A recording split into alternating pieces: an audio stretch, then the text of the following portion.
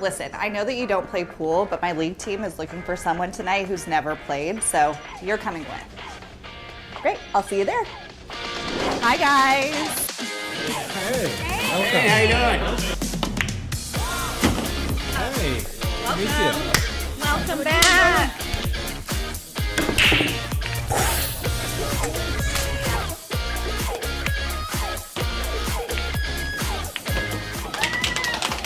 I can't believe it. You did it. We're going to Vegas. Vegas, baby.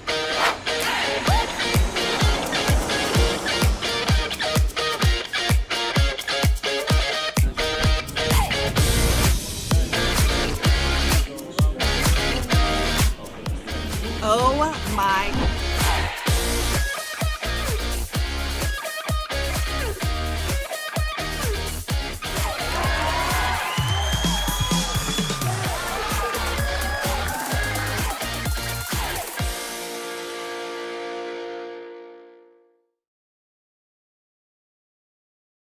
Good evening, everybody. Everybody watching at home.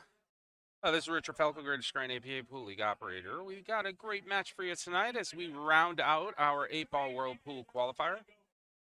We have NWO from Dixon City. Mike, where do they play out of? The Clarkies? No, Dixon City.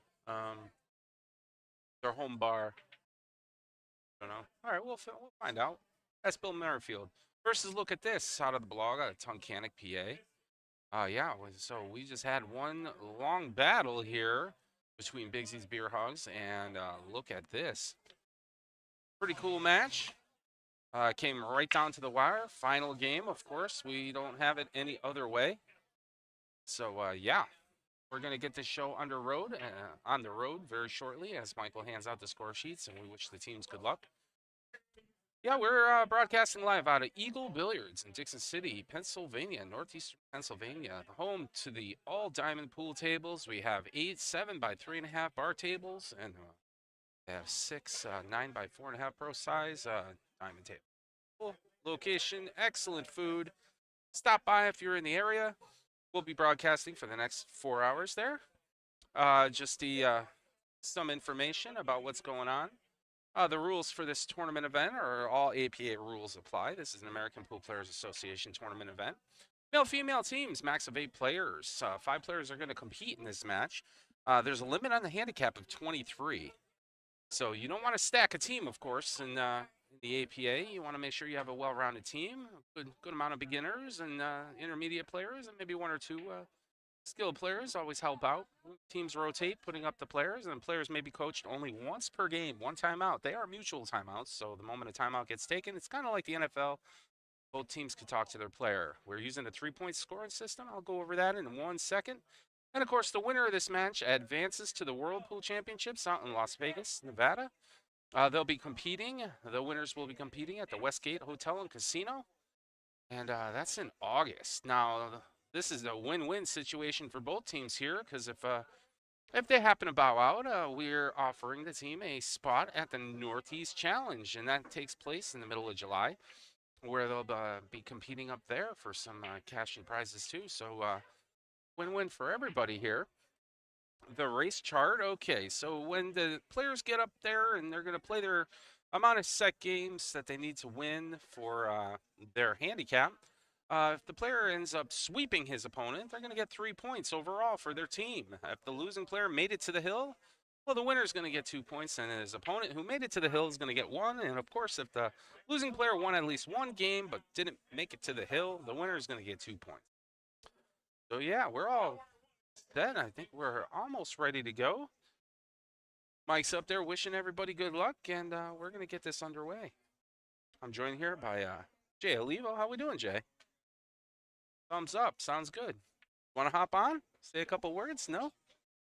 Are you shooting? Oh, okay. Jay, it's your team's qualified for 9-ball, right? 2 of them. That's excellent. So 2 weeks from now, we'll be broadcasting live again.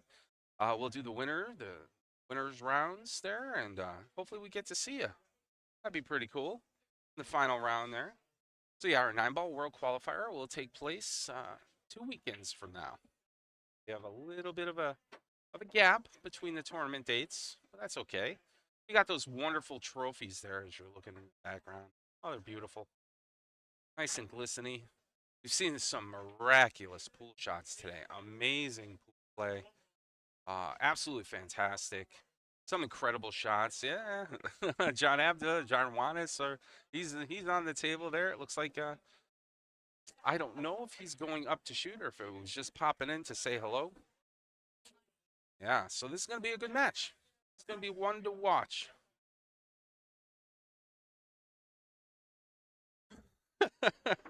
He's looking, he's like, oh, God, we're live right now. Yes, we are, John. So we have everything kind of roped off there. This is the prime table, the championship table. This is the end of the loser side of the bracket. I hate saying losers. I just think that's awful, but yeah, that's exactly what it is. So if they ended up losing a round, they went over to the loser side of the bracket and they competed and battled all the way to the championship round again. So that's pretty cool on their part. A long day. We were here yesterday for 9 hours. We live streamed this morning around 9 o'clock. Unfortunately, we had a severe power outage, which kind of cut the live stream off right at, I believe, the 4-hour mark, or I'm sorry, the 3-hour mark. The live stream ended up getting cut off. Okay, so we're getting this underway, but we definitely apologize for that. This morning, unfortunately, there's nothing we could. Lost power, we lost internet, we had nothing going on. It looks like Ryan Ransel's playing there for Look at This, and Ryan Ransel, of course, won the lag. Close to the rail. We get this all situated here and get it going. Okay. So.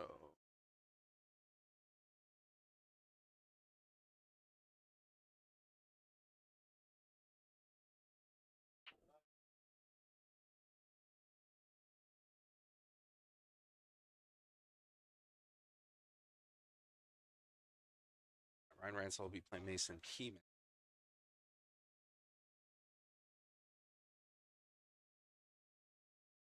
Got it. Mason. Ryan.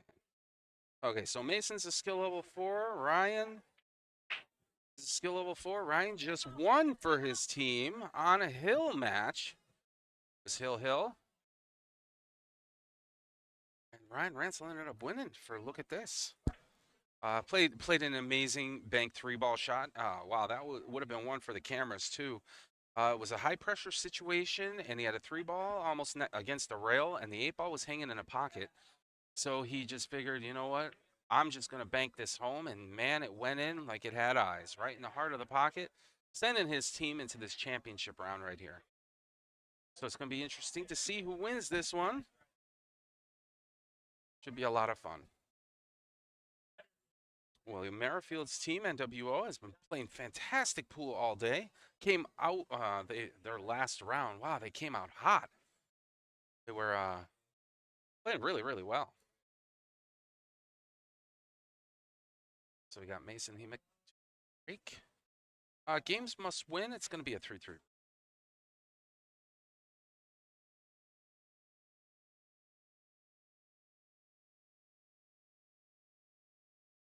3-3 race right here.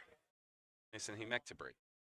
And then we'll get it going and do some talking. Hopefully Michael O'Rourke will be joining us. He's the other Greater Scranton APA Pool League operator. We will be going live, like I said, in about 2 weeks. And then 2 weeks after that, I believe we have our Team Captains Championship. We'll be going live there. And then in the middle of July, up at the Northeast Challenge, we'll be running all the live streams. All of the winning matches we're going to be live streaming. Hopefully. All right, so let's take a look at Ryan's break here. He's been breaking pretty good all day. Not bad. 8-ball in motion. Pockets a couple balls there. Unfortunately, that cue ball is going to find the side pocket. Finding gravity there. Falling down. Made a couple of low balls. Made 2 low balls. Mason's going to come up to the table. He's going to have his choice. Of course, on a scratch on the break, he's got to place the cue ball behind the head string, or in the kitchen, as we like to call it in the pool world. Mason's been playing pretty good all day, too. So this should be a pretty good match. I'm going to watch. So it looks like he's going 6-ball side pocket. Okay, so he's going to claim the low balls or the solids. 6 in the side. Hit it a little firm. Came off the bottom rail. Like he has too much here. He might be already running and ducking for cover unless he wants to try maybe a bank 1 ball. Maybe a bank 5. Play him in a pocket here early in the game isn't a bad thing. Even if he doesn't make the ball, but leaving the ball in front of the pocket, I mean, that always helps out. Ryan, of course, is going to walk around the table, give it a gander. He's going to be high balls, so been known to take his time, and he's very focused. He doesn't want to make any mistakes. And at this level of the game, the amount of pressure, stress, I mean, theoretically, the stress and the pressure isn't there. It's just the players put it on themselves because it's you up at the pool table. It's not you versus somebody else. It's you versus yourself. And that's pretty much you're just trying to make balls and play good position. And nobody here is a pro. We're all amateurs. This is American Pool Players Association. So we're all amateur pool players and love the game of pool. You could be here too. If you're interested in playing pool, get in touch with your local APA Pool League operator. Hop on board. Get you on a team. I know right now we're in the middle of the summer session. So the next session is going to be arriving very soon, though. It's a short summer session, and then the fall session starts, right? Around April? Usually Or, I'm sorry, not April, end but of August. August. End of August, we start summer. I'm here. We've been here all weekend. It's the final match of the final day. And then we get to put the lid on another year of APA Pool League play. What a great shot with that 7-ball up table there. For the 8-ball, at least. Yeah, yeah. We'll be back for 9-ball in a couple weeks. Sure. So if you're joining in, make sure you like and subscribe. Greater Scranton APA. So every time we go live, it pops up on your phone, or if you're on your computer at home, like typically I am, pop up saying that we're live. You can join in, say hello. If you're around the area, around Eagle Billiards, you can always stop in. There's a ton of people up here right now. It doesn't look like it, but oh my God, there's people everywhere here. Yeah, so we have, I believe, other pool league matches are going on currently. So we have a couple other pool tables being utilized. I think 4 other pool tables. We do have the championship table roped off. So that is exclusively for these tournament players right now.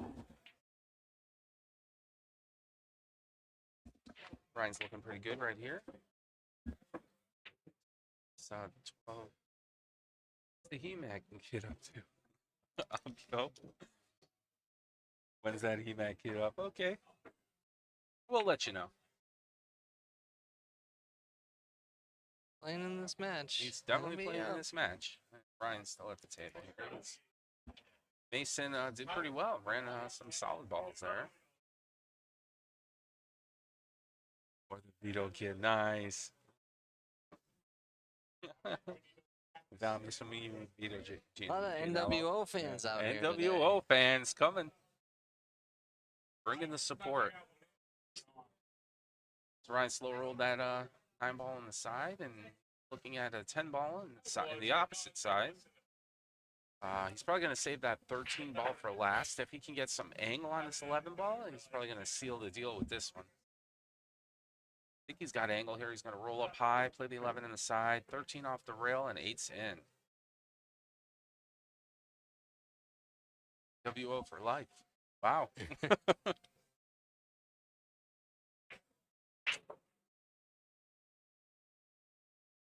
Yeah, John Abda before.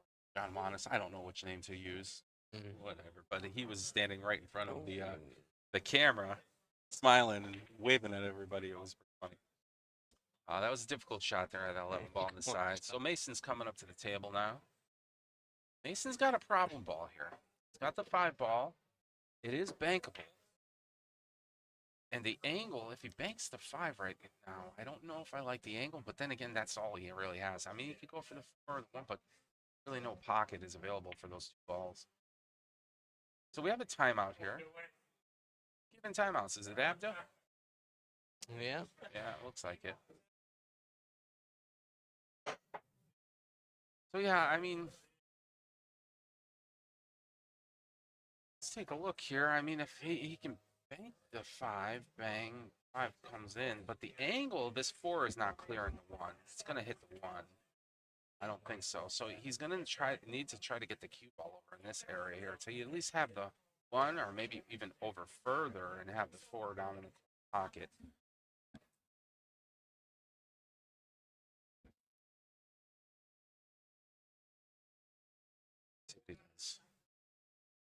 Good timeout there. Good timeout.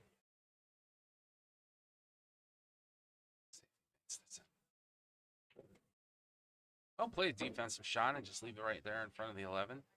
Oh, this is a Good shot. tight-knit quarters here on this 11 ball going behind the 5. I don't think that 11 will fall. It's too straight on, so I think Ryan's going to end up trying to play a positional lead to try to get at the 11 a little straighter. And not only that, but owning that side pocket, I think, is going to benefit Ryan in the long run. So yeah, going for the 13 ball here. Orange stripe ball is probably the better play. He just thinned it, tried to thin it, and just overcut it a little bit. Not bad, good try. I think that might get in the way of the 8, although in this angle here, it looks like the 8 does clear the 13. Mason's up at the table here. Let's see what he does. The first game of the first match.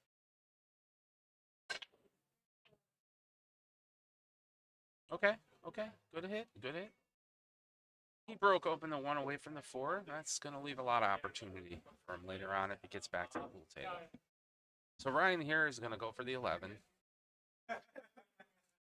Yeah, he's going to hit this firm and with a lot of draw, I'm assuming. Yep. Good hit, good shot. Now he has a little bit of work to do to get on the 8 ball. Might just roll up and hit high. Yep. Around the 8 ball. What a great shot. He's going to mark this up, and he'll probably strike first on this first game.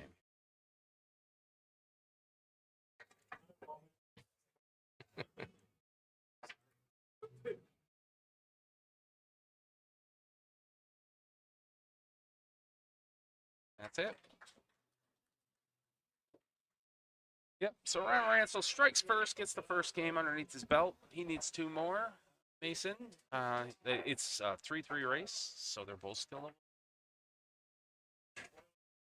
Mason doesn't, he looks focused. Mason does? I think so.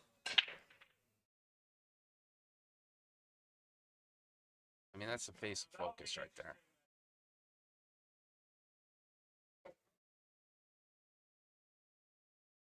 Tell you what, his last match, he dropped the first 2 games and came back, so.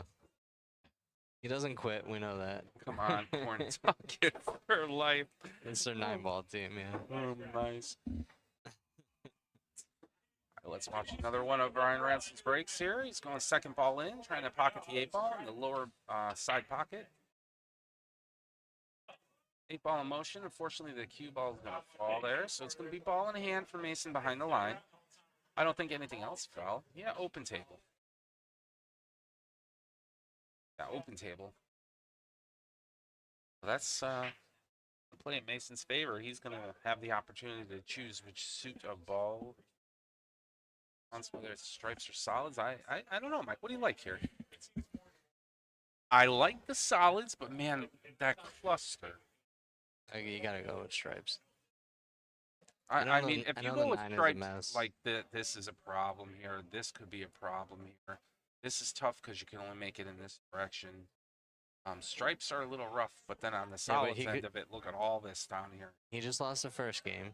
He's got ball in hand after the break. He could put the ball there, make the 14, make the 15, make the 10, try to get in a little rhythm. Good thinking, Michael. I like it. Nice shot by Mason in the side pocket, 15 down table. Great shot. Now he's confident. Yeah, he built up confidence. Yeah, I like it. And that's what you do. Sometimes you have to take those easy shots just to get your confidence level up. Now he's starting to fall into a rhythm here. He looks like he's attacking this 12 ball on the side. This would be a good shot. If he hits high, he can bump to 6. Or get on the other side of the 13. Or get the 9 up table. I mean, lots of options there. That was a great, I would say, a brilliant shot, actually. Very close to this 9 ball here. He's got to be careful. Okay. Out of the mess. Out of the mess. It was a good attempt. Very nice. It looks like Ryan's going to end up, he might be a little jacked up here over the 9 ball, but he's going to play this combo. Yeah, so Ryan's going to play the 3-7 combo. Great shot. Fantastic. Left with the tester here. We're going to be the 1 up table. 5 up table are on the side. Yeah, very difficult shots all around.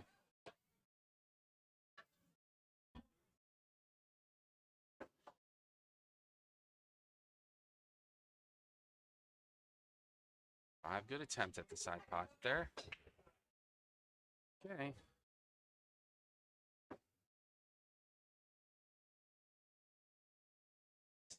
I think that 11 will go. The red stripe ball will go all the way up table. Yeah, he's already looking at it. I think that clears the 8. It should go all the way up in the corner.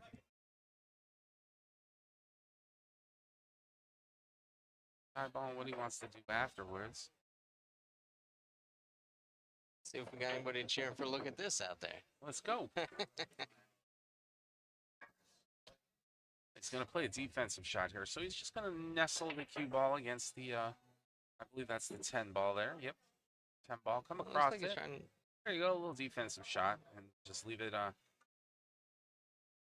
either a long shot or I think Ryan's going to lock him up here, though. Yeah, I think Ryan's going to retaliate with a defensive shot. Right behind the one. Yep, right behind the one. Yeah, that's locked up, but he may have a shot on that 9 ball table. He may have a shot at the 9 ball. Yep, he went right down. Oh, he's playing it off the rail. Oh, great shot. Good hit. Don't scratch. Stop. Nice. Stops there. Fantastic play. Yeah, nice. Not only that, but the rack is starting to get more and more open for Mason.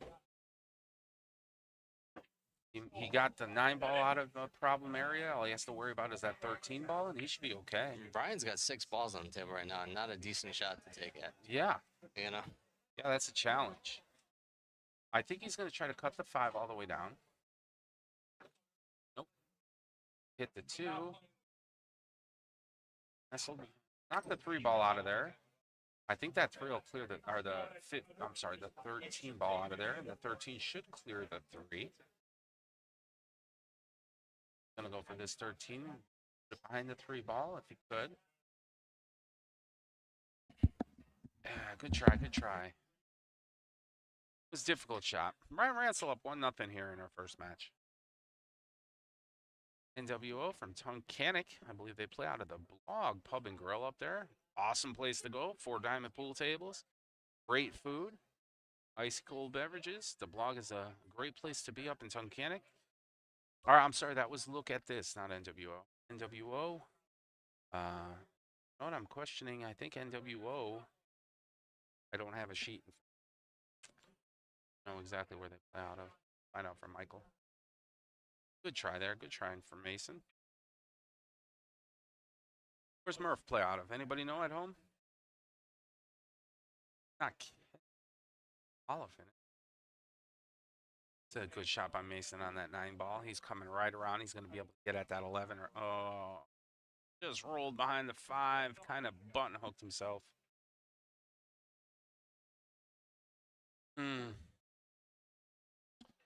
Mike, NWO. Is that Kenny's an elephant?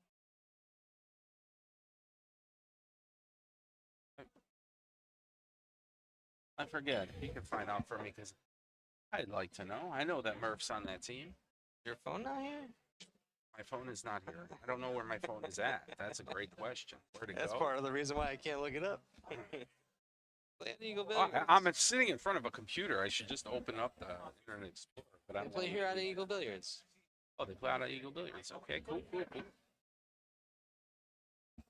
Ball. Nice attempt by Ryan, the one on the side. I think Mason's going to like what he sees when he comes back up to the pool table. He has options here. Probably going to go for that blue stripe 10 ball. And then he'll go for the orange stripe 13 ball.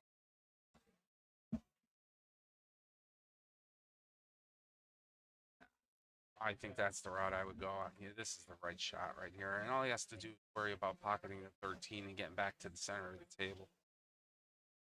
Free ball does come into play here. He's got to be careful. Either that or you do a snap draw, but then you're risking. There's a lot of traffic in the table. Ball nudge, is he going to get there? You got between the 2 and the 1. I think this will go. I think this is a legit shot. This will be. Yeah, the 8 ball is so far away from the 11. It's going to be a good hit no matter what. I know, but how far is the 8 ball going to push down the table? That's the problem. You're definitely going to hit it. Yeah, it looks like they're taking a time. Is he taking a time out here? I don't know if he's talking or not.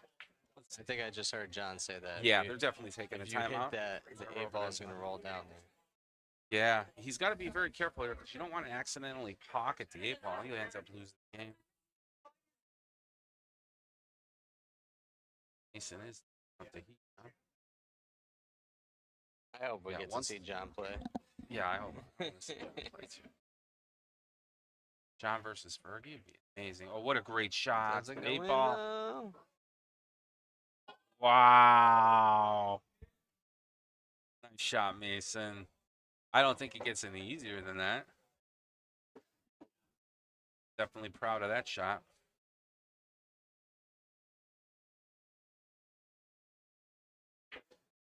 Very nice. Very nice. All right, so Mason Hemek now. Tied at 1. Tied at 1. Yeah, I watched John play a match yesterday, and he motors around the table. Like, it's like he's on a different plane. A scooter, just walking around the table. Picks up every piece of chalk and chalks a stick. Takes a shot, gets up, walk around the table. Oh my God, it's fun. That was a great shot by Mason. Mason is turning up the He hit it just soft enough to not pocket the 8, but hard enough to get the 8 in a location where it's easily makeable.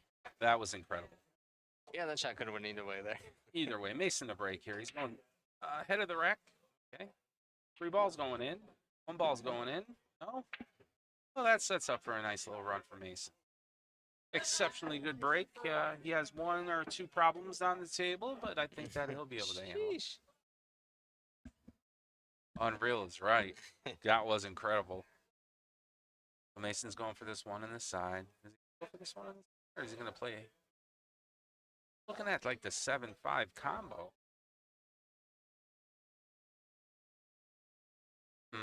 This is going to be interesting now. 5 combo. He wanted to try to wedge that 5 behind the 14. Whether or not he made it, I don't think that was on his mind. I think he just wanted to block that pocket and take ownership of it. Having that 14 ball in front of the brown 7 is that's going to be a challenge. Going to be a challenge. So Ryan's going to come up to the table, play a defensive shot, try to get the cue ball over there behind the muck. Fortunately, I think he left Mason with definitely left Mason something where he can see his ball. Yeah, Mason's going to retaliate with another safe and buried behind a pile. This is going to get ugly. And these guys don't give you too long to commentate. No, they're up at the table firing away. And compared to the last match that we watched, it was like, oh God, it's just a little too long. I think the players were taking too much time on every shot, but it was both players, so I didn't stop them. And both players were cool, playing the last game on a hill match to advance, and they wanted to take their time. I wasn't gonna. There was a lot of defense too. There was, yeah. I mean, it got hairy at times. And there was not an easy shot to be had when they were playing. Okay, so Mason's coming up here. Still gonna try to free up some of his balls. Okay, pockets the 10 ball. He still has ownership of the side pocket with that 1, so now the 9 is either going up or down.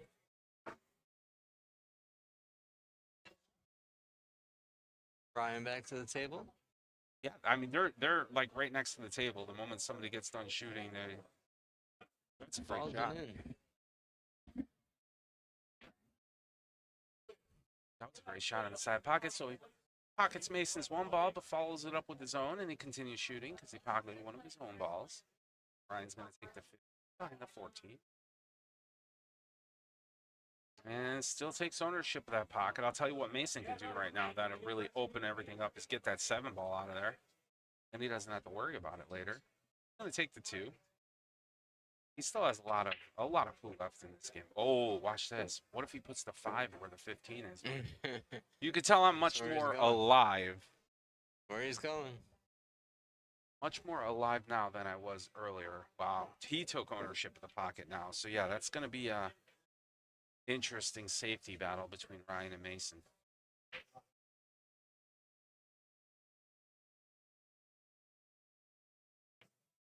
Oh. Difficult shot.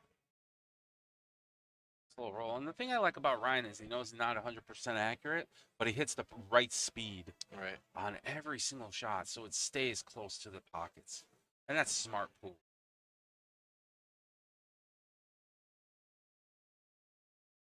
All right, Mason. See, I'm curious to see where he ends up with this ball. Okay. Still has to contend with the 7, so even if he goes for the orange 5 ball here and just nicks it in, 7 is still tied up. Looks like he's aiming right at it. Oh, taking a look at the 4. Thinking to himself, if he can slice the 4 and behind the 8, or right-hand corner, he'll get a breakout. Anyways. Yeah.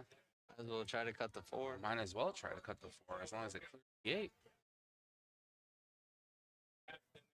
He's going to hit this 7 almost straight on. They got a timeout here. I think that's a good timeout. Good time for a timeout so they could talk it over and see what the options are. I think if you're going to do anything down there, if you're going to aim towards the 7, 14, 5 area, you might as well just pocket the 5. Because if you hit the 7 into the 14 and the 5, the 14 is going to end up in front of the pocket. 5 is going to end up behind it. I'm not going to lie. I kind of like that thin cut on the 4 ball. As long as you don't come in anywhere near the 8, you should be all right. But that'll go down. Well, I don't know. I don't know if that'd be a good breakout shot. I'd be curious to set that up later and check and see. Oh, so he's going to play the 4 into the muck. Okay. Well, if nothing else here, you know, this match could probably go into a stalemate as long as the 4 ball's in front of the 14. I tried to stalemate Brett yesterday. I was playing in a match. He knew what I was trying to do, too.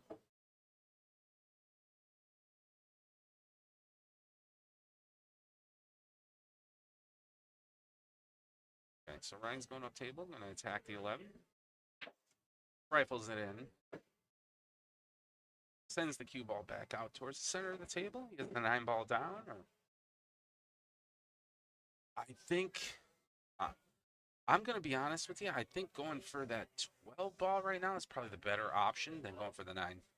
Because I would use the angle off the 9 to go down there and maybe mess up that 14 ball, so at least you might have a shot.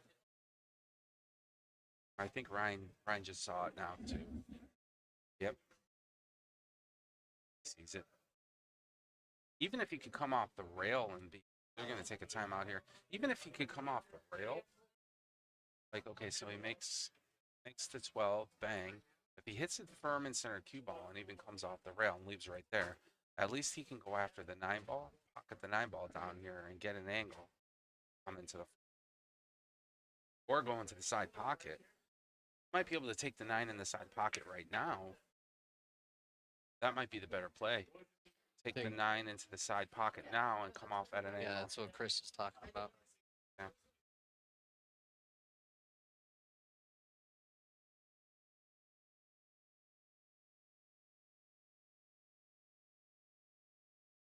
Going a timeout here. Who's up there? Chris Ferguson? Yes, sir. Sharing his knowledge of the game to Ryan. Uh-oh. Hey, ball motion, no harm, no foul. I want to be moving that one around. We saw too many scratches on 8 balls this weekend, though. Really, yeah. Yeah. That's heartbreaking when that happens. Now he's got to leave that 10 there and try to move this 14 around. Yeah. He's going after the 14 ball. He's probably going to hit this. I think he just hit it nice and soft. I think he'll take over the pocket. Spread everything open. Made a good hit. Made a good hit. So Mason, Got an out here. he has an out. Let's see which one he's comfortable with. Going for the 4 ball first. Try to get to the cue ball back to the center of the table. Oh, he even spun it over there. What a shot. What an awesome shot.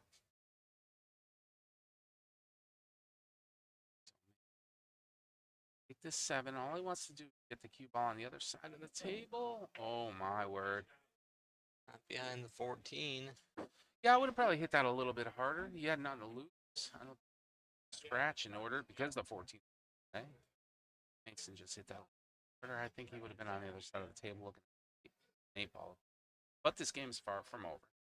What he does need to do here, though, is he needs to make a good hit on this 8 because you don't want to give a ball in hand, especially on a 2-ball run. Yeah. Ryan Ransel.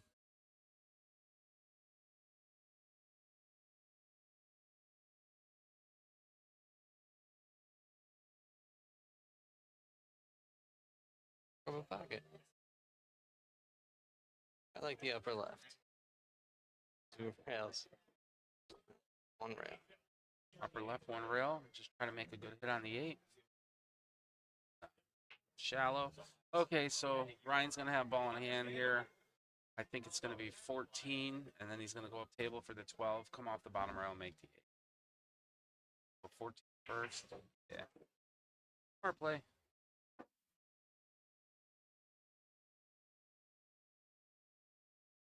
And a race to 14. Give himself a little bit of an angle. You don't want to get straight. Just draw it. Just draw it, length Just the draw it. table. You only have to back up 2 feet. Like he's hitting high. No, that's the last thing you wanted to do. Oh, almost guarantee Mason's going to have ball in hand on this 8 ball here. They exchanged ball in hands. Right?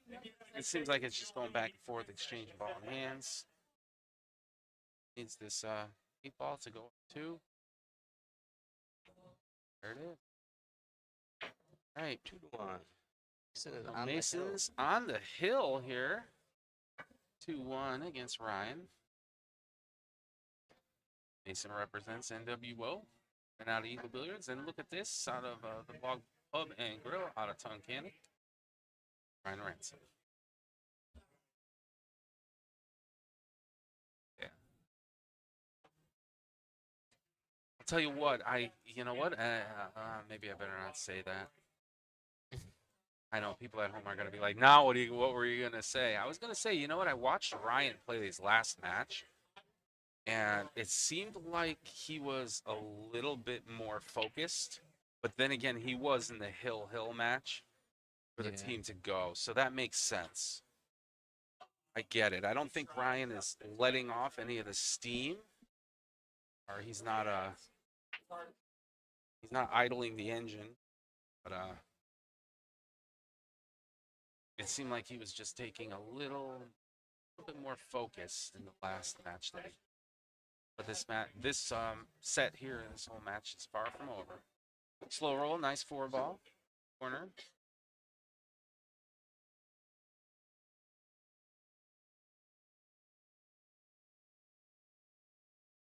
Nine, 6 balls, perfect. Up table, nice. And see how he takes his time there? Speed control? And that's his strong point. Yep. That is Ryan's strong point. He has exceptionally good speed control.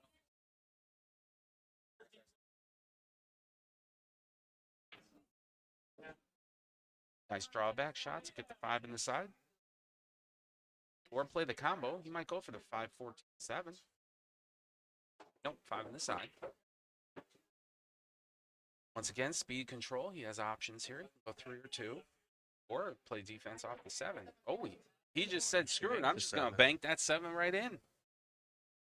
What a great shot. Now he's got 2 ball. He's got a little bit more pep in his step now. He's got a hook behind that 8 ball. I think he can still see the 3, though. I don't think so. Maybe not. Maybe not. By this view here, yeah, he's gonna one rail kick into that 3 ball. Wow. That was a really good try, actually. All right, we're up at Eagle Billiards, Dixon City, northeastern Pennsylvania. At the 8-ball World Qualifier. Greater Scranton APA's 8-ball World Qualifier for the 2025-2026 pool. Easton Emix up at the table right now. Slow rolls at 14 in with a beautiful shot. Oh, it wasn't the. Oh, was it? Was it Oh, 14? it was the 14. Yes, it was the 14. Never been to Eagle Billiards? I highly recommend stopping in. Delicious. Pool tables play Nice amazing. defense. Yeah, using that wall right there, that's nice. So as long as Mason keeps this wall intact here, he can hide behind it. You know what I mean? Gave up ball in hand, I think. What? Did we miss something? Nothing hit a rail.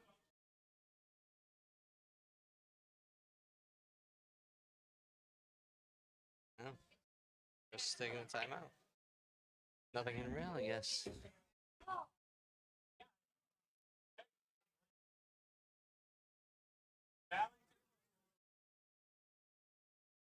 Yeah, so I'm wondering what Chris Ferguson is telling him. Oh, yeah.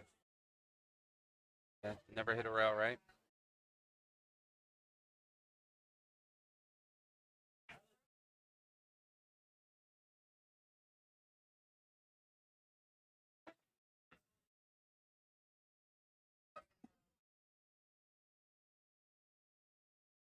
Chris is trying to position him to make the 3 in the side and leave himself something solid on the 8-ball where at least he can make contact with the 8-ball and possibly pocket it. The 8-ball is makeable. See from this view of vantage point here. Where's it go? It goes behind the 9. It does. Either that or he takes ownership of the pocket, even if he doesn't make it. Oh, wow. Or come all the way wrapping around it and trying to play the 8 in the same side pocket. Either way, I 100% certainty. I think that Ryan's going to hit the 8 here. I just don't know where he's going to put it.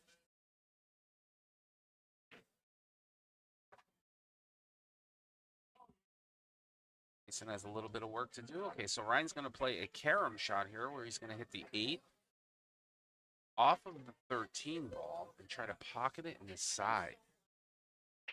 Yeah, he's going to hit this firm, so he's going to hit the cue ball into the 8. The 8's going to hit off the 13 ball and go.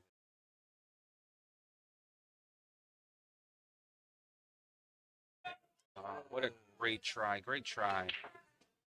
Wonderful attempt. And he left a great leave. Mason, on the other hand, has an excellent two-way shot. Excellent two-way shot here. If he plays that 10 up table and just draws back or just stop shots it there, doesn't leave Ryan too much.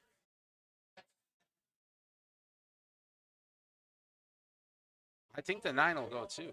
Yeah, he likes the 9. It's close to his work, but he's not giving up anything if he misses it.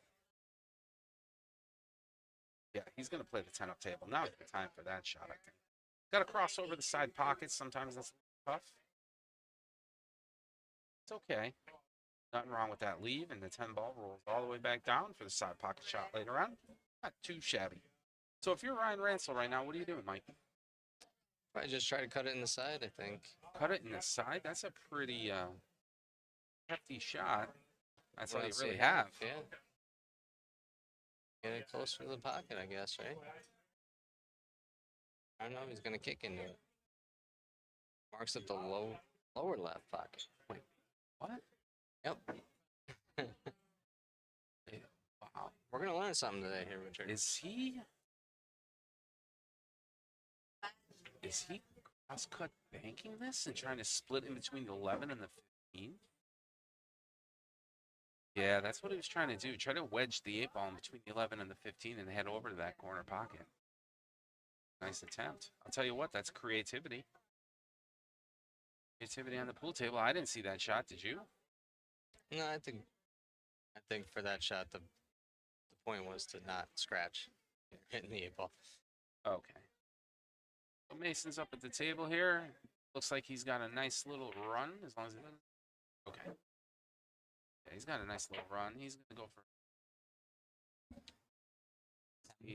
10 ball? 12 ball. And then he'll get the 10 ball on the side. Yeah. Now he's going to aim at the 12 or the 10 ball on the side. If he could stop shot this, that'd be ideal. But he may just slow roll it just to make it.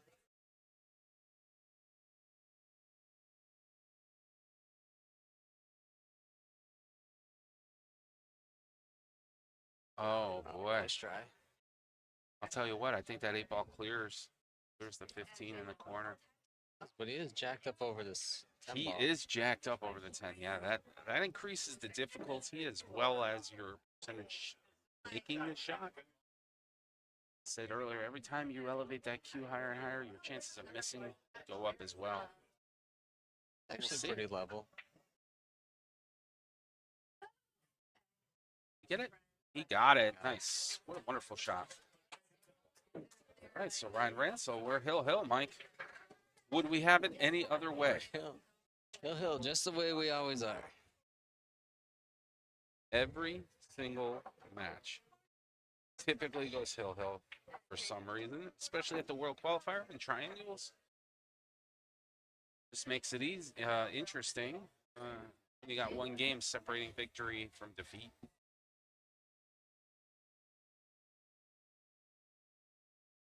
Boils down to this rack. Ryan, I take a look at that rack up there and make sure everything goes sure. We're streaming our 9-ball World Qualifiers here in 2 weeks. Who is? We are streaming our 9-ball Oh World yeah, Qualifiers absolutely in 2 we are. weeks. Good break. I don't know. I don't think so. It looks dry to me. The break. Mason coming up to the table now. I like lows. Sure, I like this 7-ball. I think this is as long as he claims it. Yeah, this is going to be a good run here. I only foresee one problem on the pool table, and that's that 1 ball, the yellow 1 ball. That's going to be a little bit of a challenge, but he may even send that 1 ball up. Wedged it over, so he kind of blocked his own 2 ball, but he's still okay. 3-4. Nice. 3-4 combo. The 3 is still wide open. Would have liked to have a shot at the 6 there, but I'm gonna be honest with you. I think the 2 ball is makeable here. looking at it. The blue 2 all the way down. I think he's got the angle on it. Nope. Hit the 1 ball straight on and got the cue ball in the muck. At least The he 8 ball. broke up that mess that was there. You know what? Honestly, he comes back up to the pool table. He's got a good look at the 1, a good look at the 2. The 6 ball clears the 9, and the 3 ball goes up table. So he should be okay. Got to make the shots, though, and that's the tough part. Ryan's walking around looking at that 14. This is our first match here. 8-ball World Qualifier. And this is the second live stream of today. Mike, we got one heck of a morning, huh? Well, there's Ryan again, playing pocket speed. Missed it, but it's sitting right there. Mason lets the 6 in the side. Great shot. Kid's got skill.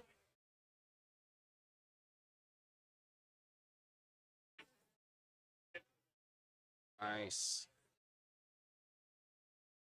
I think a little. This is a feather. Pardon me. A feather shot. I think he just wants to feather this in, hit a little low. And he's looking for the bridge. So he's going to grab the bridge here on this shot. And with the bridge, you have to be careful. Just make sure it's out of the way if you're going to hit a draw shot. Or the cue ball starts zip I was zooming looking at the backwards. 3. I was looking at the 3 to see if it will go past that 13 ball. To be honest, at the past the ball, I would ball right here because that makes leaving on the 8 easy.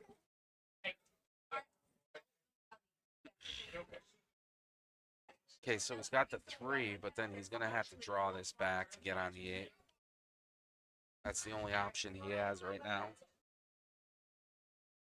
He could theoretically put the 8 where the 12 ball is, the purple strike ball in the corner, hit right there, and just take ownership of that pocket. But If he can make this 3-ball, I think I would try to draw back.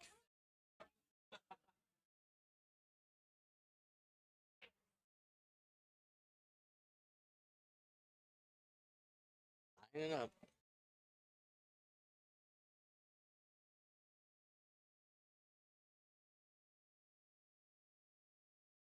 Yeah. I think he saw it at the last second that wasn't going to go, but he left the 3 in a good spot. Speed control. And if he gets back to the pool table, at least he has options. So we got Ryan at the table. He's going to take this 11 ball down. It's it a little bit too wide. Sending the 11 ball away from the pocket. So Mason's going to come up and he has a good look at the 3. I think he's going to give this a little bit of a ride here. You might see this go 2 rails. 1, 2. Yeah, that was the right shot. She just missed that 3. Yeah, they're not giving me too much time. I mean, they're at the table already. By the time the cue balls stop, and they're all ready to shoot. I don't think they want to fall in that what happened in the last match with just Oh wow. time pressure. You know, that hits everybody differently.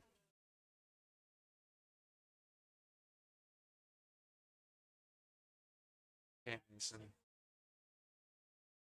I can't tell whether or not this 3 goes up. I think it does. I think he can get past the 8. Sure, Yeah. but what do you do with the 8 ball after? Well, Make the 3 first, right? can't worry about the 8 unless you're on it. Oh, great attempt. speed, Blow good roll, speed, good good speed. Leaves the 3 in front of the corner pocket. Very nice shot. Turns the table over back to Ryan. This is a hill match here. Whoever wins this game is getting points for their team, and whoever loses is still getting points for their team. Both on the hill.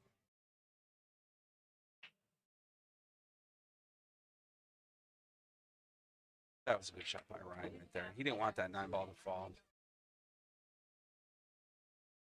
Want to use that to your advantage. Get close to your work, play positional leave if you need it. Great shot.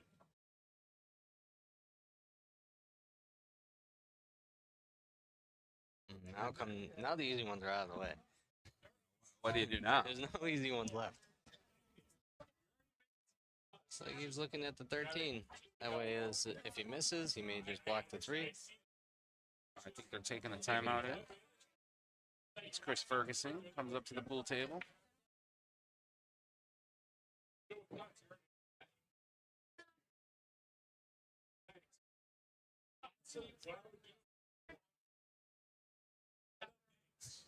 Seeing what they're trying. I'm trying to see what he's talking about here. It's a point in. Okay, so maybe they got 15 bank. I think he's just trying to cut it in. Put it in with some. Cut it in. Try to leave against the bottom rail so he could have the 13 next. I got you. The closer he gets to that bottom rail, the harder the shot is on the 3. Even if he misses the 15. Oop. After the camera off filter, I'll see it squared away. That's about as good as I can get it. Back.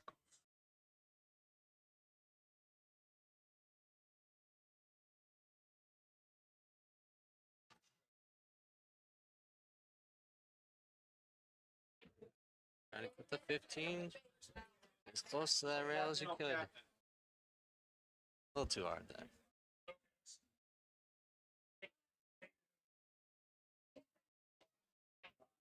All right, Mason. 3 ball, you just want to get the cue ball back to the center of the table. The ideal, and then you have options for the 8. I think John's taking the timeout now. Really? Another timeout? Sure. You can't save him. Or he'll. See Mr. Abda here, see what he's talking about.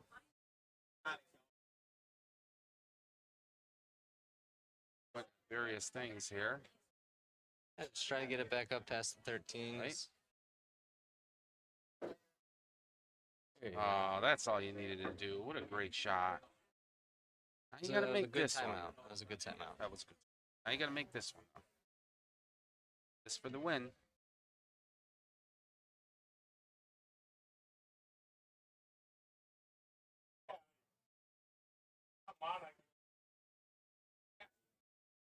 like any other ball. Oh no. Oh, we've seen this all day long. When Got you're on last- an 8 ball last shot like chance that, whenever I'm on an 8 ball shot like that, what I tend to think about is that the 8 ball is not the 8 ball. Wow, that's kind of hard to do, Yeah, brother. well, I look at it like it's just another ball on the table, and I still have to make more balls after it, and that typically takes away the anxiety of making the 8 ball. You know what I mean? Yeah.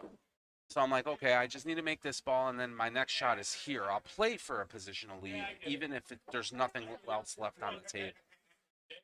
Took And a that look usually at it. takes a lot of stress off your back. I don't think the 13's in the way. Oh, I don't think the 13's in the way at all. Yeah. To get this cue ball past the 13, it's in. Even if he hits the 8 straight on, he's okay. Missed it. Wow. Sir, we've all been there too. Oh boy. I could tell you how this one's going to go. Well, the 13's going to probably go first. It is ball in hand. And I was just Yeah. double checking before he touched the cue ball. Yeah, 100%. Good player. Just making sure everything's good. Yeah, that's exactly the way I would go. I would play the 13 up table, 10 in the side. You got the slow roll, 15 8s in. 13 up table, There you go. 10 in the side. Brian's got to keep the speed down. Tries to hit him hard and he doesn't. He's not as accurate. Go. 15 slow roll in. This Should is the pop shot. off the rail, nice. and This easy. is the shot you have to be careful on because that 15's away from the rail. A lot of people overhit this. Okay. And then he's going to mark up his 8 ball right here.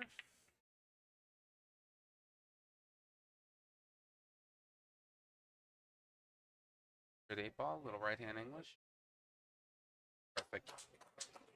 Very nice, very nice. Okay, so Very Mr. nice. Ransel, Great match. congratulations on your on Well, your Chad match right Mason there. let you down, but he did get a point for his team. Yeah. So- This is far from over. NWO going from 0 to 1 point overall. And look at this. Going to 2. Wonderful. See who they're putting up now.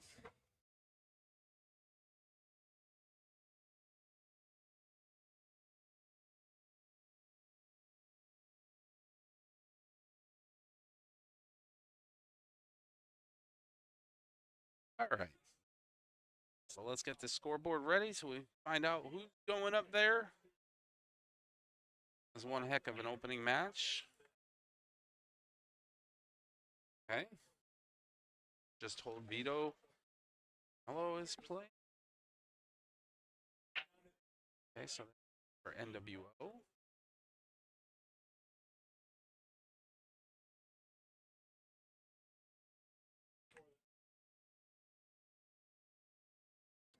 And Sherry Slater.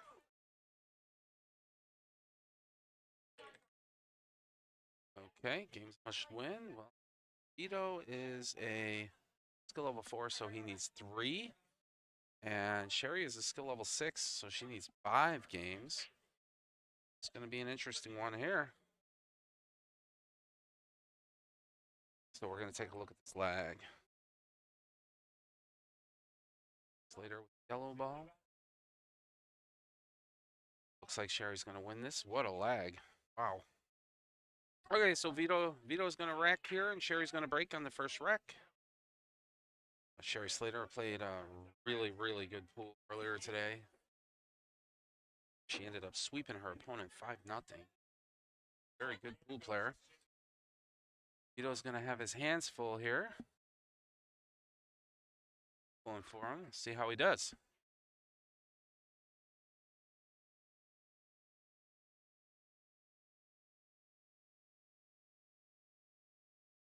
Sherry Slater to break.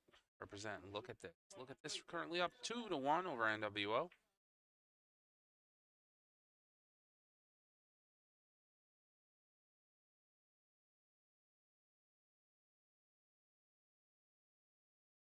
All right, Sherry Slater to break. Overall, they're having a good time. It looks like she's going for the head of the rat. Oh no, she went second ball in, so she was attempting an 8-ball break. Ah, nice break. Unfortunately, I don't think it fell. All right, Vito. Time to shine.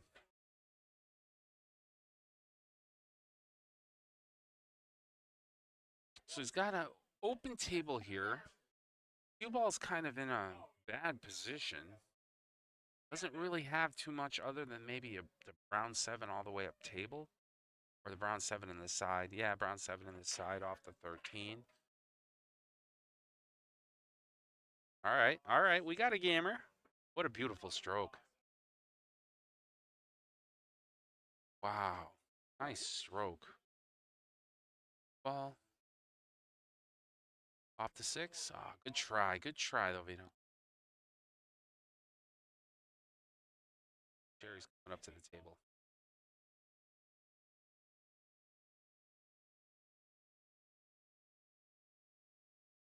Go. Jerry's going for the 13 in the side. Probably going to give it a little gas to get it around the pool table. Hopefully leave something else. I think she did. She has the 12 ball. Yeah, that purple stripe ball is going down the rail. And she's going to try to break out the red 11 and the 14. Yep. Nice shot. She definitely has the 14 ball almost straight in. A nice stun here will do her well. Wedge the cue ball towards the center of the table and make the red stripe 11 ball next. Well, she likes that. Yeah, she likes that. She's roll, good stroke. Has options. The only problem ball she has right now is the 9 ball. Yellow stripe ball. To work, get a position at that. Wonderful stroke. This angle, I don't think that 9 ball clears the 2. Watch from this angle here. She does. She just got it out, wanted to take ownership of the pocket. That's a smart play. All right, Vito. Lots of opportunity here. Doesn't look like he has much of a shot. If anything, he might want to play defense. Sure, off this 6, get the cue ball all the way up table. What a gamer. All right. That's a great shot. That cue ball right against the top rail. Sherry quick to respond. Jumps right up the table, and she's going to slow roll, and it's 15 ball. Taking ownership of 2 pockets now down table, the 15 and the 9. Goes up. He has options here. He can play the 3 up table. He can play the 4, the purple 4 on the side. Take the red 3 all the way up. Just overcut it a little bit. Okay. If you want to put the cue ball anywhere, that's where you want to put it if you're going to miss. So, pretty good. Here's later on a cut 4 ball, lower right-hand corner. Freeze opener 9 ball. Fortunately, it doesn't go, but Jerry leaves the cue ball buried in the jaws of the pocket. Vito's left with going up table, uphill. I'm on this. Nice stroke, though. Very nice stroke. They're going pretty quick back and forth. They're already up at the table. This is a night and day difference than the previous match. Lower.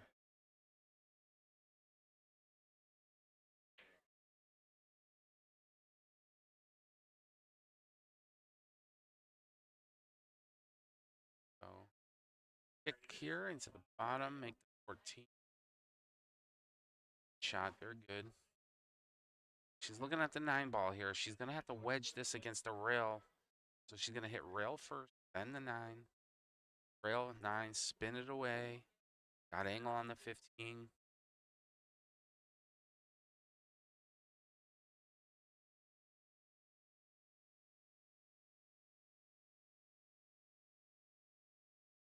How close she is. See this. Looks confident. Yep, right in. A little too hard, though. Kind of stuck on the 8 ball now. Vito's probably coming back up to the pool table. The only shot that I possibly see, she might be taking a timeout, but the only possible shot I see is 8. And then she comes down off the 2. Ball goes this way here. But that 2 may come off the rail and hit the 8 and the 8. Maybe that's not the best shot either. Just, I think she's looking around the pool table. And it's a tough predicament to be in right now because really nowhere she can hide Vito. And they're definitely taking a timeout.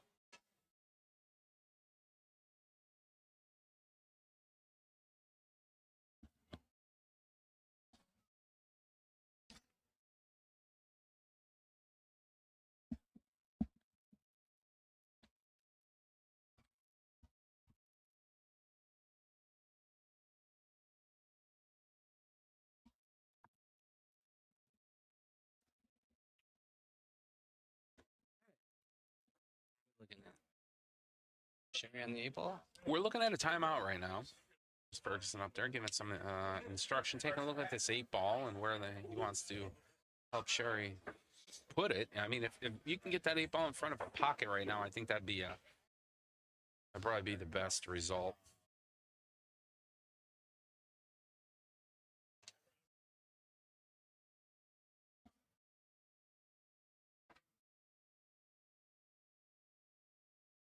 They pulling our t-shirts off the hangers, Mike? Wearing them?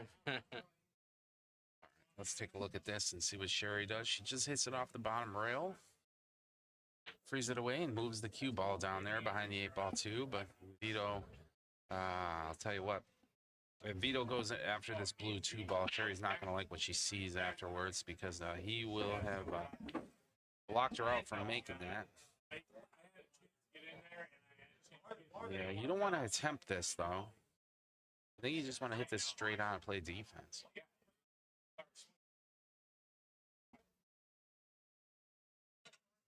It's like a timeout is taking place here. They're going to talk about it.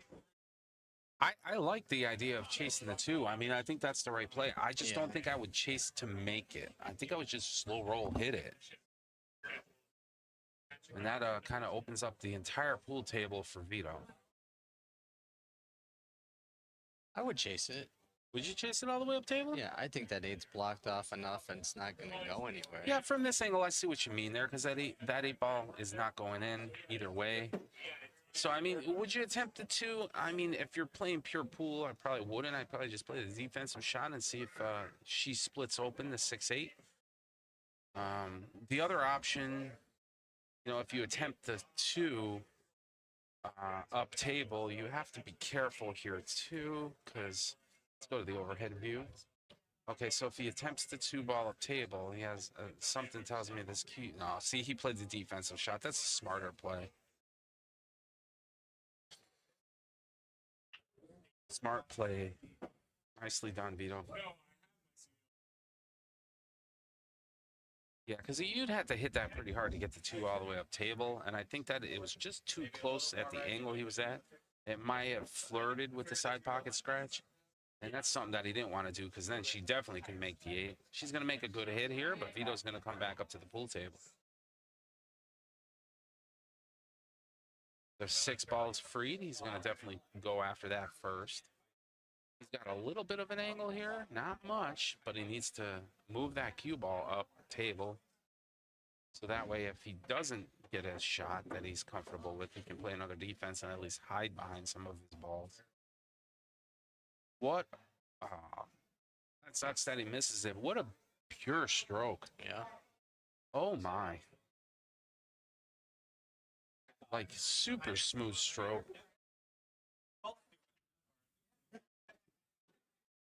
Yeah, I think Sherry Slater's going to this in. She's just going to thin this in. There's the first one. First one down in our second match. Sherry Slater up 1-0. Sherry needs 4 more games. Vito needs 3. I'm quite impressed. I haven't watched much of Vito play. I'm quite impressed with his stroke. Wow. So smooth.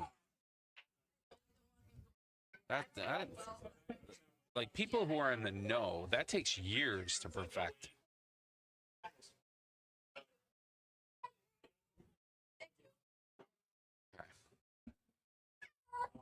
Share to break.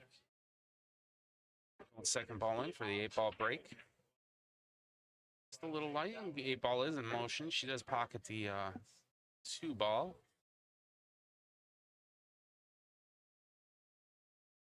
Vito's going to have the strike ball. Sherry's the low one. She's going to go for the 1-ball here. She only has one problem I really see on the table. Well, two problems. That orange 5-ball's and kind of in the cluster there, and the 8-ball, of course, is not really going anywhere. I like this. I think that going for the 1 is the right shot at the beginning, and she may want to. She's going to attempt the 5 in the side pocket afterwards.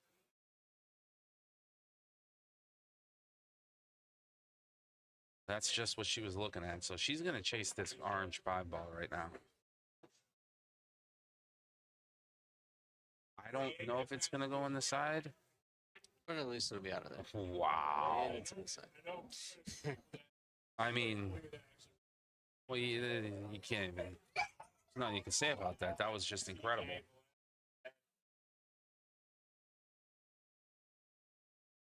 We have a lot of people here, Michael. Once again, there are 4 other pool league matches going on. We have our championship match on table 1. It's table 2, and 3 and 4 are all roped off.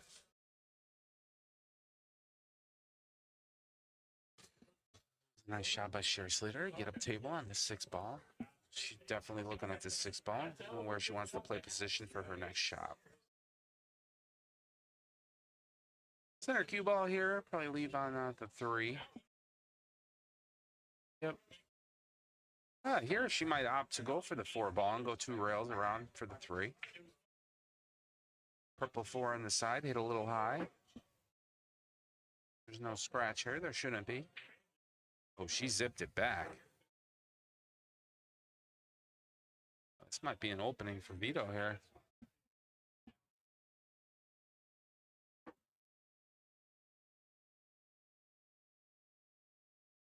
Slow roll. Did she make that? Oh, good hit, though. Good hit. Tough position for that Tough 3. position. All right, so Vito's coming up to the table. Right now the score is NWO with 1. Look at this with 2. We are in our second match. Vito's a skill level 4, playing Sherry Slater, skill level 6. Vito needs 3 games to Sherry's 4 more. Oh, Vito. Just that little set pause there. If he just stopped instead of a 3rd practice stroke, if he just stopped for a second, that probably would have been in all day. Sherry Slater trying to kick at the 3 unsuccessfully and giving up ball in hand to Vito. So Vito's going to be able to put this cue ball wherever he wants on the pool table here. Yeah, put it anywhere except for pocketing that 12-ball, and that'll be fine. I mean, pardon me, I kind of like getting the 12-ball out of there right now. And then just playing the cue ball up table or something like that so that Sherry has no shot on the 3. You free up your 12. The 8-ball might be golden if he can get the 12-ball out of there. I mean, he's going for the 13. This is a good shot, too. As a skill level 7, you would move that 12, Yeah. 6, 7. I understand that. Yeah, still level 5s, 4s, and 3s. They're gonna play more reserved and They're gonna not leave that 8-ball blocked up because you know what? I still got 5 other balls on the table I gotta deal with before I can worry about that. In a way, you're taking a gamble. You know what I mean? By moving the 12, I get it. You're taking a gamble. You're betting that your opponent will not run off the table. No, is you're what betting that you know you won't run off the table with 7 balls. Well, if I'm moving the 12 ball, not pocketing the 12. Right. Then you have to run them out because you have nothing blocking that 8 anymore. Sure. Sure. I got you. All right. Good point. Good point, Mike. Way to set me straight. Right. 10 ball down table. Great bridge shot.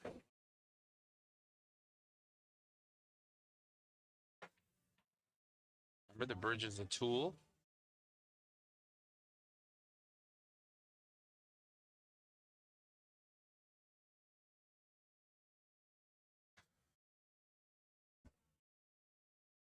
Take a shot at the 14. He's got this 11. Sure. Oh, look at this. Oh, that's actually pretty good.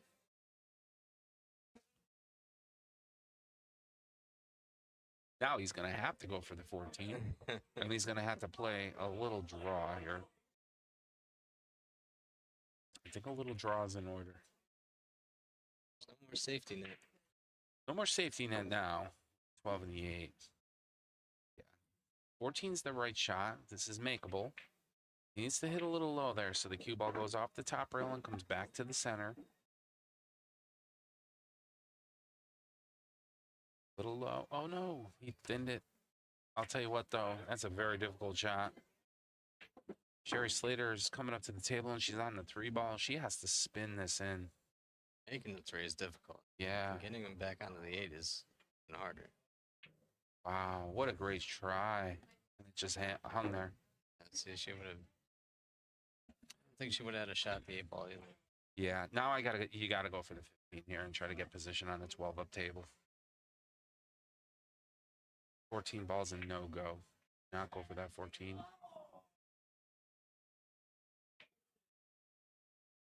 The 8 ball's in a predicament too, though. Firm believer that's the right shot. If you could take the 12 down? If you can take the 12 down now, that may be the shot you want to go for. Additionally, if he gets above the 12, he can always play defense. If he wants to go for the 14.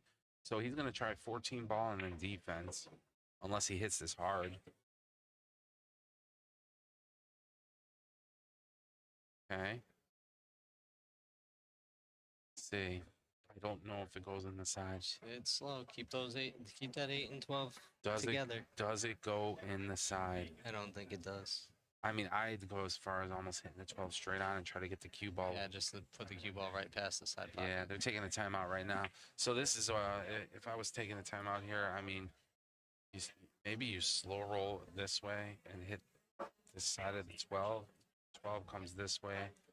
The 8 is definitely coming off the rail, but the cue ball comes this way. I don't think you're going to pocket the 8 errantly there. I would play the 12 right into the 8. Yeah. And have him just double kiss and sit there. So you would just have him, you would play this almost straight, double kiss. Yep, and have the cue ball right where his hand is. Yeah. It's you know what, we're not at the table, but it may feel and look theory, differently. Everything's super easy. I mean, he could blast away at this. I've seen stranger things. If he hits this 12 straight on, okay, so if he hits the cue ball into the 12 hits the 8 hits the rail, and the 12 is out just a hair, the 8 will hit the 12, and the 12 will go in this pocket. I mean, I've seen that happen multiple times. The cue ball, of course, can't be in the way. I think they're going to slow roll and play the defensive shot here. I don't think, yep. And that's all you want to do. It comes down to Sherry Slater. She's got to hit 2.5, so she needs to hit a... So 1, 2, 2.5. She needs to hit about right here on the rail. The pocket to 3. It does look shallow, though. She may even want to hit a little bit lower, maybe even right here. Yeah, so if she hits the second dot there, then...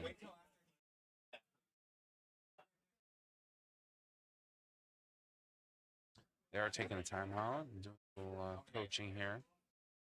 Maybe roll that 8 up. I mean, that's risky. It's extremely risky just because that 8 will go in off the 3.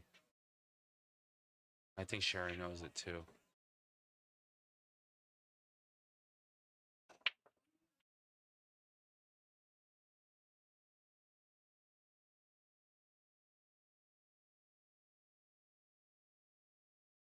Okay. She's going to play defense. She's going to play defense. She's going to slow roll the 8 up and try to block it. Put the 8 near the corner pocket where the 3 is. So this is ball in hand, and now Vito is going to have ball in hand here. He's going to pocket it in the side, and he's going to be looking straight dead at the 8 into the 3 ball, which I think does go.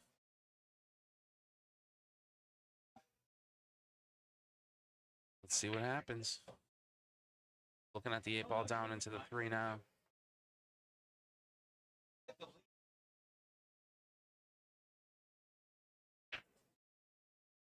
Michael, I just realized we are still on Wi-Fi. Is that thing plugged in up there? Yeah. Huh. I don't know why my.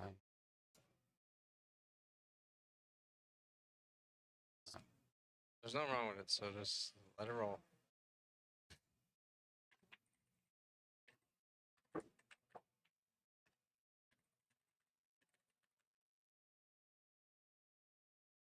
Okay, so yeah, unfortunately, can't get on a wired Okay. connection. It's It's okay. working. We're working. No drop frames, so I think we're okay.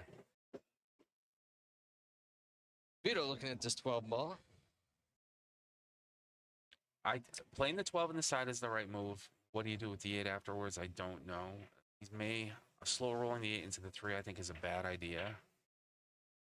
Okay. Another defense. Another defensive shot. Sherry's going to idea. come up and push the 8 even closer to the 3. And that is going to be... Oh, so now she gave the game away. All right, so That is Vito so only needs hard. to pocket this and drift down table a little. He needs to hit a little low here or a little high, either way. And yeah, he's looking Out right there. at that 8 ball. He's got that right in. I love the glove. Yeah, and a lot of people wear gloves. A lot of host locations. Okay, so that's a good shot. So about the gloves, Vito, nicely done. Yeah, well deserved on that one. Here and that. So a lot of host locations, especially with this expensive felt that they're putting on the pool tables, they have pretty much outlawed talcum powder, because talcum powder, with too much of it on the pool table, starts to burnish the felt, and they don't want to ruin their felt. So they just outlaw powder. They don't want powder at all. You're not allowed to use it. And some people with sweaty hands and stuff like that, they do get these gloves that they wear, and it's very common, in fact, in the pool playing community, to wear a glove on your hand. And it's super slick. So that's the good thing, especially if you have sweaty hands and stuff like that. So yeah, we have a lot of pool players that wear gloves, and they're inexpensive, and they just assist you on your game. So once again, it is just a tool. What do we got? Jesus. He sent more than half the rack up this side of the table. Yeah, it was a good break.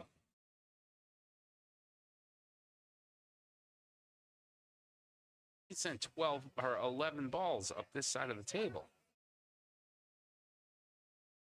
That's incredible. What a break.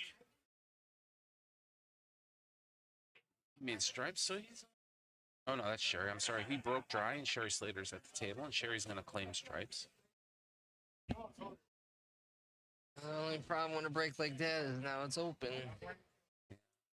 You get a pool player that can maneuver the cue ball and drive it around the table. Makes it for a challenging match. But I have faith in Vigo.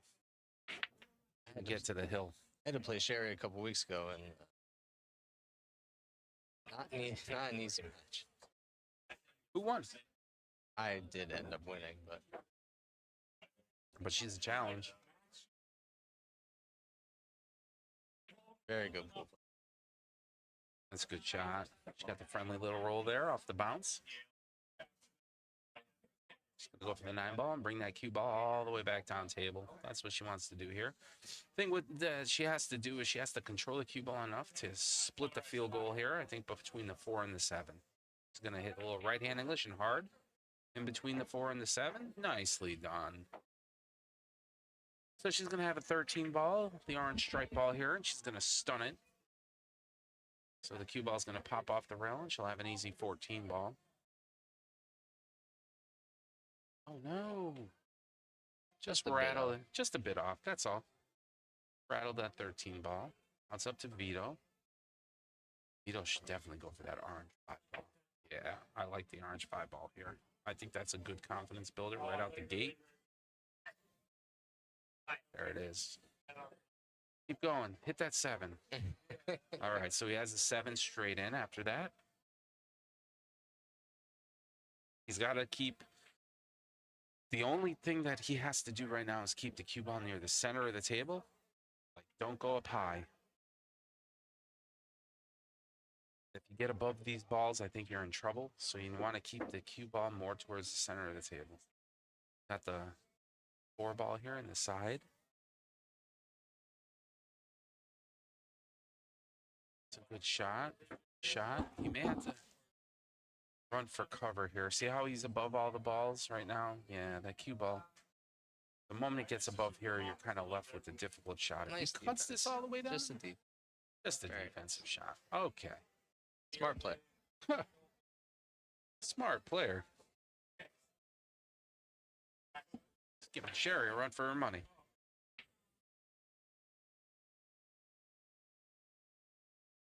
Sherry's going to one rail kick this 13. Wow, good hit. Almost made it. Nice shot. But these pool players in the pool hall for 24 hours over the weekend. Oh my God. Makes playing crazy. Mike, we've been at this pool hall for 24 hours. Nice try, Vito. Nice try on that 2 ball. Set up right next to the side pocket. It's good speed. Good speed. Okay. 14 balls in. Good position. Watch that 8 ball. Uh-oh. A little bit of trouble there. That's trouble. She didn't want to go anywhere near that 8. I know Sherry. If you don't have to move balls on the table, you try not to. You don't want to change the canvas. It's already been painted. It's already your plan. Yeah, you already have a plan for it all.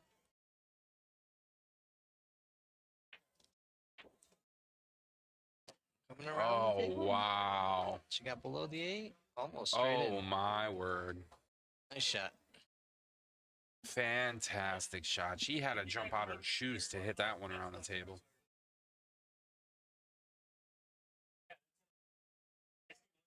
And to get the position to leave like almost straight in on the 8 ball here. That's an incredible shot.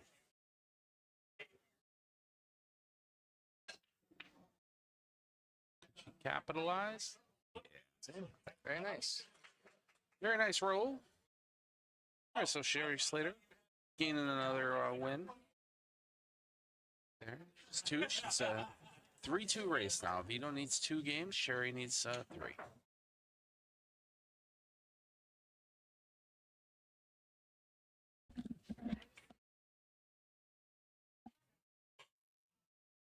Whew.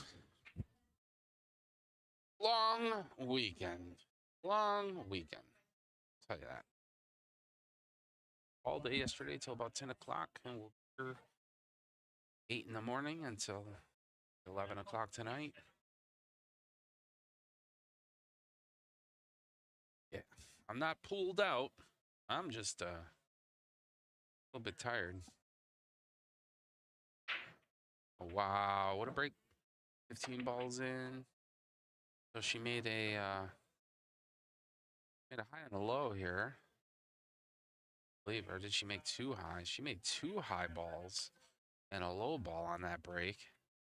So this is an officially open table. She can chase after anything she wants.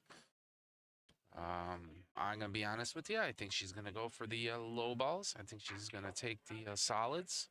I think they're better suited for a run.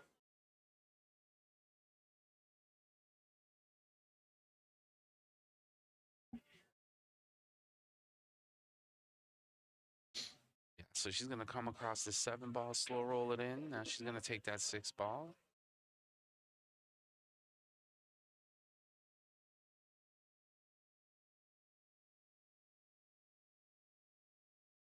Yeah, I can't see her working up table just yet, but she's definitely going to go for this green 6 ball.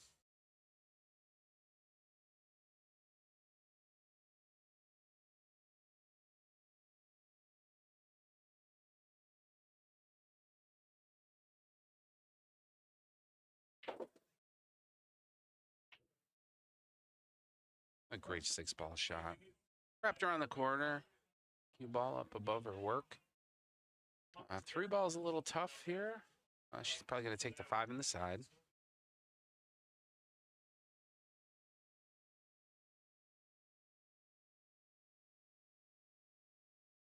Five in the side. Yeah, there you go. Great shot. Oh, okay.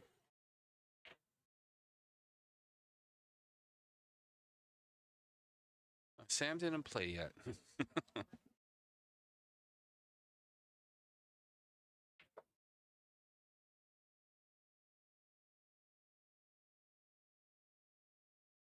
Okay, nice 3-ball roll-up table.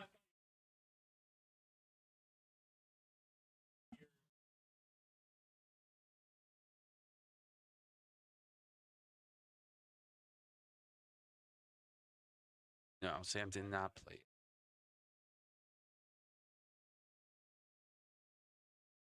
He may have played in a match earlier that was not being streamed.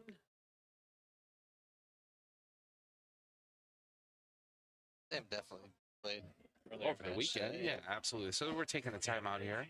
Chris Ferguson's going to come up and give Sherry Slater some teaching here. I know she's probably going to go for the 1-ball and try to play position on the 4.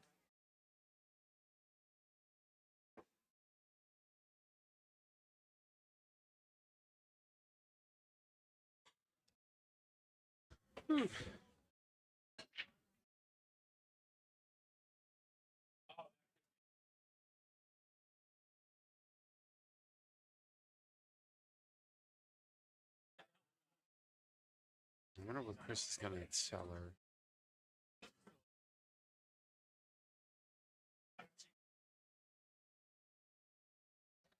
Sam will play eventually. Sam will play eventually.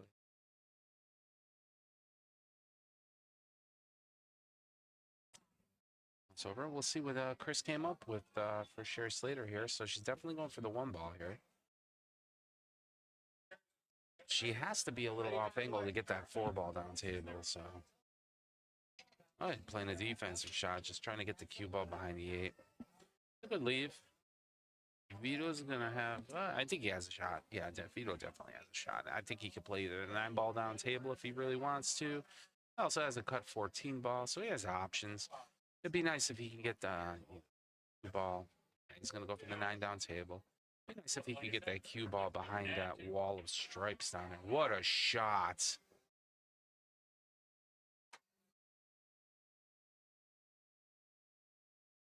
Yeah, shout out Vito. Yeah, Vito's doing pretty good. That was an incredible shot, 9-ball down table. Hell, I even have trouble. I have a lot of trouble making that shot. That's good. Don't kiss. Okay, okay. He has 13 in the side or the 11 in the side now. Let's see which one he opts to go after.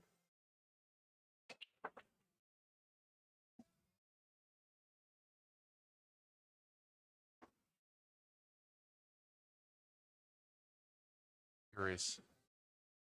So he's going to have to hit this like.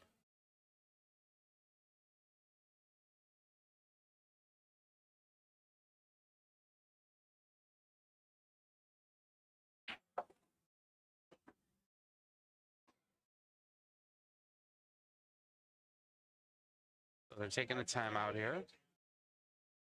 John Juan is coming up to the table, looking at that 11 in the side. The cue ball is close to his work here, so Vito has to be careful to not commit a double hit foul. That's what John's looking at. I personally like the 13 in the side. I kind of like the 13 in the side. I think that's the better way to go. I think that this is just too close to the 11 to give yourself an out.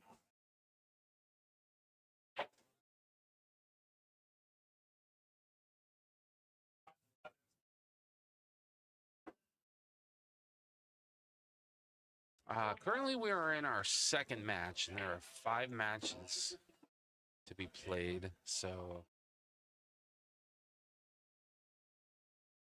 Sam, it's up to the team for when they want to put him up. Yeah, this is the right play. I think going for this 13 ball on the side is a better play. Now he can get position and try to get that 11 if he wants in the side or up table. Yeah, he's going to have to go for the 11 in the side now.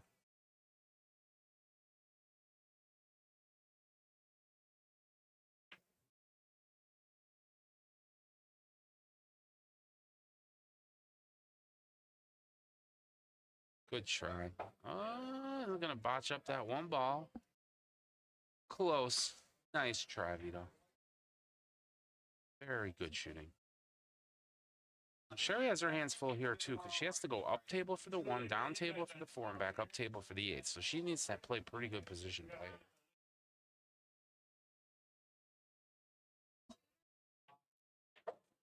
Makes the one. She gonna get there? Oh, she's in a little bit of a pickle here unless she wants to try a bank. Yeah, I think she's gonna go for a bank shot here. Don't think she has anything to lose. She's just gonna stun draw it all the way up table. Unless she wants to play defense and leave the cue ball. Oh my word, she cut it in. It went 3 rails per position on the 8. That's incredible.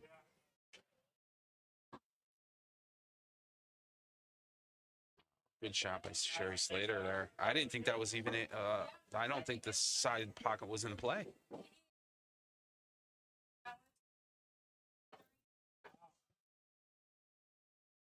Nice shot, Sherry. Nice shot. So it's now officially a 2-2 race.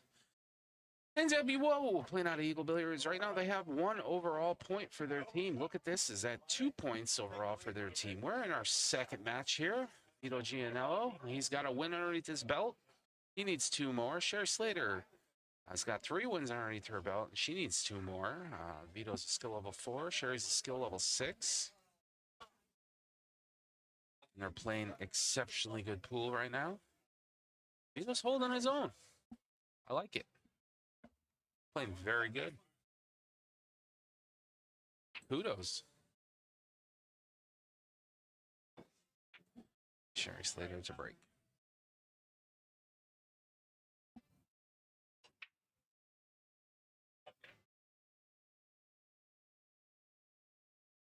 Okay. Looks like a dry break here. A dry break, so Vito is going to come up to the table. Get a picture of this man who's in charge, huh? What do you think, Mike? There he is. There's the man of the hour. He's focused.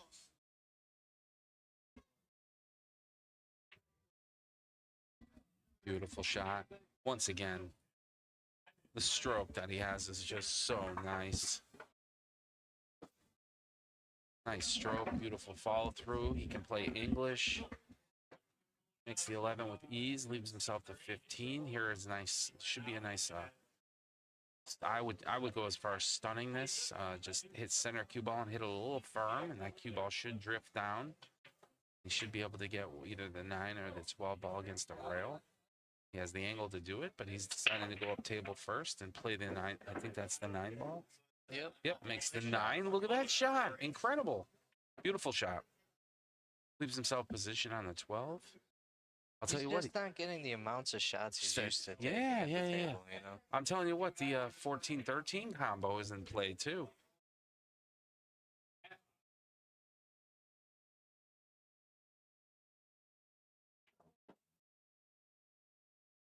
Very good.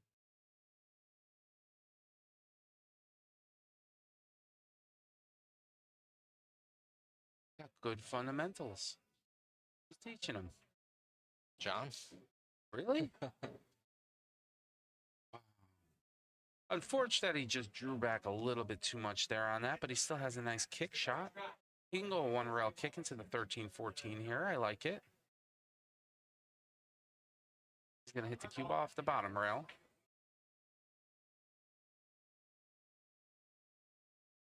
A little bit more angle. There you go. Look at this guy. What a shot. See, these are highlight reel videos. You know what I mean? I'll work on it. I'll do my best.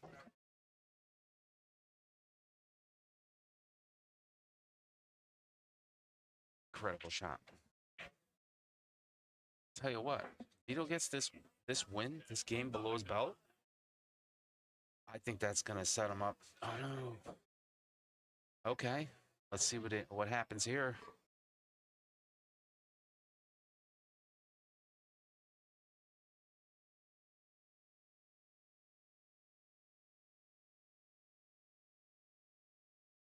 Yeah, we'll be working on the highlight reel.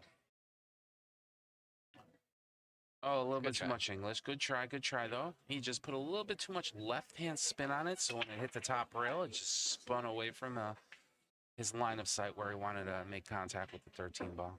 So Sherry Slater's going to have ball in hand here. I'm certain that she does not have an out, so I don't think she's going to run anything. She's just going to defense and start. Yeah, she's just going to keep on defense in a little bit here. Vito does have a shot here off the long rail to make a good hit on the 13 and freeing up that 13 from the 8. Follow the same path that the 5 and the 2. Exactly. Follow the same 5 path and the that 4. and Vito didn't even want to take a chance at that. He just picked it up and gave Sherry the ball in hand. He didn't want to break that up. Could be a smart play too because the 13 is still aimed at the side pocket. All he really needs is an opportunity to hit the 13, and I think he'll be fine. Oh, wow.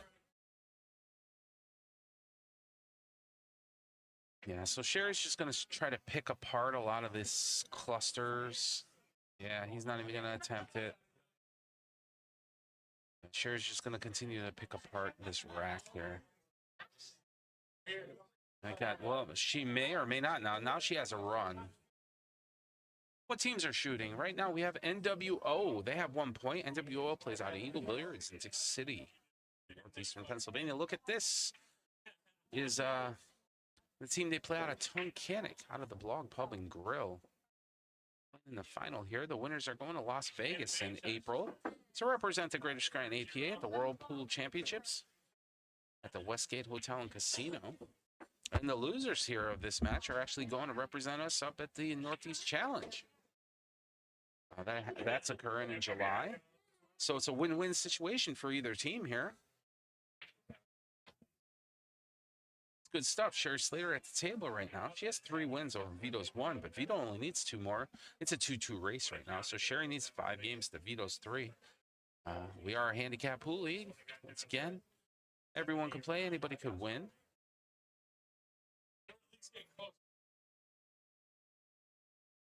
Sherry's making do with this rack here. Once she gets out of line, I can almost certain that she's going to run for cover.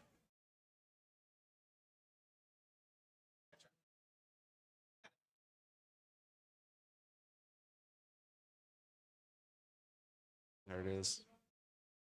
Yeah, if she doesn't have a shot, she's going to duck for cover. And Vito desperately needs to get that 13 ball away from the 8. As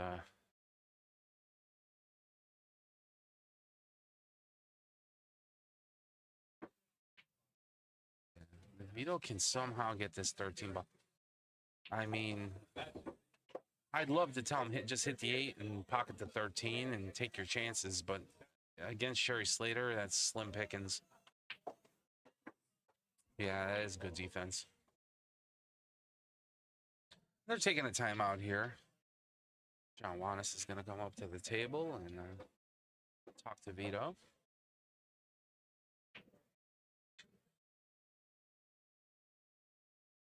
Vito's the GOAT. Just thinking right now, I cannot give her ball in hand again. Yeah. With that 4 ball that close. Yeah. She's just going to break it out. So I might as well try to do something.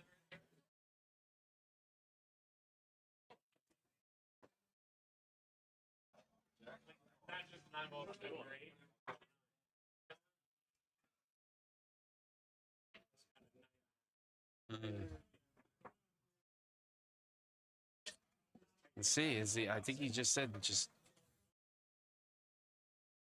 is he hitting the 4 into the 13? I'd no sooner just pocket the 8 into the 13. 8 into the 13 and pocket it, yeah. So he's giving her a ball in hand here, but the 8 ball's freed away from the 13. The 4 ball will go on the side. Sherry's gonna go for a run here. Yeah. I would go for the 4 on the side first. Draw back, then slow roll the 2. Play the 7, 8 up table.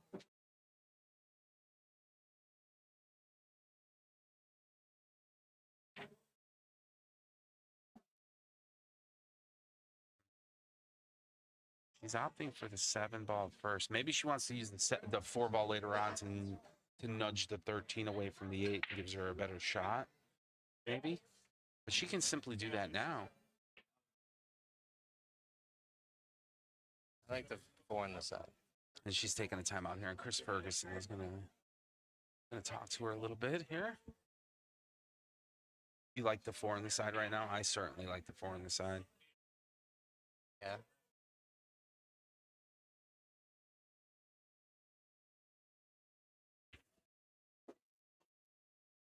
Chris Ferguson had one heck of a shot earlier, huh? Kicked in that 8-ball. 2-rail kick into an 8-ball in the side pocket. Yeah, marked it up. Call it was incredible. He's playing Pat McNally. Played very good pool.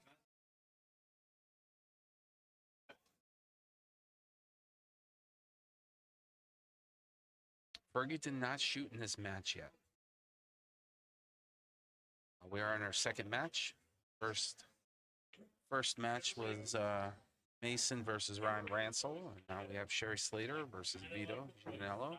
Sherry's going to make that 7-ball in, slow roll it. She's going to come off the 2-ball here. She's going to hit high. She's going to try to get the cue ball up table. Yep. She has get past the pole. Angle here. I think she has angle to at least after she pockets the 4, she's going to spin the cue ball towards the 8 and 13 and try to give herself breathing room on the 8-ball shot, or just stop shot it there. What an incredible shot. Oh, Kev, it was amazing. It was such a... Fergie was up 3-1 on Pat McNally. That match was not live streamed, though. Yeah. You cannot see it unless you were here with your own eyes, Kevin. But you're 5 hours away in Pittsburgh. All right. So Sherry Slater is going to reach the hill first. She's on the hill for. We need Vito to pick up this game here so Vito can get to the hill, and then we have a hill-hill match, and that's typically the way every match has been going so far today.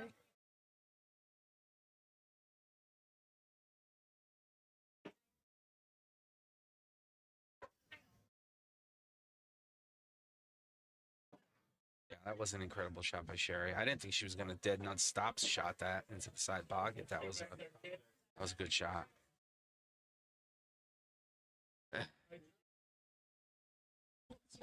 Huh. Yeah, it was let's put it this way. I think that was everybody in the pool room was kind of watching that match between Pat and Ferg. And Ferg won I think Ferg won the first game. Then Patty won. Then Ferg won the next 2. Then Patty won. Or no, he won 1, and then Patty won. I know at one point in time it was 3-3, and then Pat McNally ended up breaking and running the last 2 racks for the victory. Sherry Slater's break there. Let's see if she made anything.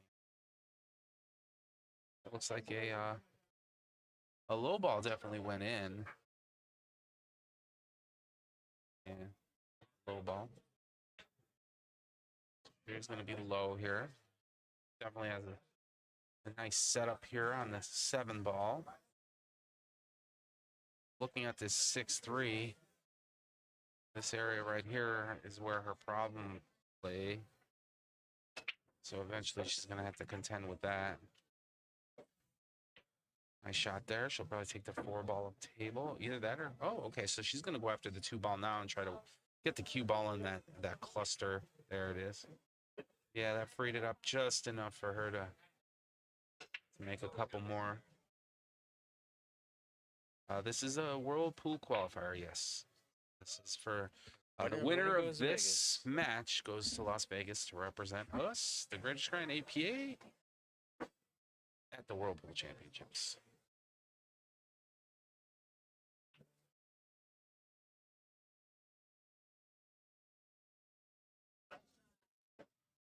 Slow roll 3-ball.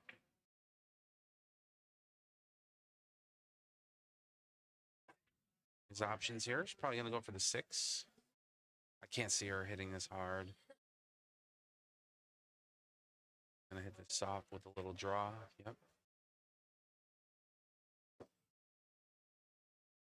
He still has the 4. I'd take this 4. If Murph's team wins, yes, Sam will be going to Vegas.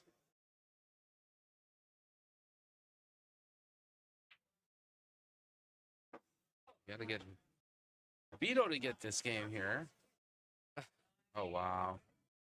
We need Vito to get this game here so Vito can get himself on the hill and at least give his team a point. That'd be a big clutch.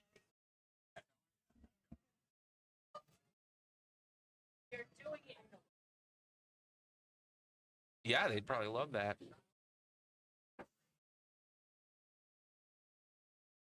Wow. It's walled. Is it going? What a great attempt. That little 9-15 wall, though, could prove detrimental to Sherry. Tell you what, though, last game, Vito ran when the table was full of balls. He ran 4 or 5 balls. They got stuck in traffic. Her balls are all but gone. And he could really slow play this if he wants to. Yeah, let's see what kind of damage he could do here.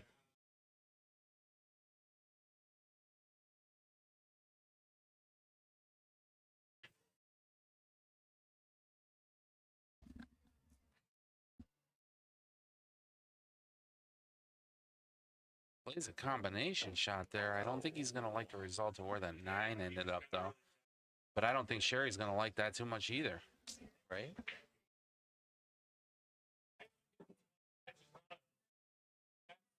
Good shot, good stroke, solid stroke.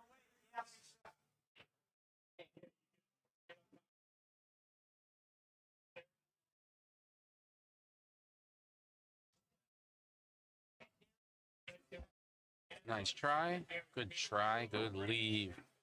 So now that's all that's left here is that Sherry she could do one of two things. She could try to hit her 5 ball, play a defensive shot. She could start pocketing her opponent's ball and giving up ball in hand and make Vito.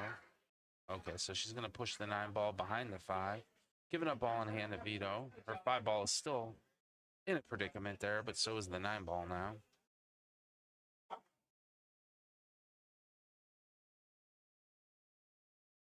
See what Vito does.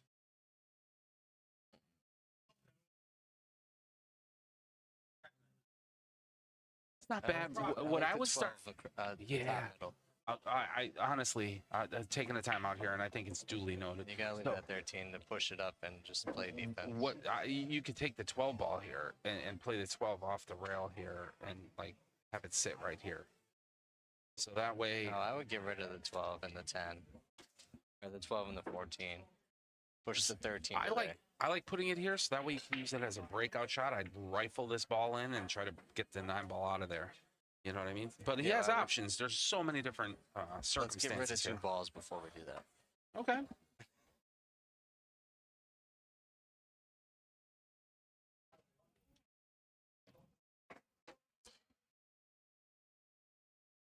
Yeah, Sam would be the best person to ask about when he's playing. So Sam has a cult. It's not a cult. He's just a loyalist. Yeah, I don't know about this. Go to the other side. And then you cut the 14 down. Cue ball is up there. Don't like this 12 in the side pocket, but see how it works out. Yeah, it works out, I guess. Let's see how this plays out for him, Cotton. Yeah, it's going to go in. Okay, so the 14 is going to go up table, and then he's going to have the 13 down, and I still don't know what he's going to do with that 9 ball. He might just try to get the 9 ball, cross-cut the 9 ball, get it out of there, and get the cue ball. If he can get the cue ball exactly where the cue ball's sitting right now, I think he's in good shape.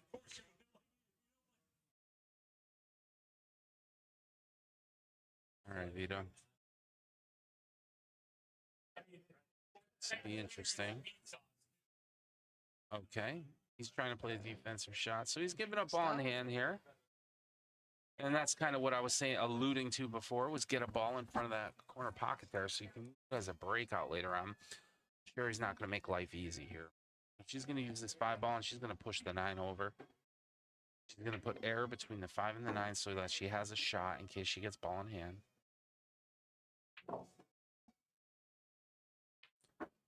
Yeah, good shot. Nestled up against that 5 ball. The only thing he has is the 13. And to be honest, I think he's just going to skirt the 13 and get the cue ball up table. That's his best opportunity. come across the 13, get the cue ball to come off the rail here and go sit it right there.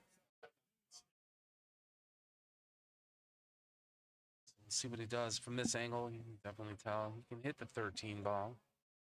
Well, I don't know if that'll go on the side.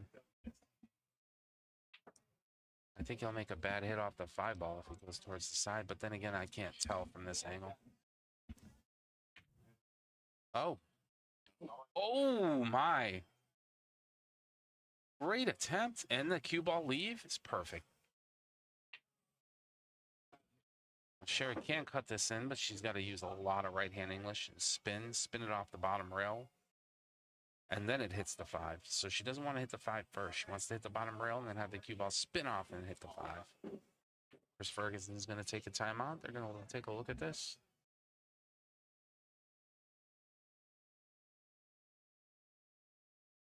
I'd like to see Vito win this game. So it could be Hill again? So it could be Hill again.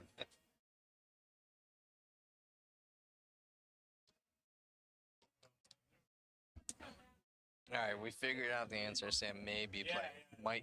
Might. Emphasis on might be playing. Might be playing.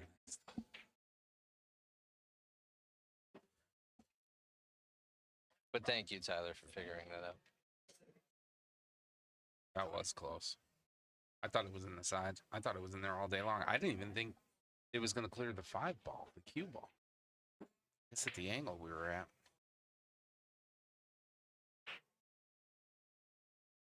All right, so she hit the 5 a little full, but that's a pretty good leave. Now, Vito has a really, really good defensive shot here. All he has to do is push the 13 forward. No, Get it to the too much angle, too much angle. Straight.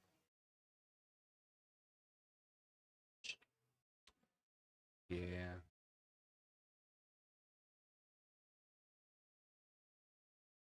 We'll see what Sherry does. She's still above the 5 ball here, so she needs to create an angle to get on the 8. She did. Sherry's going to play this 8 ball all the way up table, I'm assuming. I don't think she'll go for the side. Run the cue ball up a little bit too. Yeah, absolutely. I mean, she's going to play a two-way shot here, so she's going to go for the 8 up table and play a two-way shot and try to leave the cue ball in case near the second time in there. Yeah, in case the 8 ball doesn't fall.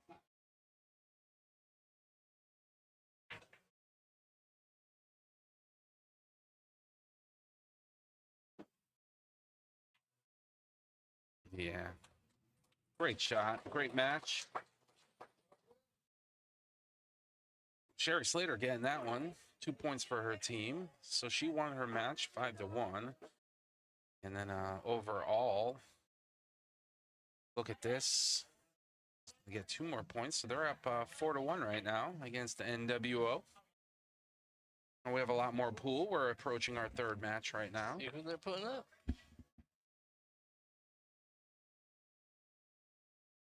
I'll get a scoreboard ready here for our next match as we find out who they're putting up to play. Sam is going to make his debut on a live stream.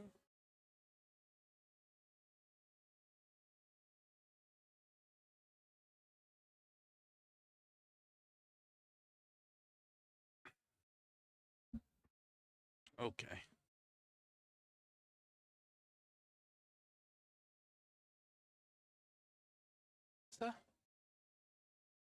Skill level 2. Yeah, brutal line for Vito. He played fantastic though. Vito played. I have not had the opportunity to watch too much of Vito shooting, but I'll tell you, I was impressed of what I saw. For the overhead view here as we find out who these players are. It looks like the 9 ball is going to win. Who we got? I'm wondering. Murph? I didn't see who's playing. I think this is Melissa.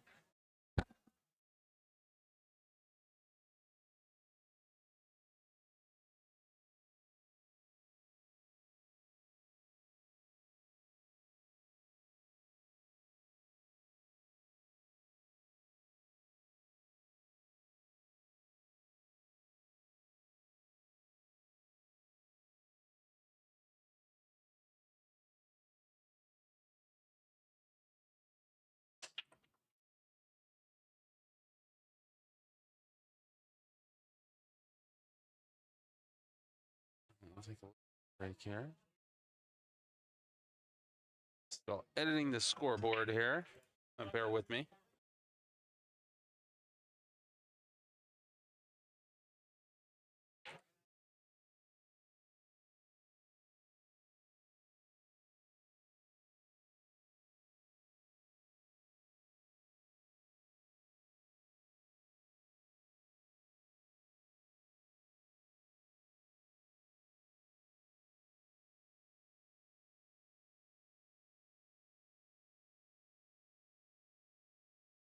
Okie dokie.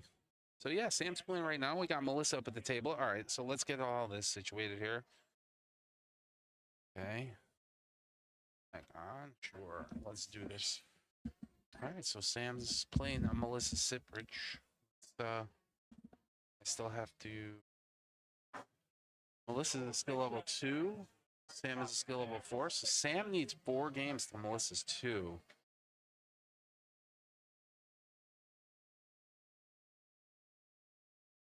Okay, there we go.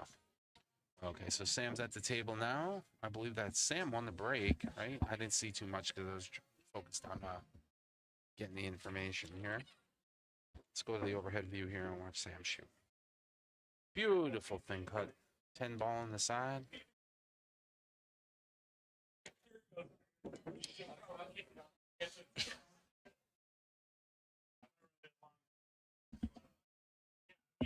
Sam's got this 12 ball.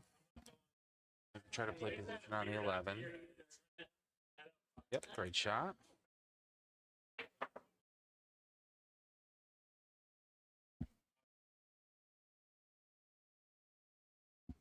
Another great shot and breaks out open the cluster of balls there, freeing up that 14 ball that he can now play in the side.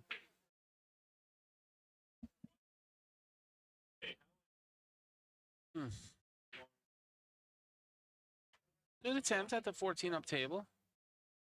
Shot. I think he's kind of happy he didn't make that though.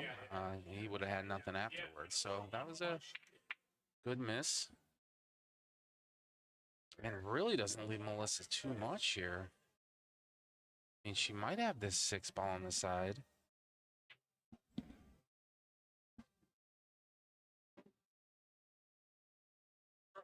Oh, 4 ball. Good contact on the 4. Good attempt. Good attempt. So Sam's going to come back up to the table. I'm certain that he's going to probably take that 14 or the 13 ball, the orange stripe ball. Sure. Come off the rail, hit a little high. Yep. Nudge the 14 ever so closer to the side pocket, but he's going to take this down table. Probably much of a stop shot here. Slow roll, stop shot, stun shot.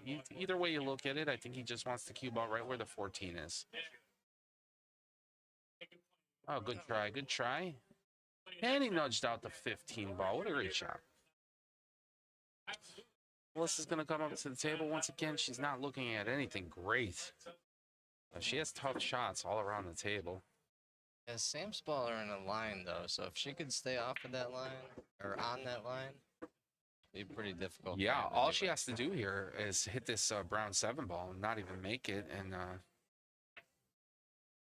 Sam's going to be left with a challenger, and she chased it too. That was a great attempt. Great attempt.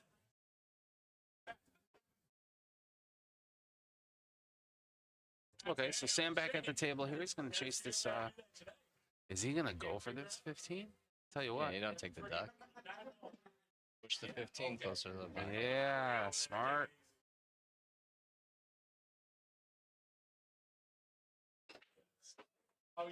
Yeah, good. He got it out of there. And once again, Melissa's in a predicament here. Doesn't have too much to look at for the solid balls. Overall, NWO at 1 point right now. Look at this, at 4 total overall points. We are in our 3rd match. Sam, a skill level 4, is playing Melissa, skill level 2. Sam represents NWO and Eagle Billiards, and Melissa represents, look at this, the blog Pub and Grill. Melissa made a good hit on the 1. Ball travel a couple rails. Not bad try. You didn't really have too much there, Melissa. You did what you needed to do.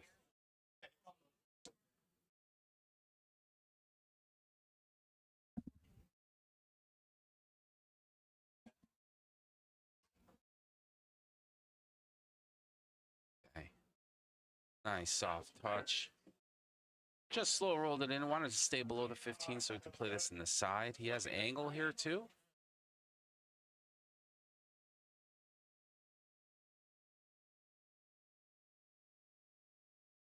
Oh, great shot. And he has an 8-ball shot up in the upper left-hand corner. That's probably where he's going to mark it. He's reminding me of how Ryan was playing, just nice Yeah, and slow. low. Nice steady Just stroke. move it to the pocket. If it doesn't go in, it's just sitting right there. We got a timeout here. Okay. Timeout. I think John Wanis is going to come up to the table, take a look, and Again, just if you make it, great. If not, move it close to the pocket. Keep the cue ball on the table.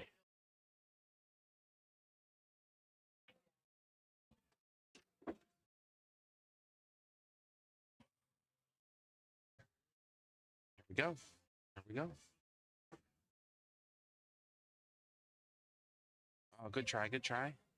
Oh. That makes the next shot a little bit difficult for Sam there with that 8-ball nestled up against that 7. Melissa now, I'll tell you what, if Melissa just plays down table, it's going to make a world of hurt for Sam. He's going to have to remain patient and wait his turn until he can get a shot on that 8-ball. Not a bad thing.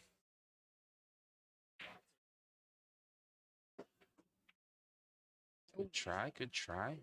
And that's all she needs to do is just keep the cue ball down that side of the table. And I'll tell you what, it'll make life miserable for Sam, but he needs to just remain patient. He'll eventually get a shot on that 8-ball. And don't chase it too crazy. Yeah, you don't want to end up scratching. You don't have to chase anything here, because if you hits another ball and errantly falls in the pocket, you're giving up a game for nothing.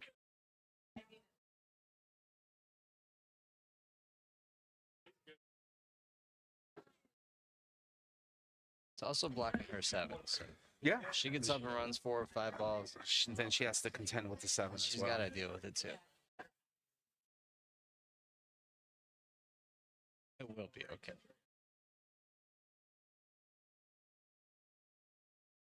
I think Sam is going to play the 7-8 combo and try to leave the 8-ball in front of the corner pocket. So his next shot, he knows he's giving up ball in hand here.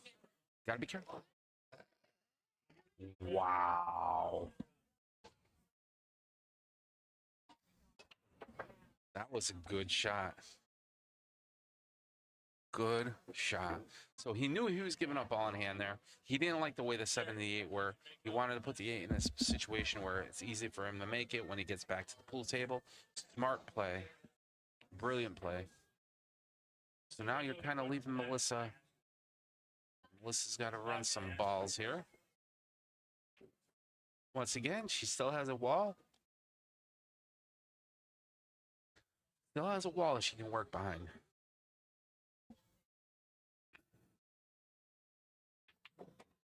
Oh, one shot. Oh, that was a great shot.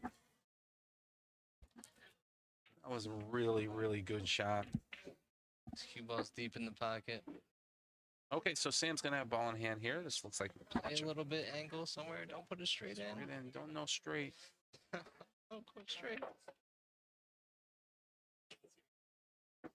Okay, so Sam Good job. strikes first. He's up 1-0 against Melissa. Missy. Missing.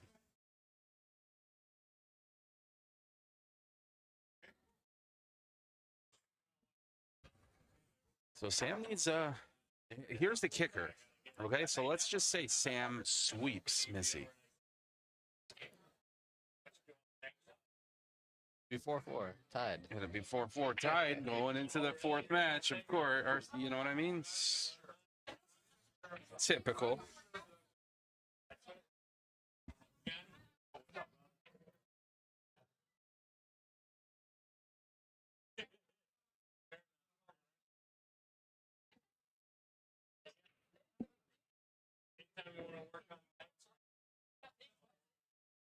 Break. Oh, great break. Made a low ball. A low ball down. I see no problems here. Other than playing some position. This looks really good in Sam's favor. Just got to play the position.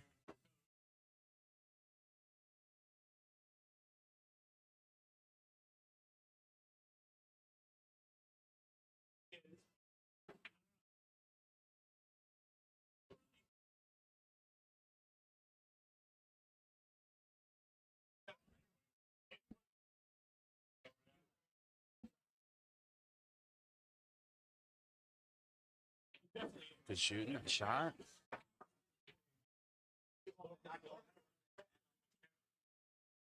Ball down table. Don't want to hit this too hard. Good try, good try.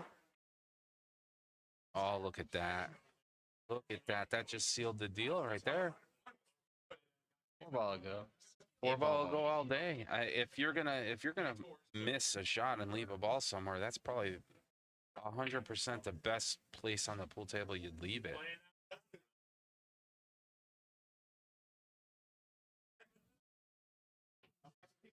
Good try. Good try.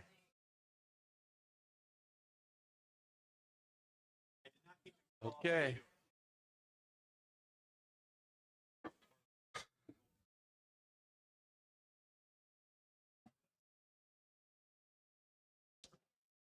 No, it's not you. I think we just had a long day. Yeah, good shot. Good shot.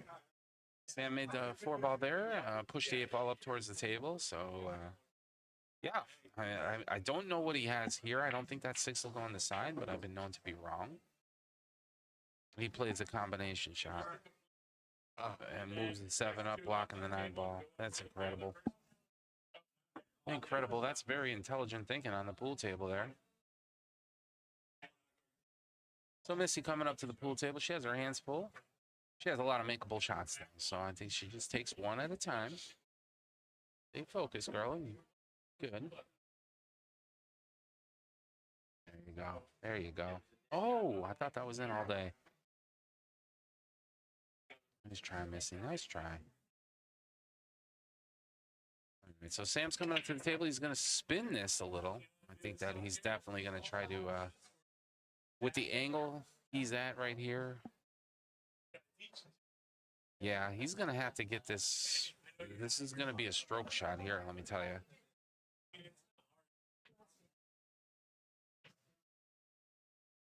Yeah, we have music in the background, and we also have a, because there's loud music being played in the pool hall, we don't want to get booted from YouTube, so we do have a sound suppressor on, so it does sound a little crazy, but that prevents us from getting booted. That was a beautiful shot on that 6-ball. Got 7 up table. Look at this. Beautiful position to leave on the 8.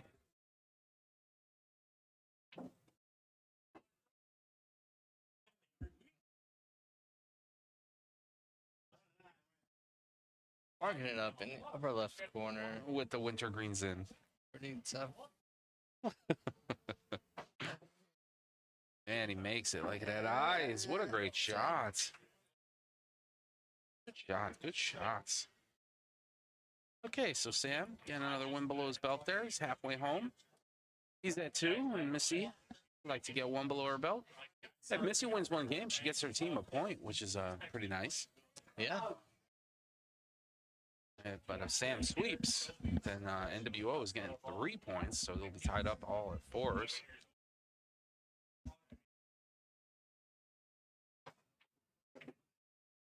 Yeah, Tyler. We do our best to keep that to a minimum. Yeah, we're actually sitting in a sound booth too, so. Yeah.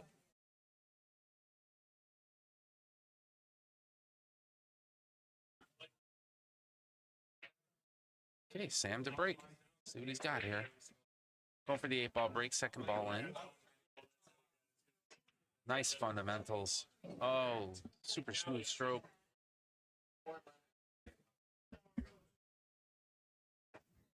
Nice. It looks like he made a low ball.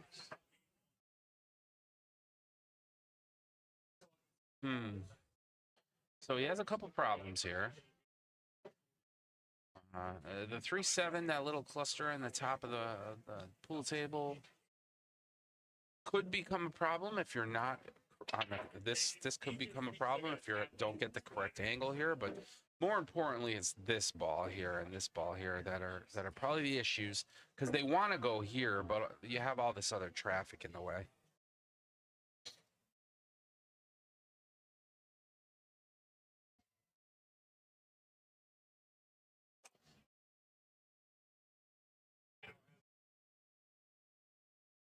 Oh, I know.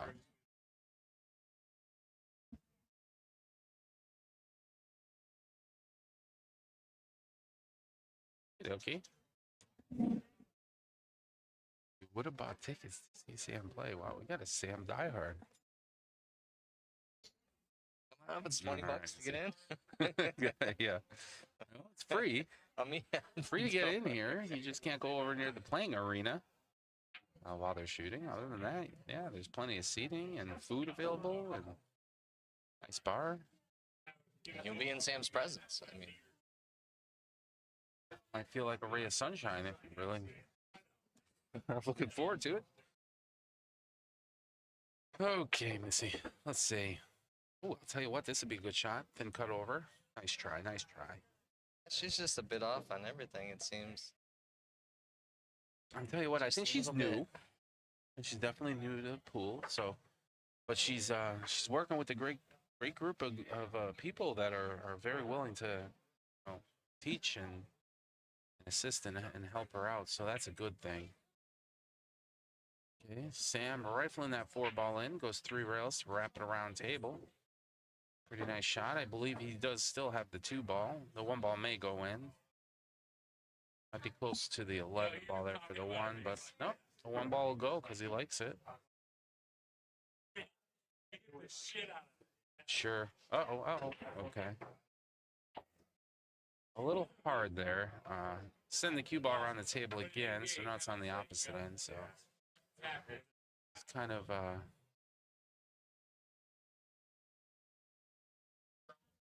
in a predicament here, but I'll tell you what, if he can come this way and hit here, I think he'll be all right. Go one round, hits it. Yeah, I think going the other way, if he went longer and tried to shorten the angle, I think that cue ball would have broke open that 7-3 and the 6. But he gives a ball in hand for Missy, so this is a good opportunity for Missy to pick up a couple balls here. That's it. 15, 13, 12. Get you started. A couple of nice little stop Couple shots. confidence builders. Nice shot. There we go. 15, 13, and like you said, 12, and then you work on a position moving up table. Hit this now. You don't want to hit this too hard here. No need to. You could slow roll this. Keep going. Okay. I don't think the 12 is in play right now. It's just too shallow of an angle, but she does have 13 in the side. Or 11 up table. Either way. There you go.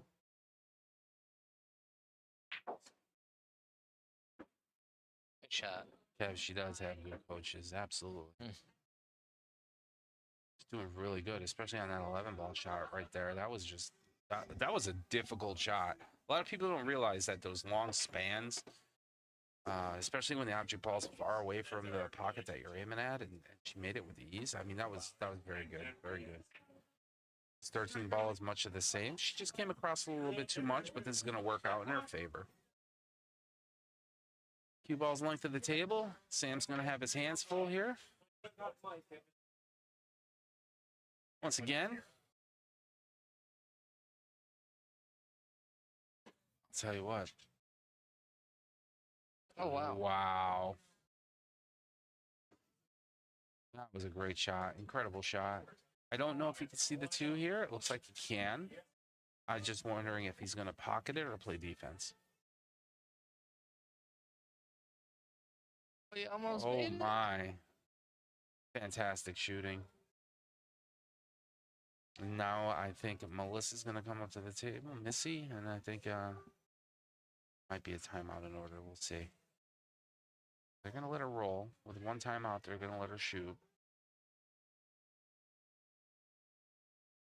Great shot.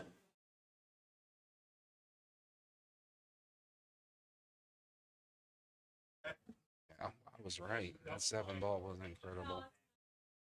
I mean, these are shots that you make on the table. People are looking. They're like, whoa. Oh, cross-cut bank? Wow. And that's a good leave on the cue ball there, because that's going to force, I think that's going to force Sam to take the 2. Clear that pocket out in case the 14 gets free.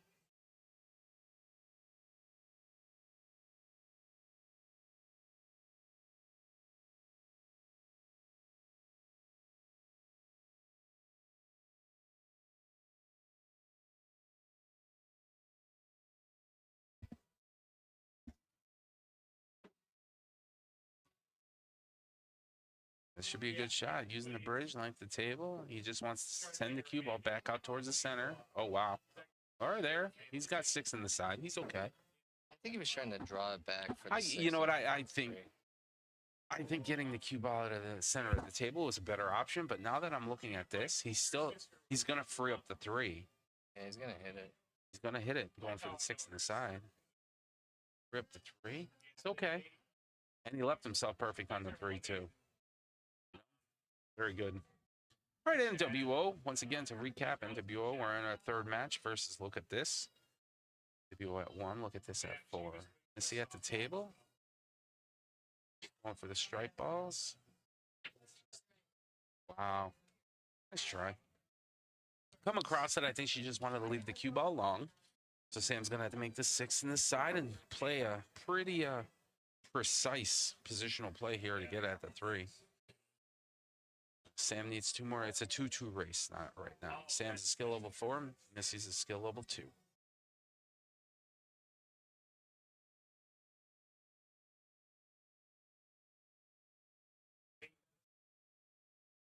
It's a good play.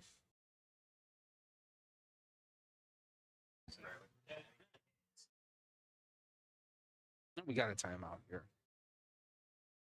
Juanis is going to come up to the table. This is a difficult shot here. This is not easy.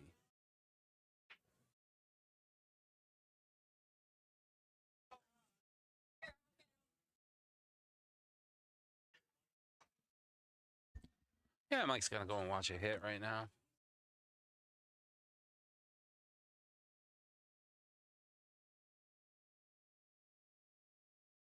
If they go for a 3-ball cut shot here, Mike is there just to tell whatever contact of whatever ball gets contacted for, whether it's the 3 or the 14. Personally, I think this is going to be a good shot, unless that 3-ball travels way down to the bottom. I think it's pretty good. He's got enough breathing room at the angle he's at to come into that. We'll watch and we'll find out.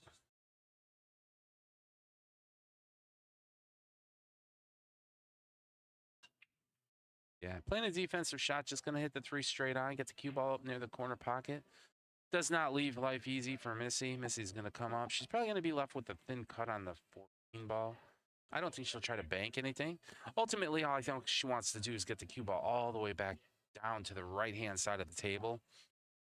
I think that'll do her nicely. And leaving Sam difficult shot on the 3. Careful here. Okay, so she hit it straight on, going for the bank. Porch, though. So Sam's going to come up. He's looking at a pretty nice 3-ball, thin cut. Go around. Oh, he just wedged out, and he's going to play the 8-ball down table. Yeah, I don't believe there's a scratch here. 8-ball is well ahead of the side pocket, so I don't think there's a scratch.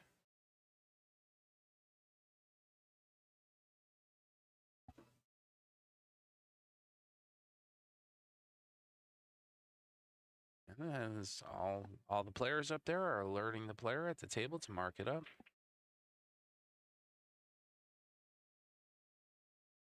Sam is toying with everybody as he gets down and he pretends like he's going to make the 8-ball.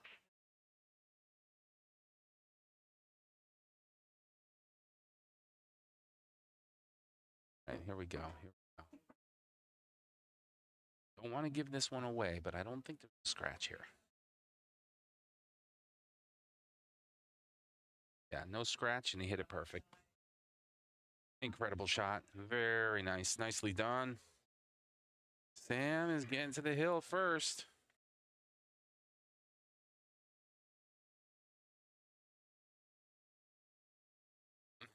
Reason choice again.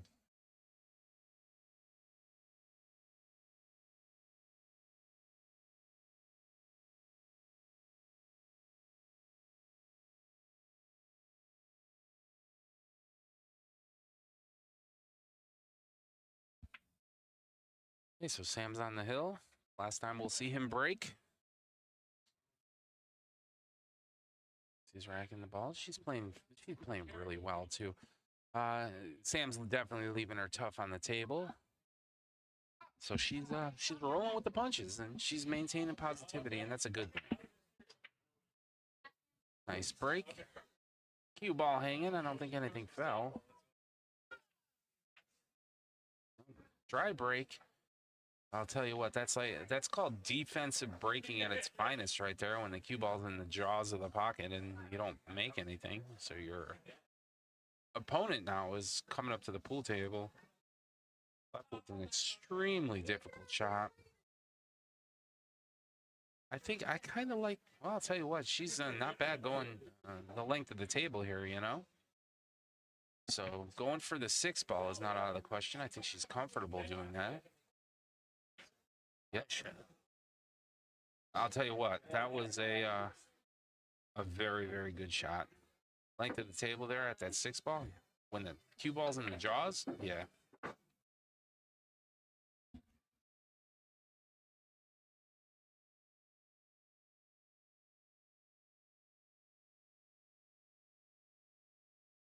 Great attempt at a 1 ball cut in the side. Frees open the 2 ball against the 9.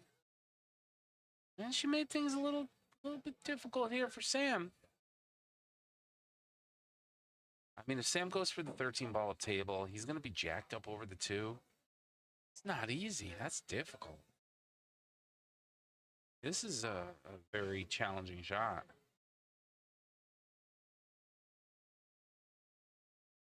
Yeah, that's a tough one. Still got pretty darn close. All right, Missy. Need to get 1 underneath your belt here. Take your time. I tell you what, she's really good at the long shots on the pool table, Mike. Yeah. Like that. Like when they're close knit and she needs those feathery cuts or some kind of positional play. So. But the length of the table shots like that, that's incredible. She's doing really good. 2 on the side. Scratch down table. Oh, good hit. Very good shooting. Sam up at the table now, and he's got some opportunity here. At the 9, he's got a lot of clusters down at the bottom of the table. And he breaks out one of the clusters. He's got the 14 ball freed, which frees up his next shot. He'll probably play the 14, then try to come after the 11, the red stripe ball right afterwards. And I don't think he's too worried about breaking anything out. He's going to come across the 11 ball and send the 11 over. He's going to hit the 4 in the process. Sure. You just got to be careful of the 8 ball here. That's all he has to watch. And he makes the shot. Gets a decent positional leave. Could still make the 15 in the side pocket. But I'll tell you what, the shot making ability is, both of these players are incredible right now. Yeah. Nice try. So he sends it up there with the rest of his balls, and that's not a bad place to be. Missy, on the other hand, if she stays down on the right-hand side of the table, makes a ball here and there, I think she's fine.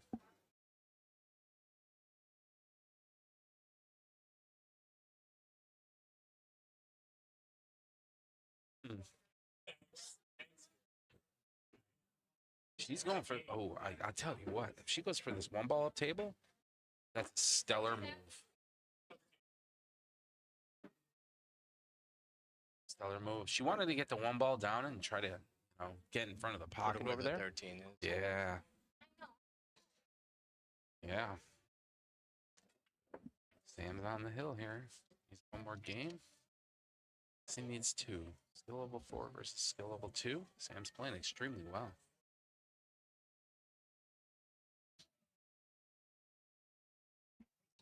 Slow rolls at 10 ball in, or the 12 ball in. He's probably going to play this 15-13 combo. Can't see why he wouldn't want to play this. Draw. Yep. Perfect. He's got angle on the 10. He's going to go for the blue stripe 10 first. End up above the 15. Perfect. And now he's going to want to go at least a little straight. Now is going to be time where you might want to a little bit of a draw shot here. Or just easy rolling and play the 8 in the side. Wow, incredible. Smooth stroke. Nice playing. No chance of a scratch here. He just needs to make the 8. Well, there's always a chance of scratch. Well, I mean, if he Natural jumps out of his English won't give him a shoes scratch, yes. and tries to blast the 8 ball somewhere, or don't try to bank the 8 ball, because that would be bad. They're going to take a timeout and talk it over with John Wanis. World class. Sam does play pretty good. I'll give him that. Yeah, I would definitely play the side pocket here. I mean, that middle pocket, 100%. Said, I don't think there's any chance of a scratch unless he hits it incredibly hard. The only pocket, if you're going to worry about anything, the only pocket that he's got to worry about is going to be pocket right here. Just got to watch this pocket not to scratch. Yeah, I think John told him not to even hit it that hard. Pockets. Make it, you make it. And he hits it. Wow. It's good shooting by both players right there. Very nice shot making abilities. It's tied up 4-4. It's like John Wanis is going up.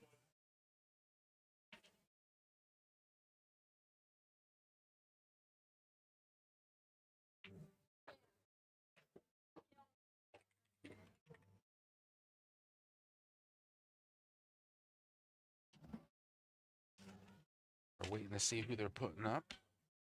An Abda? Wanis or Abda? Okay. And then who are they putting up? Are they putting up Fergie? Yes, they are.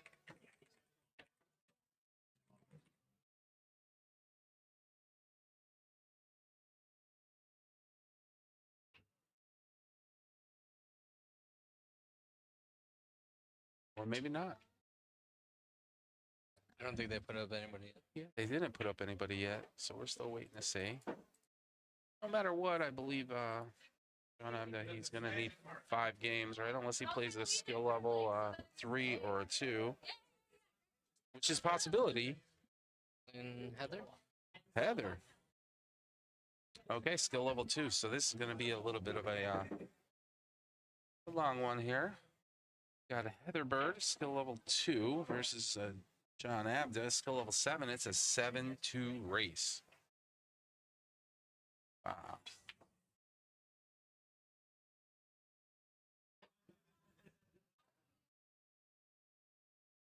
Yeah.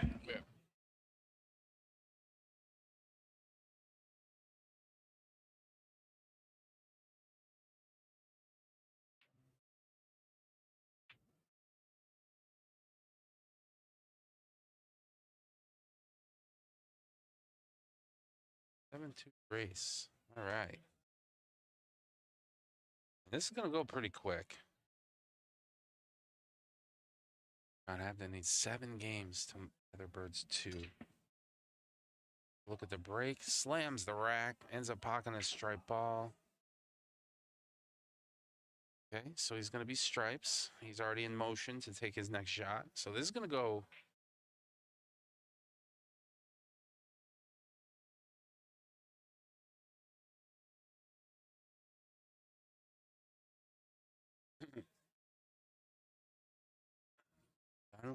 Once he gets in motion here, he does. He scoots around that pool table pretty quick. So he plays the 10 ball, little draw back, gets lucky on that, hits both points of the side pocket. He's gonna probably play the 4. Or sorry about that. The 10 ball. Oh, it's the 15 ball. But I play the 15 on the side.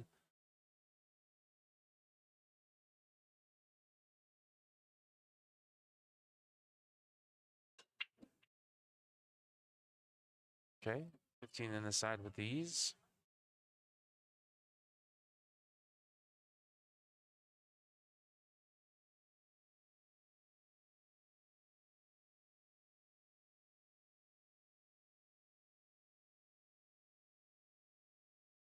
And here, coming across the 14 and try to play, nope, 14 side pocket. Time at all. He hustles around the pool table. 7-2 race, and this match will probably be done in 20 minutes.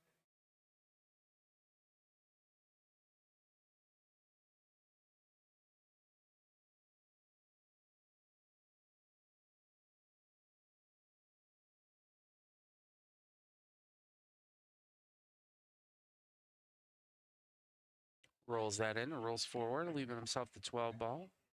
He's going to make the 12 ball and drift up a little bit so that he can get angle on the 11.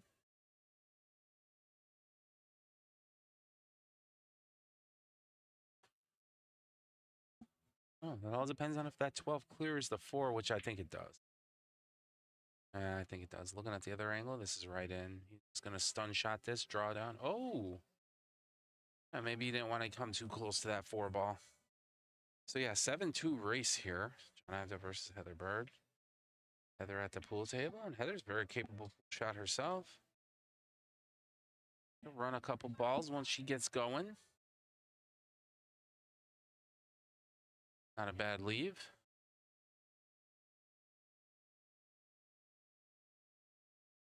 All right, so John's gonna, I mean, he has nothing other than taking that 12 up table.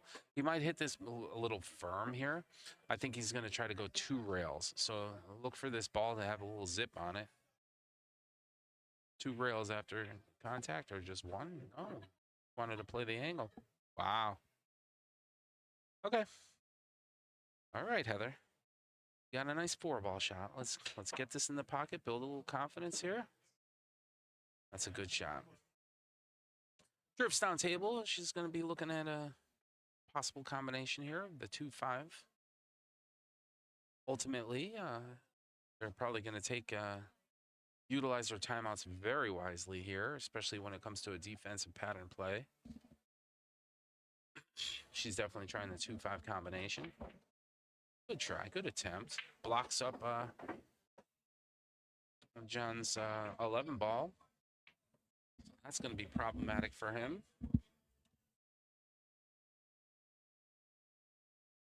See what he does here.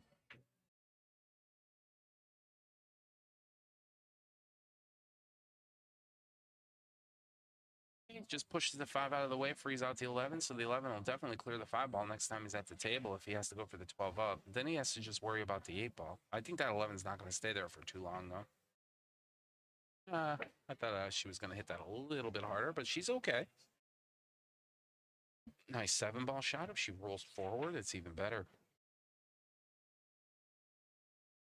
It's okay. That's a good leave. It's a good leave. By Heather. See what John's got in his tool belt. Gonna bank this home, Mike? Or play defense and just leave it all the way up table? Yeah, he just wants to run it down table. Leave that 11 there for a breakout on the 8 somehow. Yeah. They're coming. These guys are moving quick. They're back at the table already. I'm gonna be honest. I think that 2 ball's gonna go. I don't know what's gonna happen. Oh, okay. I was kind of looking at that 6-1-2. Yeah, I thought the 2 was easily gonna go off the 7 and go right in, but she opted to just nick the 2 ball there and try to play a defensive play, get it below the 11. Unfortunately, it just fell in the pocket there. So now John's going to have his hands full. He's going to want to try to break out this 8 ball. Because if he does, then he's not going to have a shot, especially if he makes the 11 and the 12. The 12 ball, this should be a formality for him. Yeah, I like leaving that there though. I would have went for the 11 and tried to break out the 8 before I pocketed the 12. He's going to hit this hard, and he's going to hit center cue ball, but he has to be careful here because that 1-8 is lined up. Especially if that 8 caroms off the 7. I mean, or just do that. A little off angle here. I don't think he's going to take too much risk. It'll go off the 6. It will go off the 6, but man, that is so difficult of a shot. It's a lot easier if the 6 Yeah, and you the gotta 8 mark were it for it, though. touching. Yeah. If He's it happens, it thinning. happens. He's thinning this in. If this goes, this is an awesome shot. He's gonna actually play it off the 6 and try to play the carom. And the 8 ball's wide in the open now, so we're gonna have Heather come up to the table. Remember, this is a 7-2 race overall. We're tied. NWO at 4. Look at this at 4. NWO plays out of Eagle Billiards. Look at this out of the blog up in Tunkhannock. Heather Bird at the table just took a shot at the 2. Just missed it a little bit. No worries. Left really good. John's going to have his hands full trying to capitalize on making this 8 ball. Once again, we're at Eagle Billiards. Home to the all diamond pool tables here. We got 8, 7 by 3.5 bar table diamonds. Gorgeous. Got 6 jumbo size or pro size pool tables. Oh, with Simone's felt. Excellent food, good atmosphere. A lot of people in here right now. It doesn't show it on the camera, but there are a lot of people. Kind of tough to maneuver around out there, isn't it? Yeah. We got a timeout here, so Chris Ferguson's going to come up and talk to Heather. Yeah, he's going to try to just tell her to play a little defensive shot, get the cue ball behind the 7. Yeah. I'm surprised that Ferg didn't go up there to play. Maybe he's going up next. He's playing the numbers game. Captain playing the numbers game. John sweeps. They're up 7-4. If Ferguson sweeps, it's tied 7-7, and they would win on the tiebreak.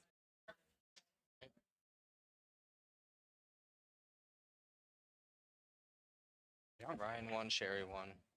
That's a good shot. That was a good shot.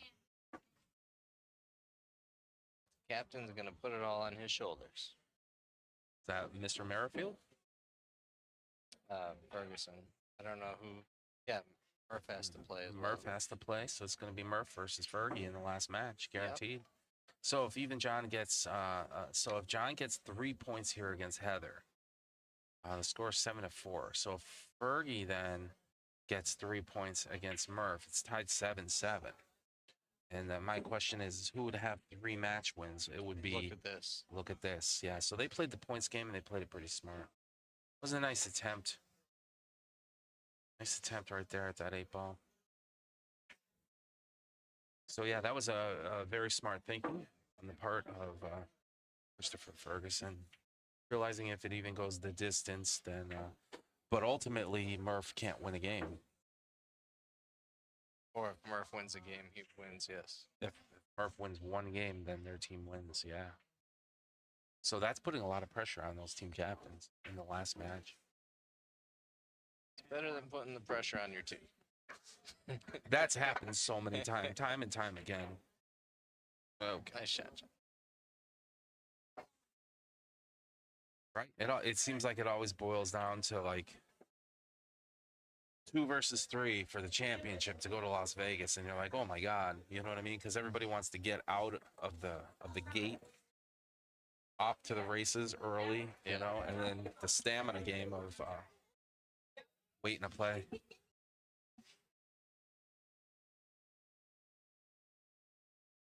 What's up, Mr. Cortazar? How are you, sir? How you guys doing? Good. Good. It's going.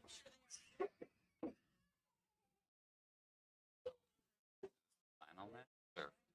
This is the 4th match. We're in the 4th match here. It's a championship round.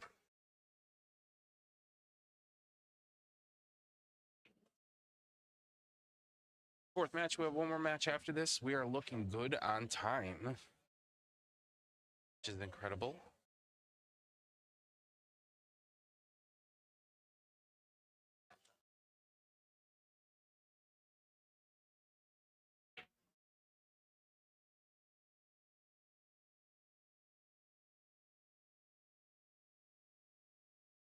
Oh boy. You looking forward to the 9-ball World Qualifier, Mike? Oh, absolutely. That should be a lot of fun. What's that? That's 3 or 4 matches on Saturday. Do we even know? I think you have the time slots. 3 or 4. 3 or 4. Sure. John App did the break here, slams the rack home, and it pockets the 9-ball. 9-balling off the break. Has a really nice spread. Has a couple of problem balls that he needs to worry about here. Yeah, it looks pretty good. I mean, he can get at all of his problem balls. You know what? It looks pretty good. With ease. I mean, if he can get at this right here, I'm gonna wait for him to shoot before I start drawing. He already got rid of one of the problem balls, so this is his only cluster that he really has to worry about. And the 14 ball here. This is questionable. I don't know where he's gonna put that. I think the 10 will go though. Oh, the 10 will definitely go clean. I don't know what he's gonna do with the 13. We're gonna find out together here. We're gonna definitely find out. See what he's got, what tricks he's got up his short sleeves. Me, you, and Sam's friends. That's all. Oh, good shot. Okay, okay.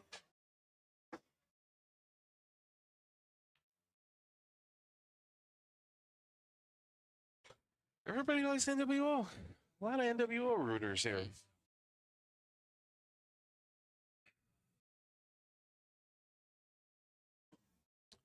And there's a 13 ball being freed out and leaving himself on the 15.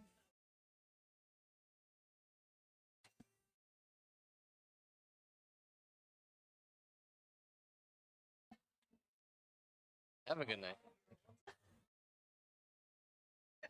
I don't think he likes.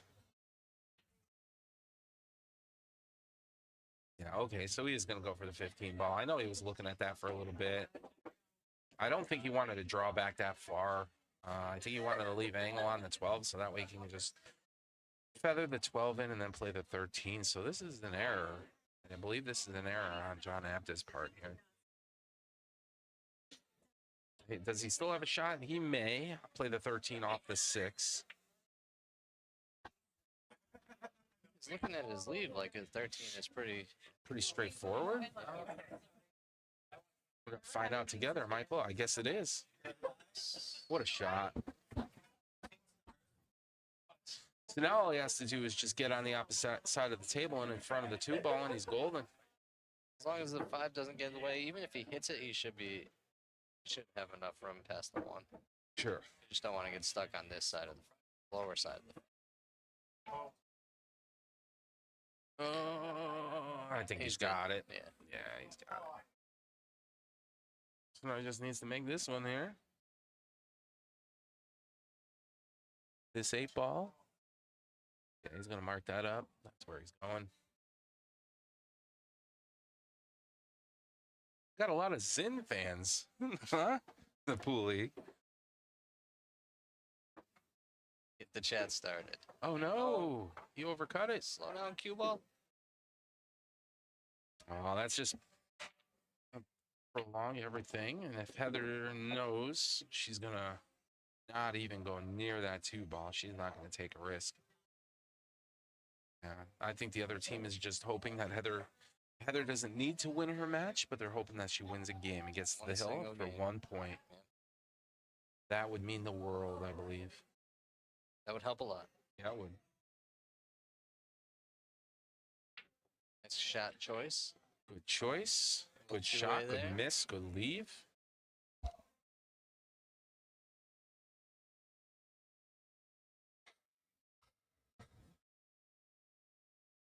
You can tell where this team learns their information from. Yes.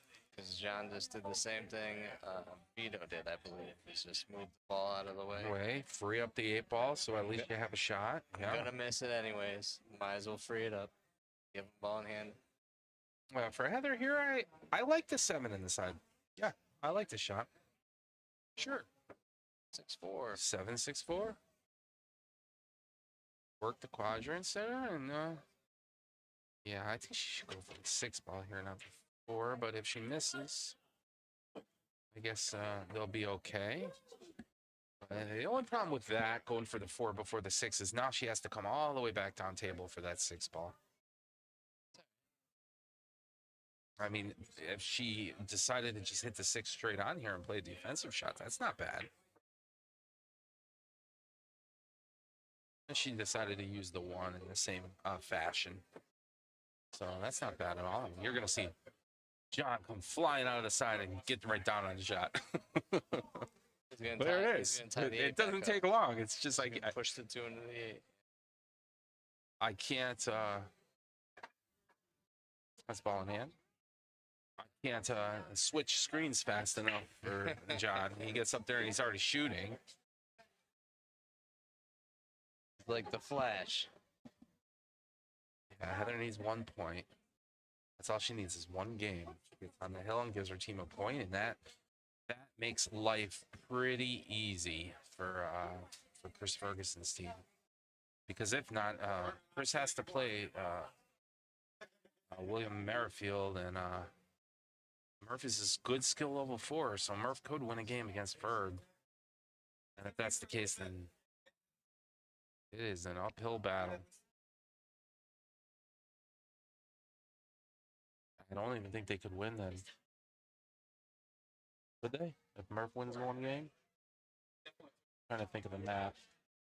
Well, it depends on what happens in this game. Yeah, it depends on this. But if John sweeps, Murph only needs to win 1 game, and that's over. Correct.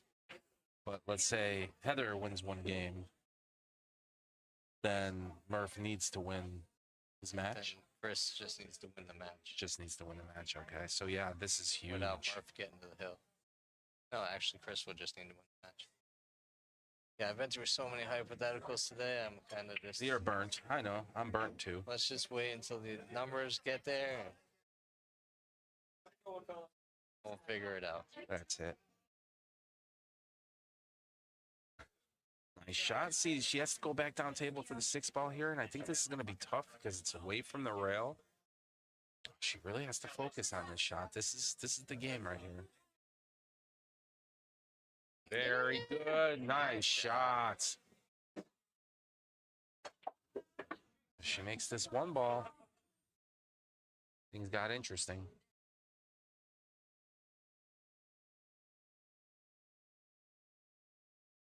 Oh, she just overcut it a little.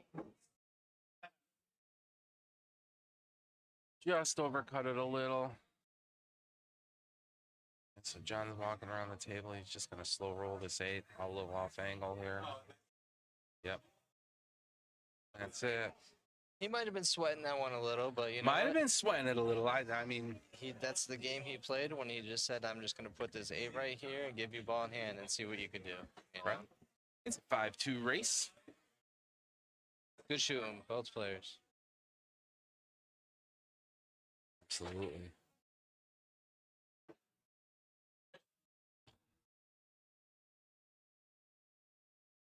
Don't count Heather out. You know what I mean? Like, I've seen her run racks before, so you can't count her out.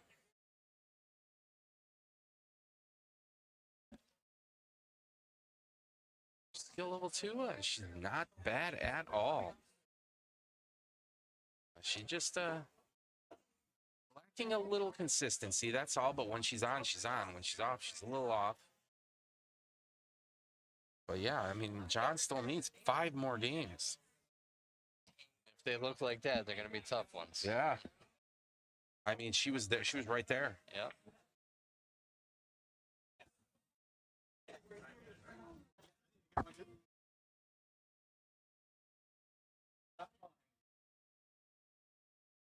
John's playing. John's incredibly good shot. Good pool player.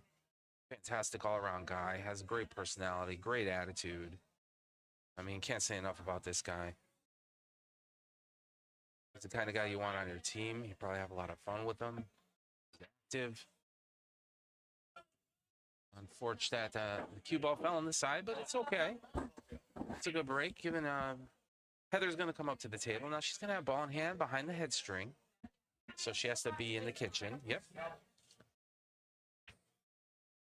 So it's open table for her. And I do believe John made a low ball. He made a low ball. It's like the 2 ball fell down off the break. So I don't know if Heather, we have a lot of problems on the pool table here. But I think Heather might take the easy out here and go for the 9. And that's not a bad thing. She's switching back, going back and forth between the 9 and the 1. I think she's just looking to see what shot she's more comfortable at making. And that's a good choice. Okay, so where are our problems here? Where do they lie? So this is definitely going to be a problem. I think she's chasing that right now.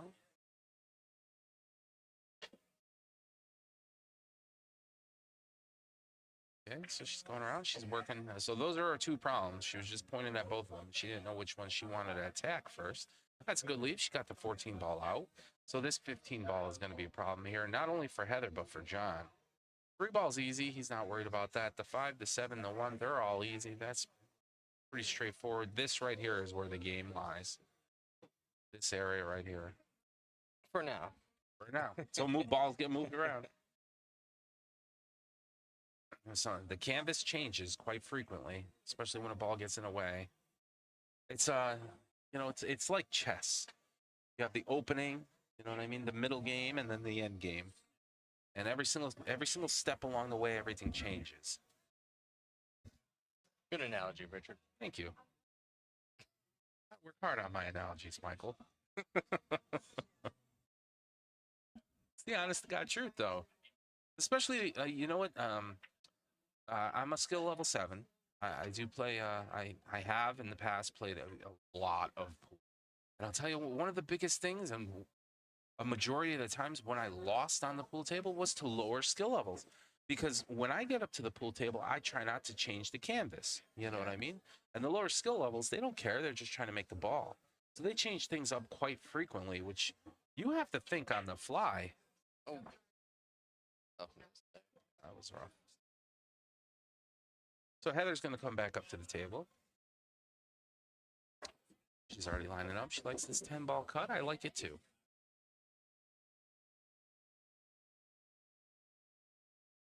Very good shot. Just like Ryan Ransel, if you're going to miss, leave it over near the pocket. Good speed control. That's all you can ask of anybody. You don't need to pocket every single ball. But if you leave it near the pocket, it just next time around, it makes it a whole heck of a lot easier. Same with Vito, same with Sam. Yep. You know, they all just... A little harder, a little harder. That would have been nice. I think John wanted that cue ball. I was more towards the bottom of the screen, about another foot. Would have had the 5. This is still very makeable. He's going to go for this 3-ball combo. He's going to go for this 3-ball combo because he's lined up perfectly for it. And it goes. So you're going to look at the 4, 15, 6, the purple 4 into the green 6. There it is. And he gets to leave on the 3. Are you kidding me? Yeah. I go for it now, though. Well, he's going to have to wrap somehow, some way. If he can hit this straight and slam draw back, he's out. He's looking at his window. Like, if I take this 4, how far? What's my window for a leave here? Because I'm in the zone right now. Sure. So, should I take it now or should I try to get Sure. it So he's trying to get the cue ball somewhere from like here to like here. This is the area that he has to fall into.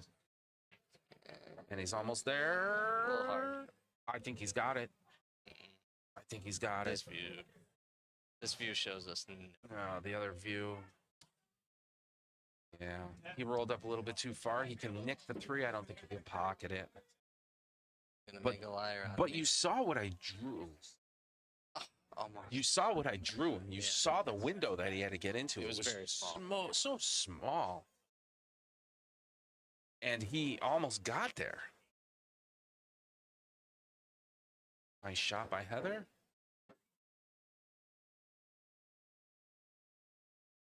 Got the 14 ball here. Curious what she's going to do on the 12-11. She needs to get above that, and that's going to fall. So what do you do now? You're going up table. You're hitting the 11 straight on. I mean, if she goes for anything else, they're going to call timeout. No? Nothing?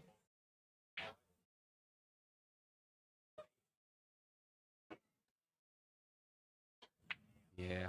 I think that was a good time for a timeout. Maybe have her go for the 11 and then leave the cue ball long, because that would have made life really difficult for John to get this 3 ball. Yeah. Perfect positional Nice lead. shot. Beautiful shot.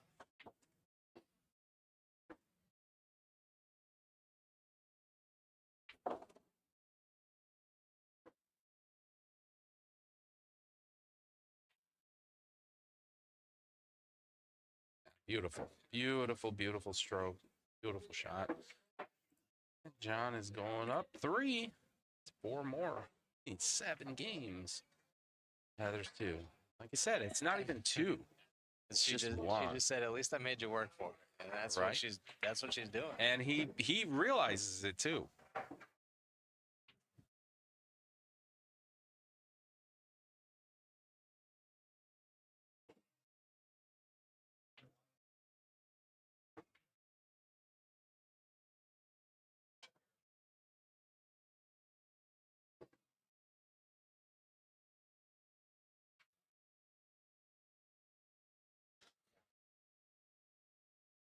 What I could go for, Mike? Hot chocolate. I was thinking along the same lines. You're welcome. See? I could A brownie a la mode. something sweet. I was actually thinking Pop-Tart, and then that made me Pop-Tart. Oh, remember, God. remember we had that poll, what's the best Pop-Tart? Everybody went bananas over it. I said I like the cherry Pop-Tarts. That's my heart and soul there. They're so good. The icing and the red sprinkles. Oh, yeah. It's all personal preference. It is personal preference, but I enjoy the cherry Pop-Tarts. All right, John broke dry. Heather came up to the table here, making the low ball. Don't know if she can get rid of this cluster here, which she did nicely. Oh, that's a pretty good shot. Almost made it. Look at the leave. Yeah. That was a really good shot, because I'm like, oh, she's got all of this cluster of balls right here, and she hit it perfect. Because now the 5 goes in the side, the 2 goes in the side, the 7 is clear, the 3 is clear, the 1 is questionable. That's not bad. And that was quick thinking on her feet.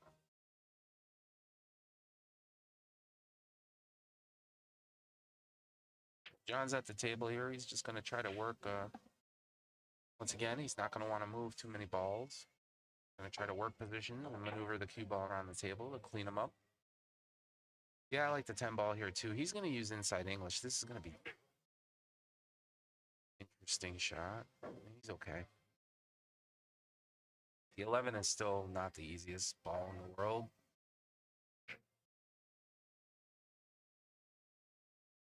Yeah, I need something sweet. I think I'm just in a sugar lull.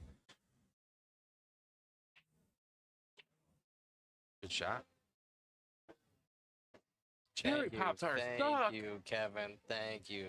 Kev, I thought you were my friend, man. Praise Kevin. Now your next comment is going to be what determines your status, Kevin.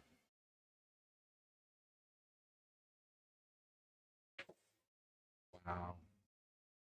And he got the leave on the 11. He's going to draw on this one, too. He's going to have this cue ball go all the way up table, off the top rail, and back down to 14.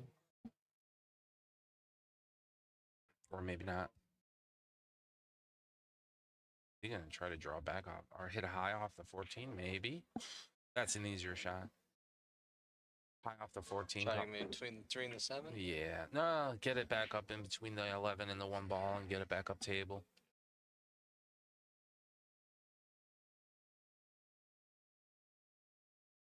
You had to. Blueberry? I- You like the Blueberry ones? It's all right. About as good as the I cherry, eat so them you too can't though. say that the cherry's Yeah, not. I eat them too. I eat the blueberry as well as the cherry. Mike is, I think Mike is a s'mores guy or some, what is it? The brown sugar ones are actually pretty good too. The s'mores and the brown sugar one. Yeah.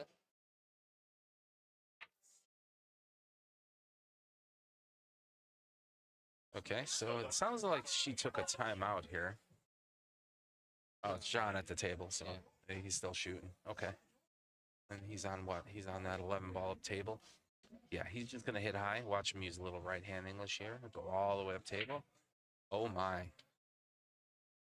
Scratch. That ball was hit so hard, it was little wild. glitching the screen. I'll see your 60 frame. Yeah.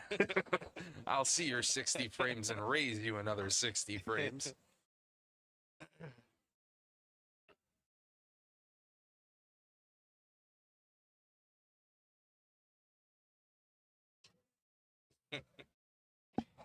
That was pretty wild. I was. I didn't think the screen would glitch like that from a ball hit that hard. Moving good so try. fast.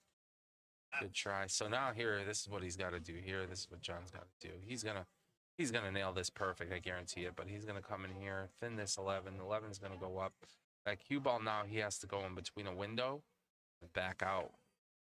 So this is not an easy shot. Oh, you made a dropping goal. I like doing shapes. The camera kicker.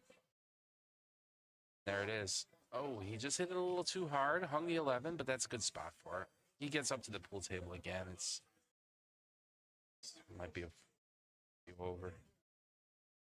I don't know, though. That's in the jaws of the pocket. I have seen stranger things happen, especially if Heather plays a lock-tight defensive shot here. At some point, this is a difficult shot here, too. She nailed it. 3 on the side. Now, this is where it gets scary. She's wide open on the rack. The balls aren't that hard. And she's a shot maker. Yeah, make this 3. Try to stay behind the 7. You can play the 4 afterwards.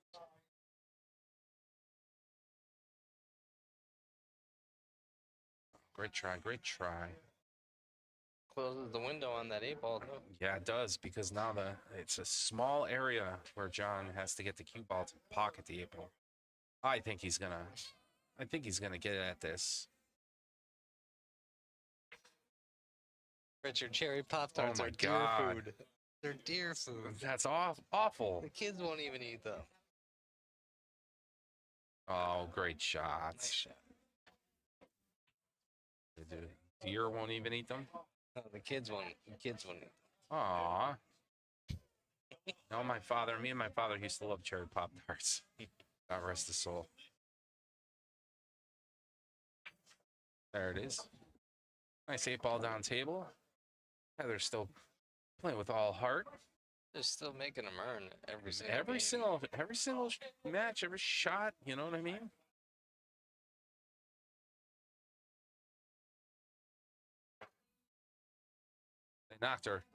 They knocked our camera around again, Mike.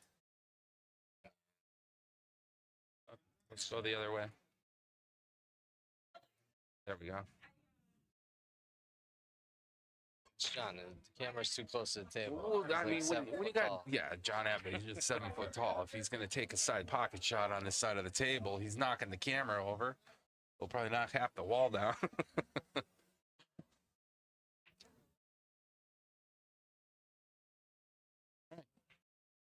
Here we go. Lambs the rack.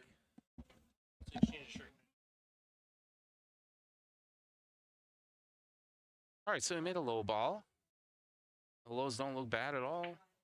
I mean, he has to work the purple 4 ball on the top there. That's going to be questionable. He's got some clusters.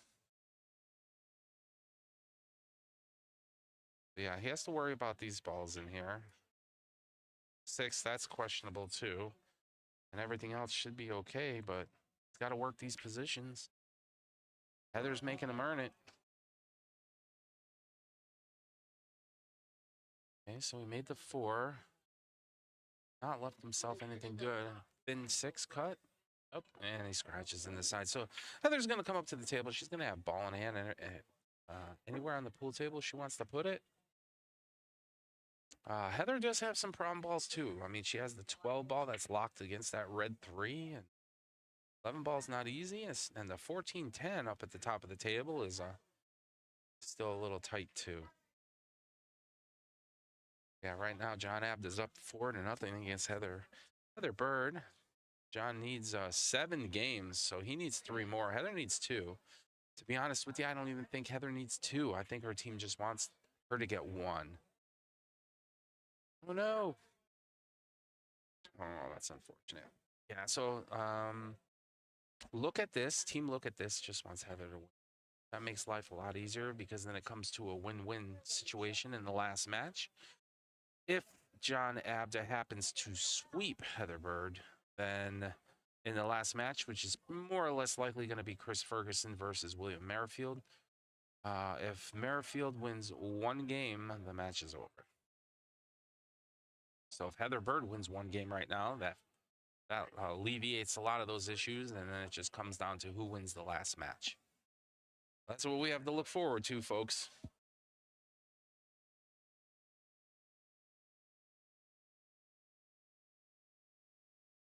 Okay, so John's going, places the cue ball down there after the scratch for get at the 7. Might roll up a little bit and play the 2 down table. Sure.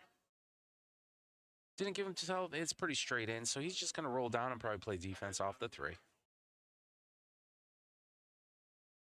Easy peasy. Defense off the 3, or is he going to blast this home and hopefully play the 5 off the 11 into the pocket? I don't know. Just spread him open, play defense. Now the only problem that John has to worry about is that 8 ball. So his 5 and his 3 are free. Heather's looking pretty good. Yeah, John is a force to be reckoned with. That is 100% accurate. I played John on the table. You know, we've gone back and forth, win some, lose some. But he is an exceptionally good and talented pool player. He's going to go after this 3 right now, lead position on the 5. He needs angle on the 5 to break out the 8. He may want to try to break the 8 out right here, but nope. He's going to leave angle on the 5.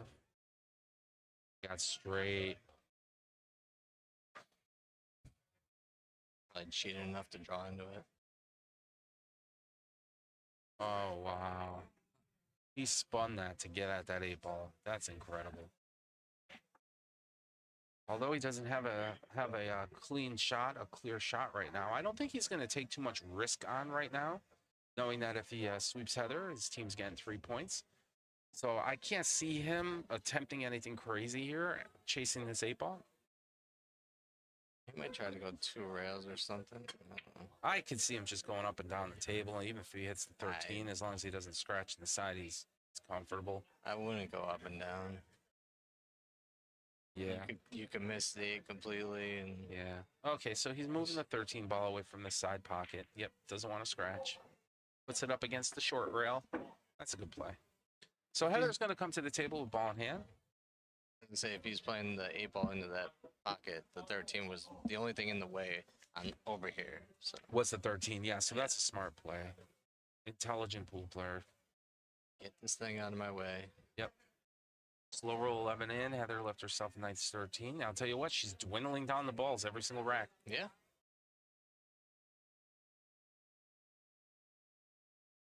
Great shot. And now she's going to leave the cue ball below the 8 ball. As long as she doesn't try to, I don't think she needs to pocket a ball here. If she hits the 9 ball straight on, she's golden. Keep the cue on the table. Cue ball on the table, hit the 9 ball straight on. We're going to take a timeout here. And that's exactly what Ferg is going to tell her. He's going to tell her, hey, just hit the 9 straight on. John doesn't have anything. He's going to have a bang, but depending on how close the cue ball is to the 15. I mean, there's a lot of obstacles in the way. I mean, she may come across the 9 ball and leave the cue ball on the other side of the table.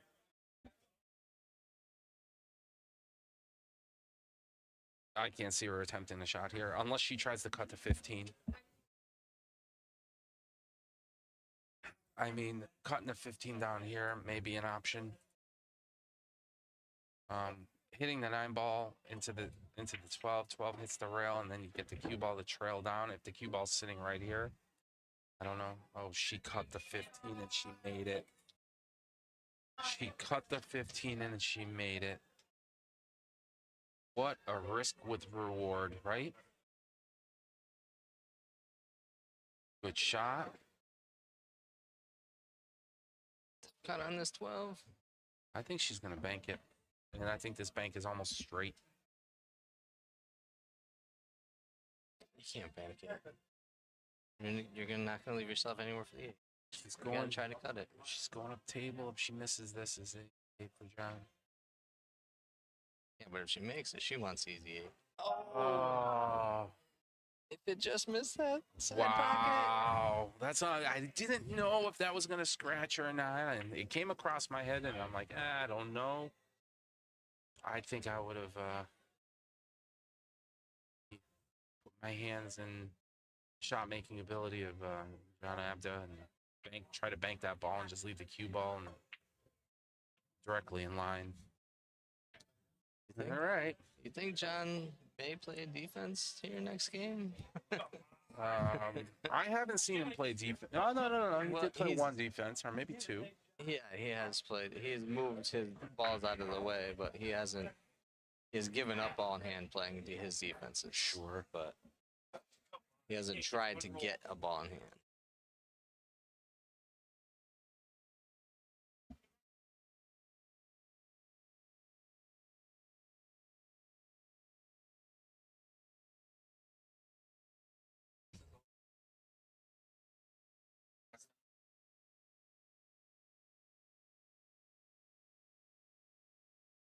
All right, for the 6th game here, John needs 2. It's a 2-2 Heather race needs right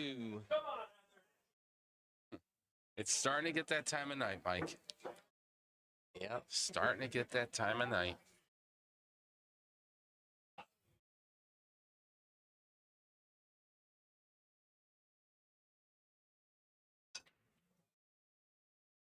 Goes off the table. All up the table.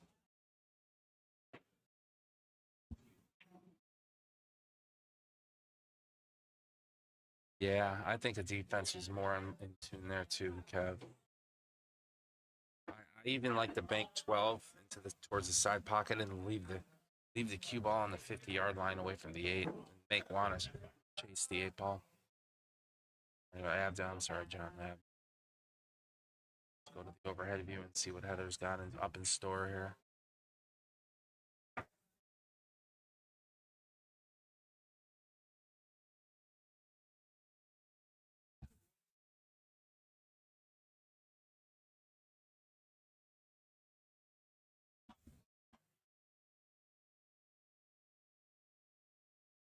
Shot. Another good shot. Like I said, she comes alive. She's starting to come alive. She only has 3 balls left on the table. Doesn't take long. Why is nobody helping her? They've taken timeouts first, Steve. Good try. So John's going to come up to the table now. He's got his hands full here because he doesn't have the best shot in the world. I mean, he has the 10 ball up table, and I think that's all he has. Unless he thins in 13. I guess the thin 13 might go in. They've taken a couple timeouts for Heather so far. The last game, they definitely took a timeout. You're only 1 timeout, no matter what your skill level is. So they're kind of keeping the timeouts reserved. Yeah. Okay, good try. Heather back at the table. Go. I like the 5 ball here. I think she can get at it. Yeah, they're giving her assistance when she needs it. Oh. Gotta get there.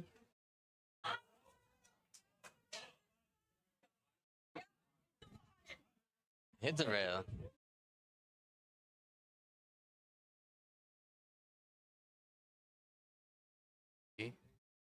That's it, Steve. Your team is in the final. Where are you at? Okay. Start. there another round? There is another round. There's actually 7 more rounds, Steve. You have to No, play we are tomorrow. done today. The 8-ball World Qualifier is about to be over. So, Steve, this is the situation that your team is in right now. Your team, if John sweeps Heather, you guys will be up 7-4 going into the last match. The last match will be Christopher Ferguson versus William Merrifield. Murph needs to win one game. The match is over. But that's reliant on what John Abda does right now. And Heather Bird is starting to light it up. He needs to remain focused.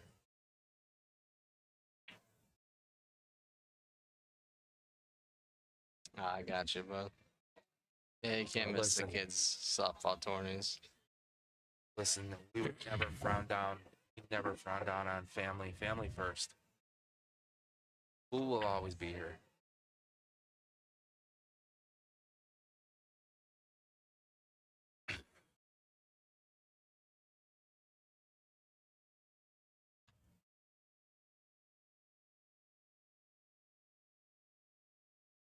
We have a timeout here. Ferg came back up. Let's take a look. Did John just play a defensive shot?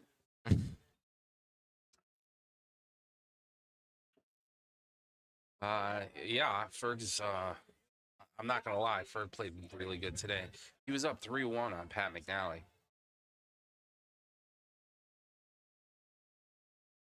So that was a showing, and I told him, I go, that's some of the best pool I've ever seen him play.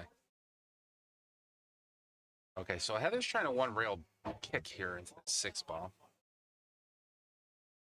Oh, just caught the 15. Okay, so I see John. John's going to definitely take the middle road here. I can picture him going for the 14 ball.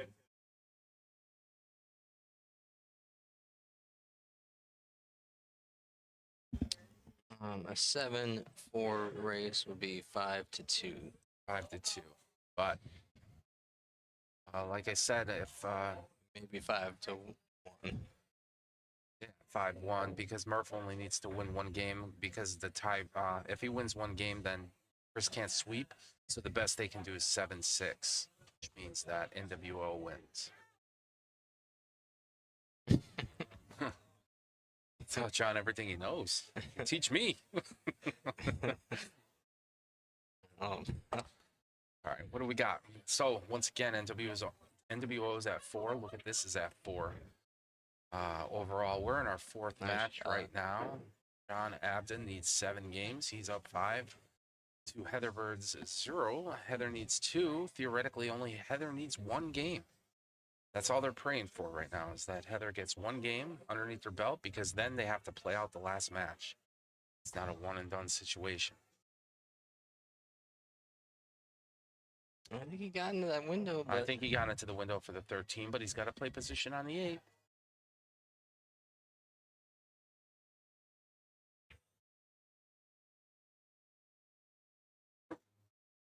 Go. Shot. Good speed. Left himself the 8 in the side.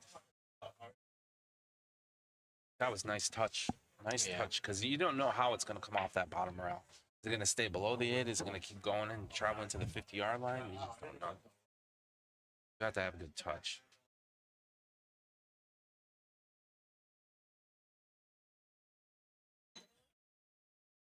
Beautiful shot. Beautiful shot. So right now, John Abda's at 6 to 0. Comes down to this game here.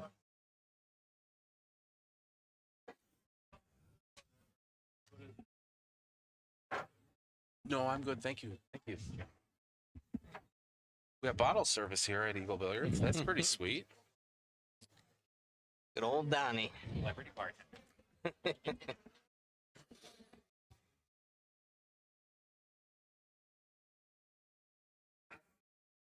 Oh boy, here we go. Here we go. No matter what, win or lose, both of these teams are winners right now. So that's a good thing. 13 in the side on that break.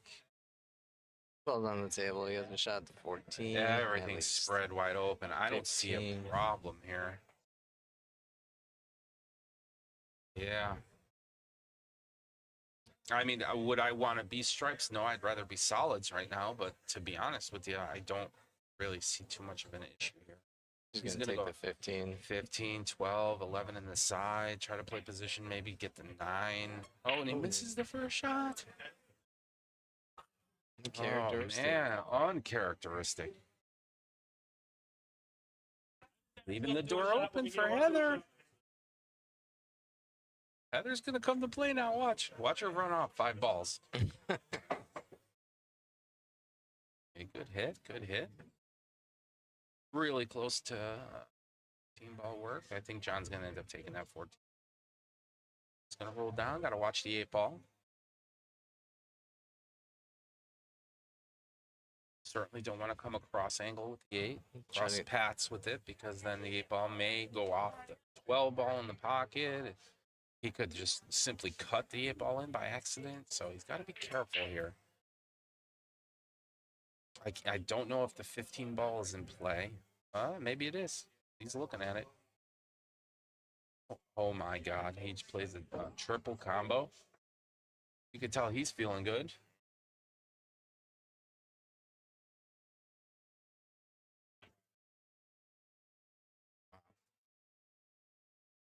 Right? Yeah, that was incredible, the quad combo. I taught him that. So here's the quandary he's at right now. I think he's going to have to go for the 14 ball. I don't think he can see the 14 ball. The 11 might be too close at an angle, so he's going to have to swerve it around a little bit.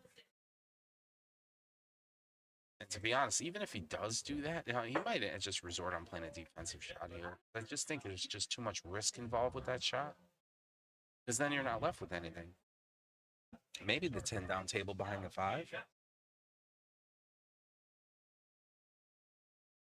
So yeah, what I'm seeing is he may have to swerve this around, play off the rail, and then after that, get the 10 ball down table. He ties the, pushes the 14 away from the side. Yeah. I don't think he wanted to move that 14 ball, so. All right, Heather. One at a time, girl. There's one. She's definitely going to like the table now. I can't see her playing this combination. She's going to go after the 5. I wouldn't mind. Going for the combination? Yeah, it's not a bad play, actually. Maybe I could see her go for this combination, because this may not be a bad play here. She's going to leave the cue ball nestled against this top. Oh, she overcut it, sending the cue ball down table. That's okay. Heather, if you watch this later, just remember to set pause after your practice strokes. Stop what you're doing, realign, and then stroke. Look like you were still taking a couple practice strokes and just followed right through. Again, it's the game to watch right here. John Abden needs 1, sending his team up 7-4 with one final match where William Merrifield will play Chris Ferguson. If William Merrifield one game, this match is over. We didn't get there yet. We didn't get there yet. We got a lot of pool. Safety, defensive play, moves 14 away from the dead zone near the side pocket. And leaves the cue ball long.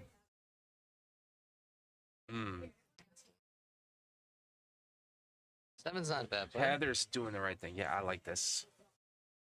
Yeah. I kind of like the 7 ball just because you get the cue ball further away from John's ball, and further you're away, I guess the harder some of the shots are to play the position, get the positional leaves.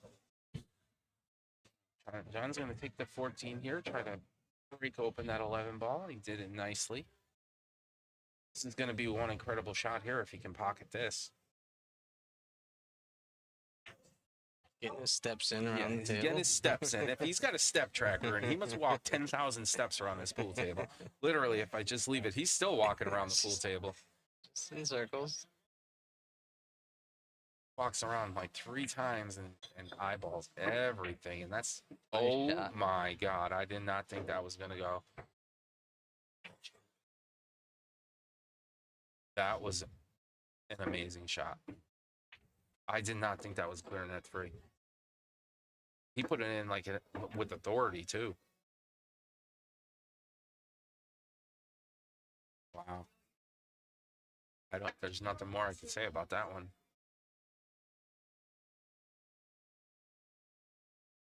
That finish line is in sight. 100%. Looking at this, the 6 is in the way to come off the rail to get Yeah. leave on the 8. He's just, honestly, the 10 will clear the 5, so he just needs to draw back about a foot. He's got the 11, and he may have to use the 6 ball as a backstop to play position on the 8, which happens quite frequently, but they're going to take a timeout here, I think. I mean, who's he going to talk to? Well, they have a lot of capable pool players on their team. Yeah, Jeff's there. Jeff is. Yep, that's all he needed to do. And now he's going to thin the 11. He's going to hit high on this. He wants to run into the 6 afterwards. And then he wants the cue ball to bounce off the rail and go over towards the 5. So this is a difficult shot. So he's going to come down here, play off, beyond the 6, played it perfect. Absolutely flawless. That's what you needed to do. That was the shot. Very good shooting. The shot that was given to him, and he took it, and, you know. No matter who you are, 7 in a row is hard. 7 in a row. Good shooting, John. Congrats, brother. Excellent shooting. Excellent, excellent shooting. So, John Abda wins that. NWO is going up 7 to 4 right now. Once again, we are stuck at that those crossroads right there. Stuck at the crossroads there where William Merrifield only needs to win 1 game. I'm going to get this all set up here.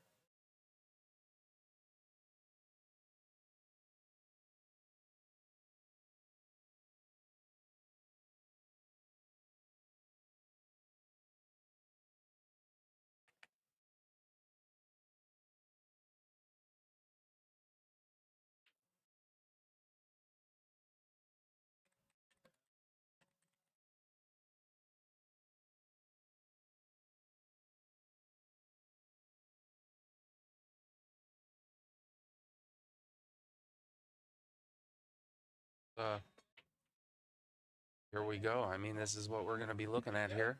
William Merrifield needs 1 game. Christopher Ferguson is 5. William Merrifield is a skill level 4. Christopher Ferguson is a skill level 7. NWO is up right now 7 to 4. If Christopher Ferguson sweeps Bill Merrifield, then the score will end up tied 7-7, and the tiebreaker will go to look at this. If William Merrifield wins just 1 game, the best that look at this can do is 2 points. So the final score will be 7-6, and NWO will win. So that sweep right there, yeah, incredibly, that was huge. So, and Murph is a pretty good pool player. He could beat Ferguson 1 game. We just had to see how steady Chris Ferguson plays. He plays as good as he did earlier today, which was incredible. And it looks like Ferg's going to win the break. So, yeah, here we go. This is what it's about, folks. The winner here is going to Las Vegas, representing the Greater Scranton APA in August of this year, playing at the World Pool Championships. And the loser of this match is going to go up to Connecticut in July and play at the Northeast Challenge. Another huge tournament event, so there's no losers really right now. They're both winners, and they both get to represent the Greater Scranton APA, so we're kind of happy about that. 2 great teams with a boatload of great players, and be happy to see either team win, be victorious. Will we interview the players? We typically don't, because right after the stream, I know it's short-lived, but right after the stream, we have to take photos and issue out the awards, get information, give them their trophies, and then we have to tear everything down, and that takes a lot of time. So yeah, and sometimes the players are practically running out the door, grabbing a trophy, and I'm like, hey, I need to get photos and stuff like that. So, Yeah, we're lucky we even get a picture. They're usually doing they're shots usually at the already bar. doing shots at the bar, yeah, and doing crazy stuff. So Ferg broke, and Christopher Ferguson broke and didn't puck the ball. So William Merrifield's going to be at the table, and everything rests on his shoulders. He needs one game. Got 5 chances to do it.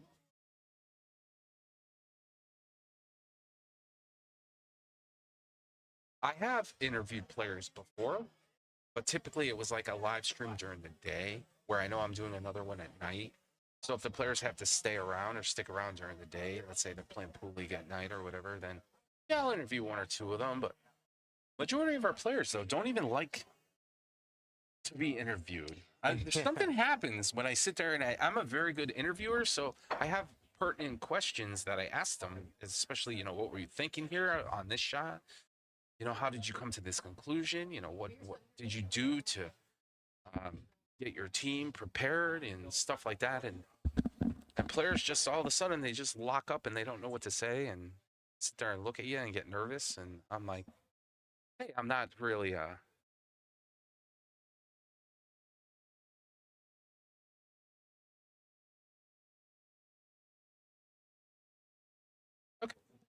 Yeah. So yeah, interviewing players, I think they get extremely nervous when I start asking them questions about pool playing and stuff like that, and then they resort to just going and boozing it up at the bar. Or enjoying the victory. That's true. Okay, so Murph is still up at the table.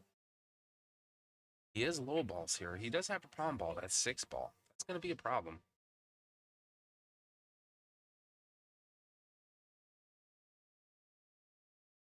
Almost did it on the break. Yeah, that was a great break.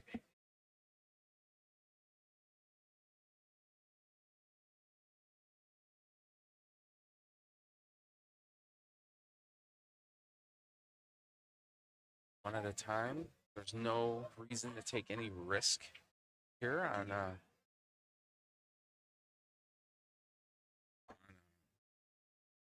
William Merrifield's part. He's got 5 games to win 1. Don't want to accidentally put that 8 ball in. There's no reason for that. Want to make sure that you're making Christopher Ferguson earn every single win that he gets on this table right now. And that's all Fergie should, or William Merrifield should be thinking about.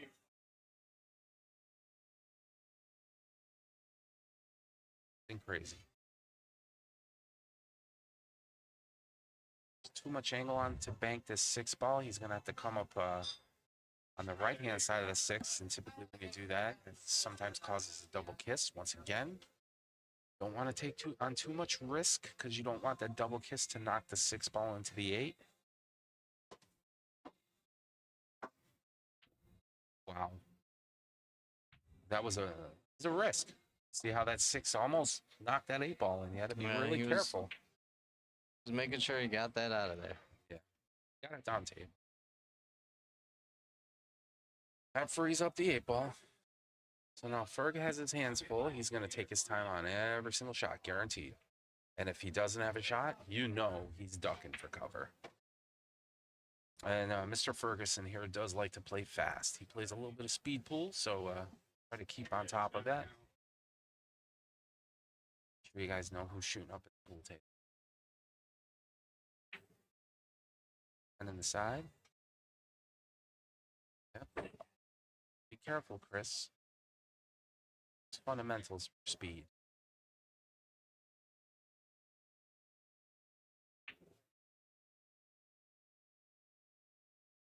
It's got the same routine, but when it speeds up a little bit, that's when he tends to callous on his shots. That's all.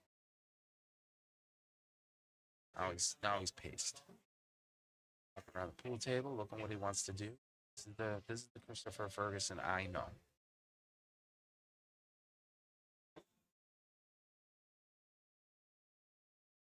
Nope. That's on it. No big deal. He's still sitting pretty. I mean, if you're William Merrifield now, you got to go for the one ball. I mean, I don't even think he can see the 6. So, yeah, the one ball is on. They're taking a timeout here. This is a good timeout. 1 minute to discuss options here. Of course, John Abda, who just played 7 games, is up there. Information, William Merrifield. What he wants to do to become successful here in this rack.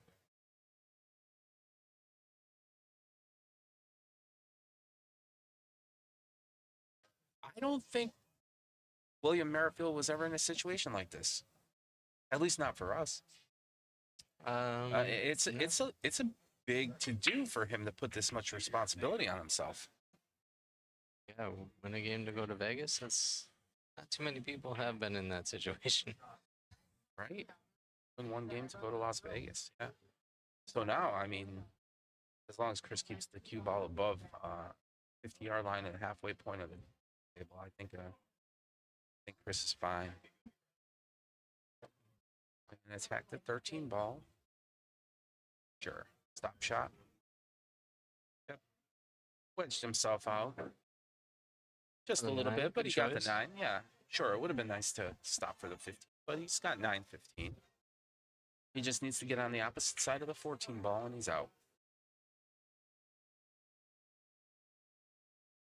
Or play the 14 in the side. Yep.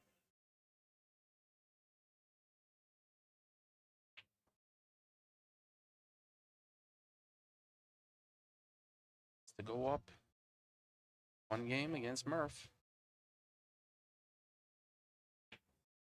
Sure. All right. Since strikes first here. Remember, he needs 4 games now. One. I saw John when I was out and about, and I said, John Abda. I said, okay. Great shooting. And he says, 7 in a row is so hard. Yeah. So I know I just said that on the live stream. I don't care who you are. 7 in a row is incredibly hard. difficult. I mean, that is testing a lot of consistency, a lot of stamina. Sure. Chris Ferguson the break. Gets the second ball in off the rack on the break. Don't think he was successful there, pocketing anything. So William Merrifield is going to come up to the table now. And what Murph needs to do, Murph is good. I mean, he's a good skill level 4.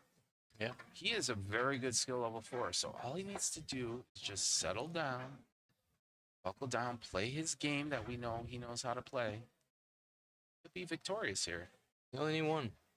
If it's not this one, it's not this one. Let's get, maybe it's the next one. Like, let's exactly. Keep playing your game the way Steady Eddie. You have to capitalize on any mistakes that Christopher Ferguson makes. You definitely have to do that. On the same token, you don't want to play too many risky shots, especially when you're dealing with the 8 ball. Just got to keep on trucking. See, that's a wonderful shot. If he did that before with the 1 ball down table, game was over. 1-6, game over.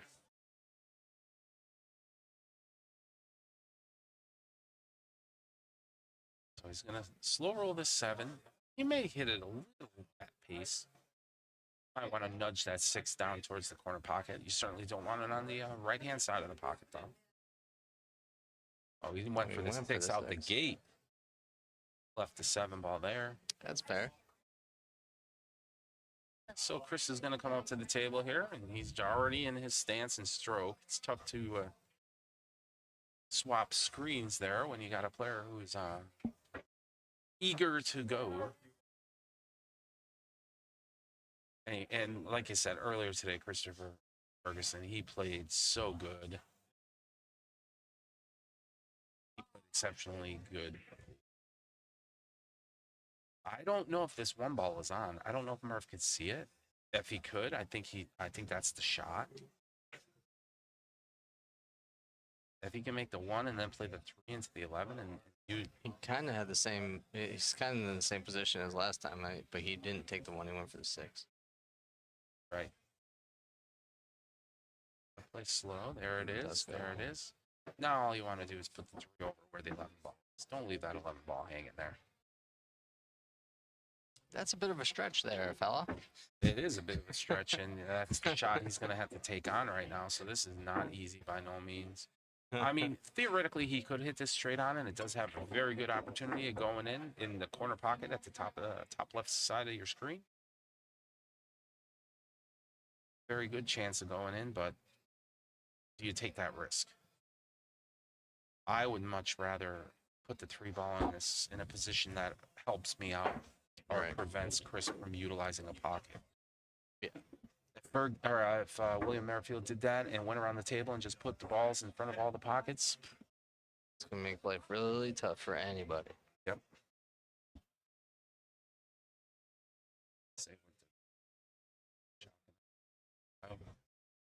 Doesn't like the 3 ball right now, and that's okay. Okay. I'm going to try to spin this 2 ball in.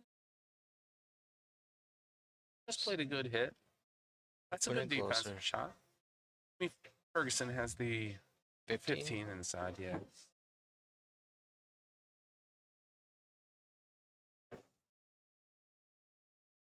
And 12 ball.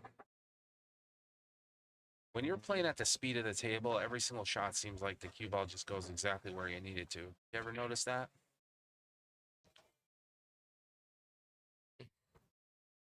That's why we don't leave that 11 ball there. Well, that's why I would have put the 3.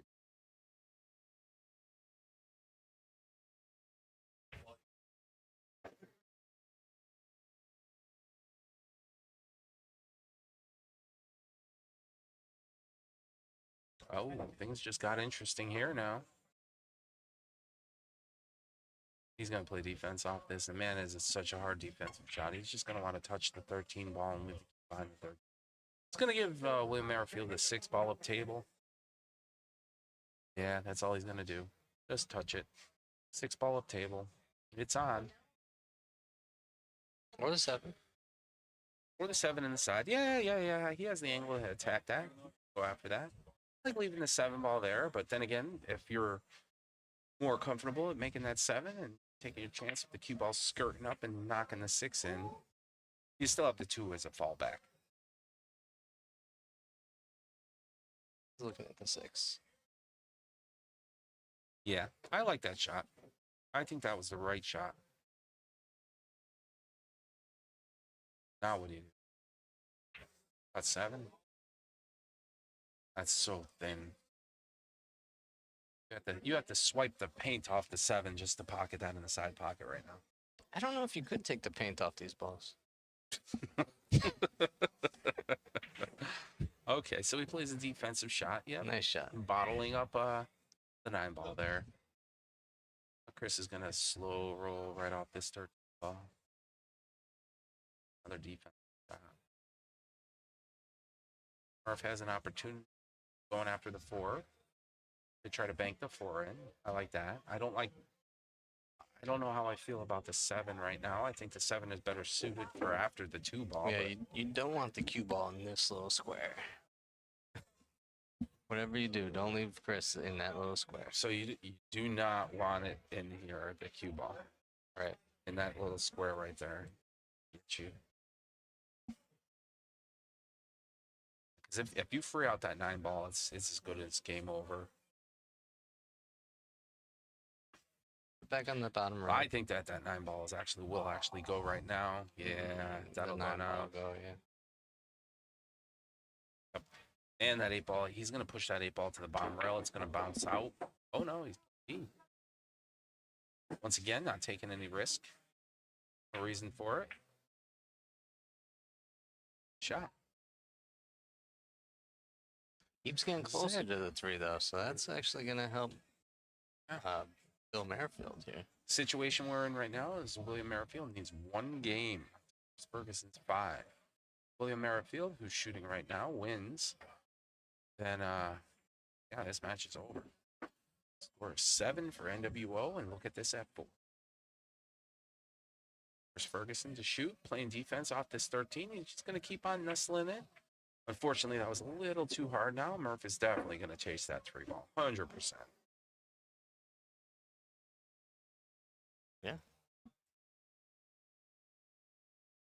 inside low. If he can, Squared off, I hit wouldn't even 8. hit low. I'd try to get a stop shot here and play the 7 and leave below. Oh wow, wanted to play defensive shot there. Well, that's a pretty good defense. Although I think That Ferg can 13 will definitely hit the go. 13. Slow roll, play defense. Now you're left. Okay, you're still good. You're still good. Wondering if Murph is going to go for the 3 ball here or play the 4 up table. I like the 4 up table. Better option, but you still have to contend with that 7 ball. I don't know how he's going to get at that. Going to play defense off.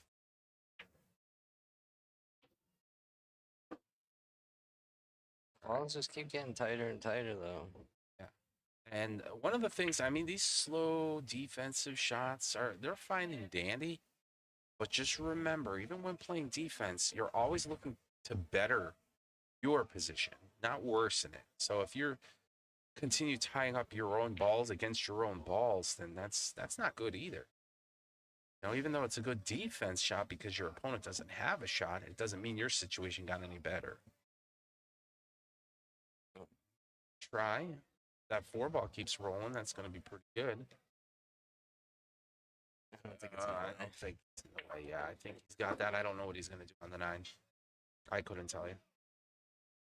I'm going to tell you what he's going to do. He's going to put the 13 in front of the 4, and then he's going to break out the 9. Let's see if I'm right.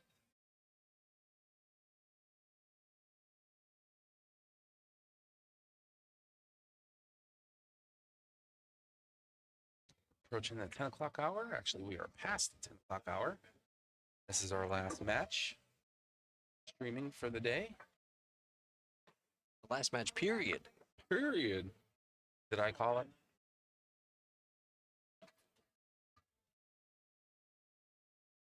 Did I call it? Now we're in a defensive battle here for that 13 and 4. Making each other earn this one for sure. Right?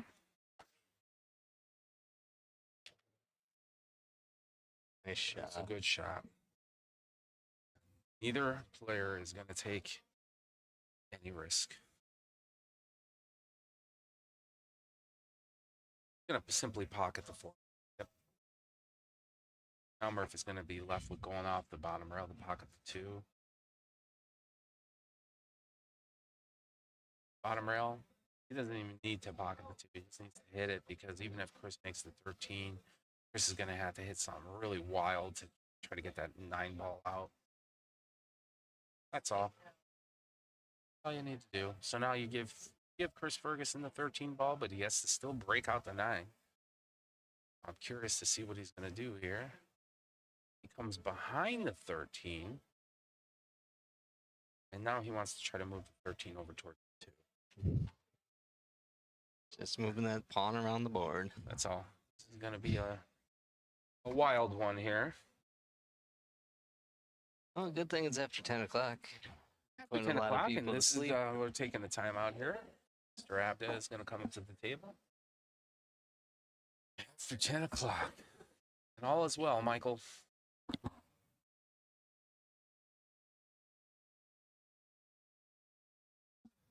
Do we cut to commercial right now or no? Can you imagine? Do it on the game-winning shot. This to go to Las Vegas right after these messages. Every damn reality TV show does that.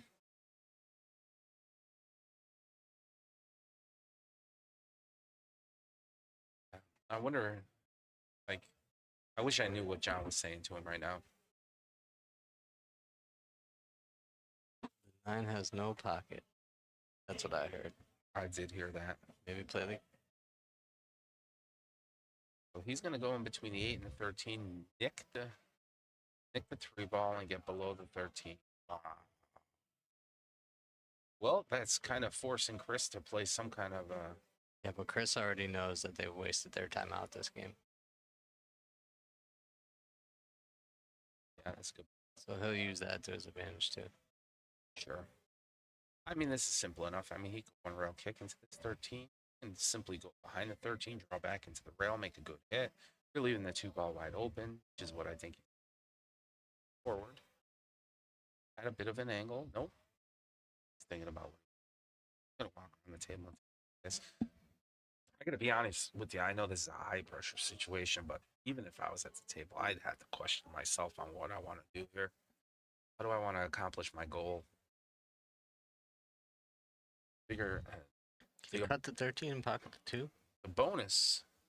I mean, is Chris going to pocket the 2, then pocket the 3, and let Murph chase the 7? Or going to play it safe, come off the 13 and go all the way up table? Once again, all of these solutions don't help out the fact that the 9 ball is still tied up. Okay, so we got the 2 ball away from the pocket, preventing a breakout. Murph's going to make the 3 ball. And then if he's smart, he'll play defense on the 2. Oh, he has ball in hand. I forgot about that. Now it gets interesting. Send that. Take the 7-9 combo, send the 9 ball into a rail. Oh, there it is. There's the answer right there. There's the answer, Mike. I'll be here all night, guys. 7-9 combo and leave the cue ball behind the 7. Yep. Yeah. It all depends on how hard you hit it. I mean, you have to get the 9 ball to a rail to make a good hit, but you don't want it to go any further than that.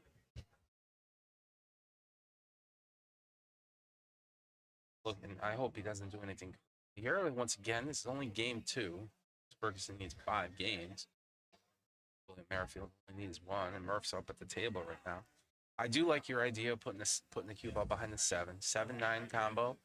Leave the cue ball behind there, and that opens everything up, and then all you got to do is just hope that you get another shot at the pool. You know what I mean? This is not good. It'll be a breakout, but then he has nothing else. There's no breakout here, though.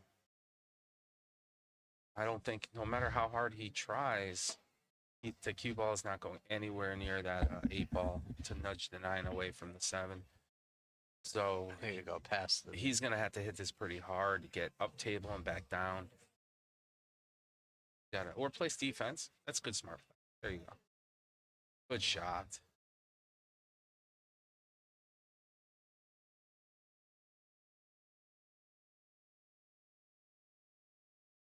They're just going to keep going back and forth here, playing a safety battle game. Chris is not gonna give up anything on this table, I guarantee it. But neither is Murph.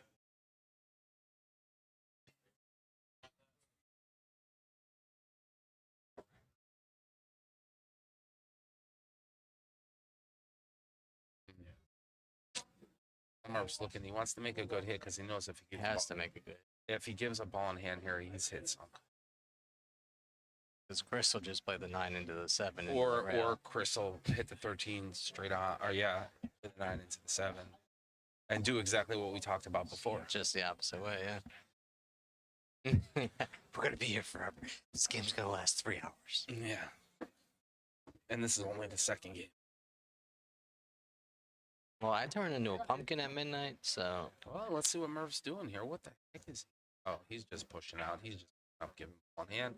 I don't know if I'm kosher about that idea either, because here comes that 9-7 little... Oh, why? Berg is going to push the 13 against the 2. Don't know why. Is this just a... Is this a sick joke? He's just going to pick it up and give it back to him. There's no reason to even attempt a shot here. There's nothing there. There's no shots. No shots to give. No shots to get. Moving any of these balls is not going to help you. Nope. So what William Merrifield needs to do here is pick it up.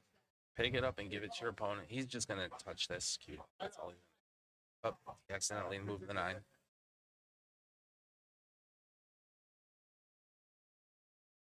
Looks about right. That's it.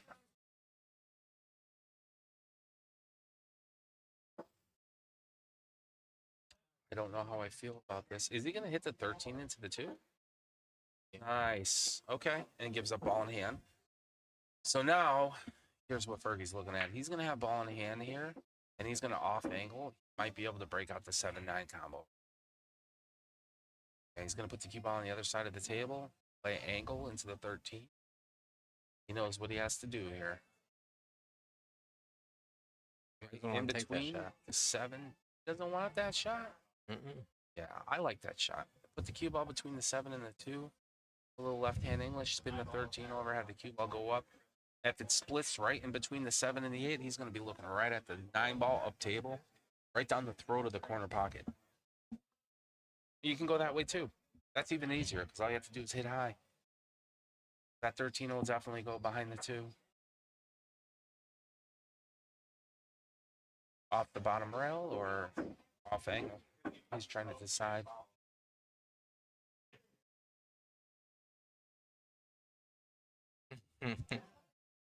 Right? If I'm home before midnight, it's a blessing. Yeah. Oh, we got a timeout. He's got ball in hand here. He could still pull this shot off. You know what I mean?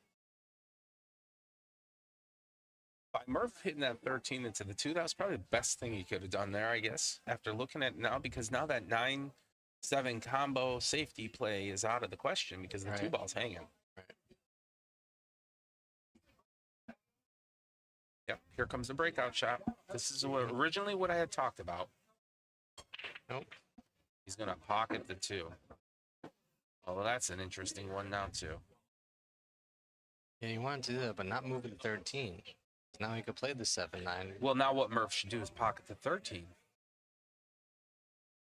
Right?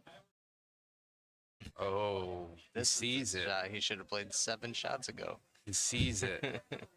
He's a little too close to the 7. He needs to move back.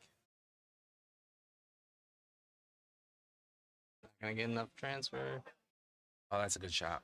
There it is, Mike. You called it. You called it. Now I am curious because if Ferguson doesn't make a good hit here, Murph is out. It's... All right, Murph's got to run these 2 balls. Murph's going to play 7 up table, 8 in. Can he have the stamina to do this? I don't like this shot. He needs to play.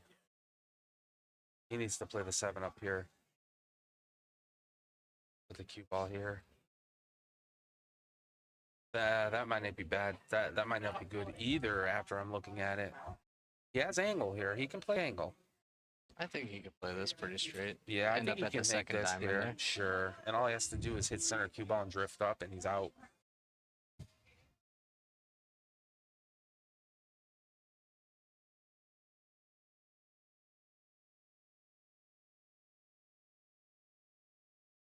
He's been in.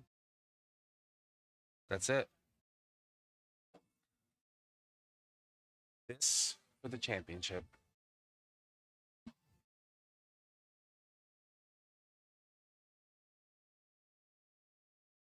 Get a little loud in here, Kevin.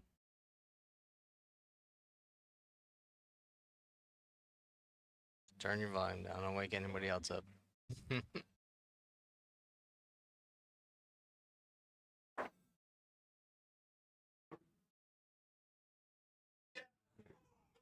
That's it.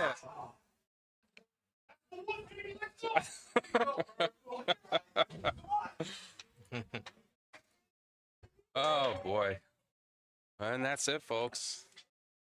There it is. There it is. The final score is going to end up being 7-6. Oh, that was a good showing by both teams. Well, what a weekend. What a weekend. World Qualifier weekend for 8-ball is officially over. Congratulations to Team NWO going out to represent the Greater Scranton APA out in Las Vegas, Nevada in this August for the World Pool Championships. Yeah, incredible. Great pool game. A lot of defensive shots that last game. Great playing. And, you know, the opposing team, look at this. They're going to be with us up at the Northeast Challenge there. So we're going to have a fun time with them up there as they compete in the second major tournament event of the APA League year. It's going to be a good one. For Rich and Mike here, my name is Richard Falco. Once again, Michael Rourke, my associate. We run the Greater Scranton APA. We appreciate you for stopping by. If you're watching, make sure you like and subscribe so you know when we go live again. We'll be live in about 2 weeks for our 9-ball World Qualifier. We broadcast live out of Eagle Billiards here in northeastern Pennsylvania, Dixon City. If you're ever around the area, make sure you stop in, say hello, have some fun, play some pool, eat some good food. We had a great time this weekend. Love our players. We have a lot of photos to take right now, as well as a little bit of celebrating to do and some tear down of all of our live stream equipment. But this has been real fun, and thanks for coming along for the ride, and we'll catch you at the next one. You guys take care. Have a wonderful night.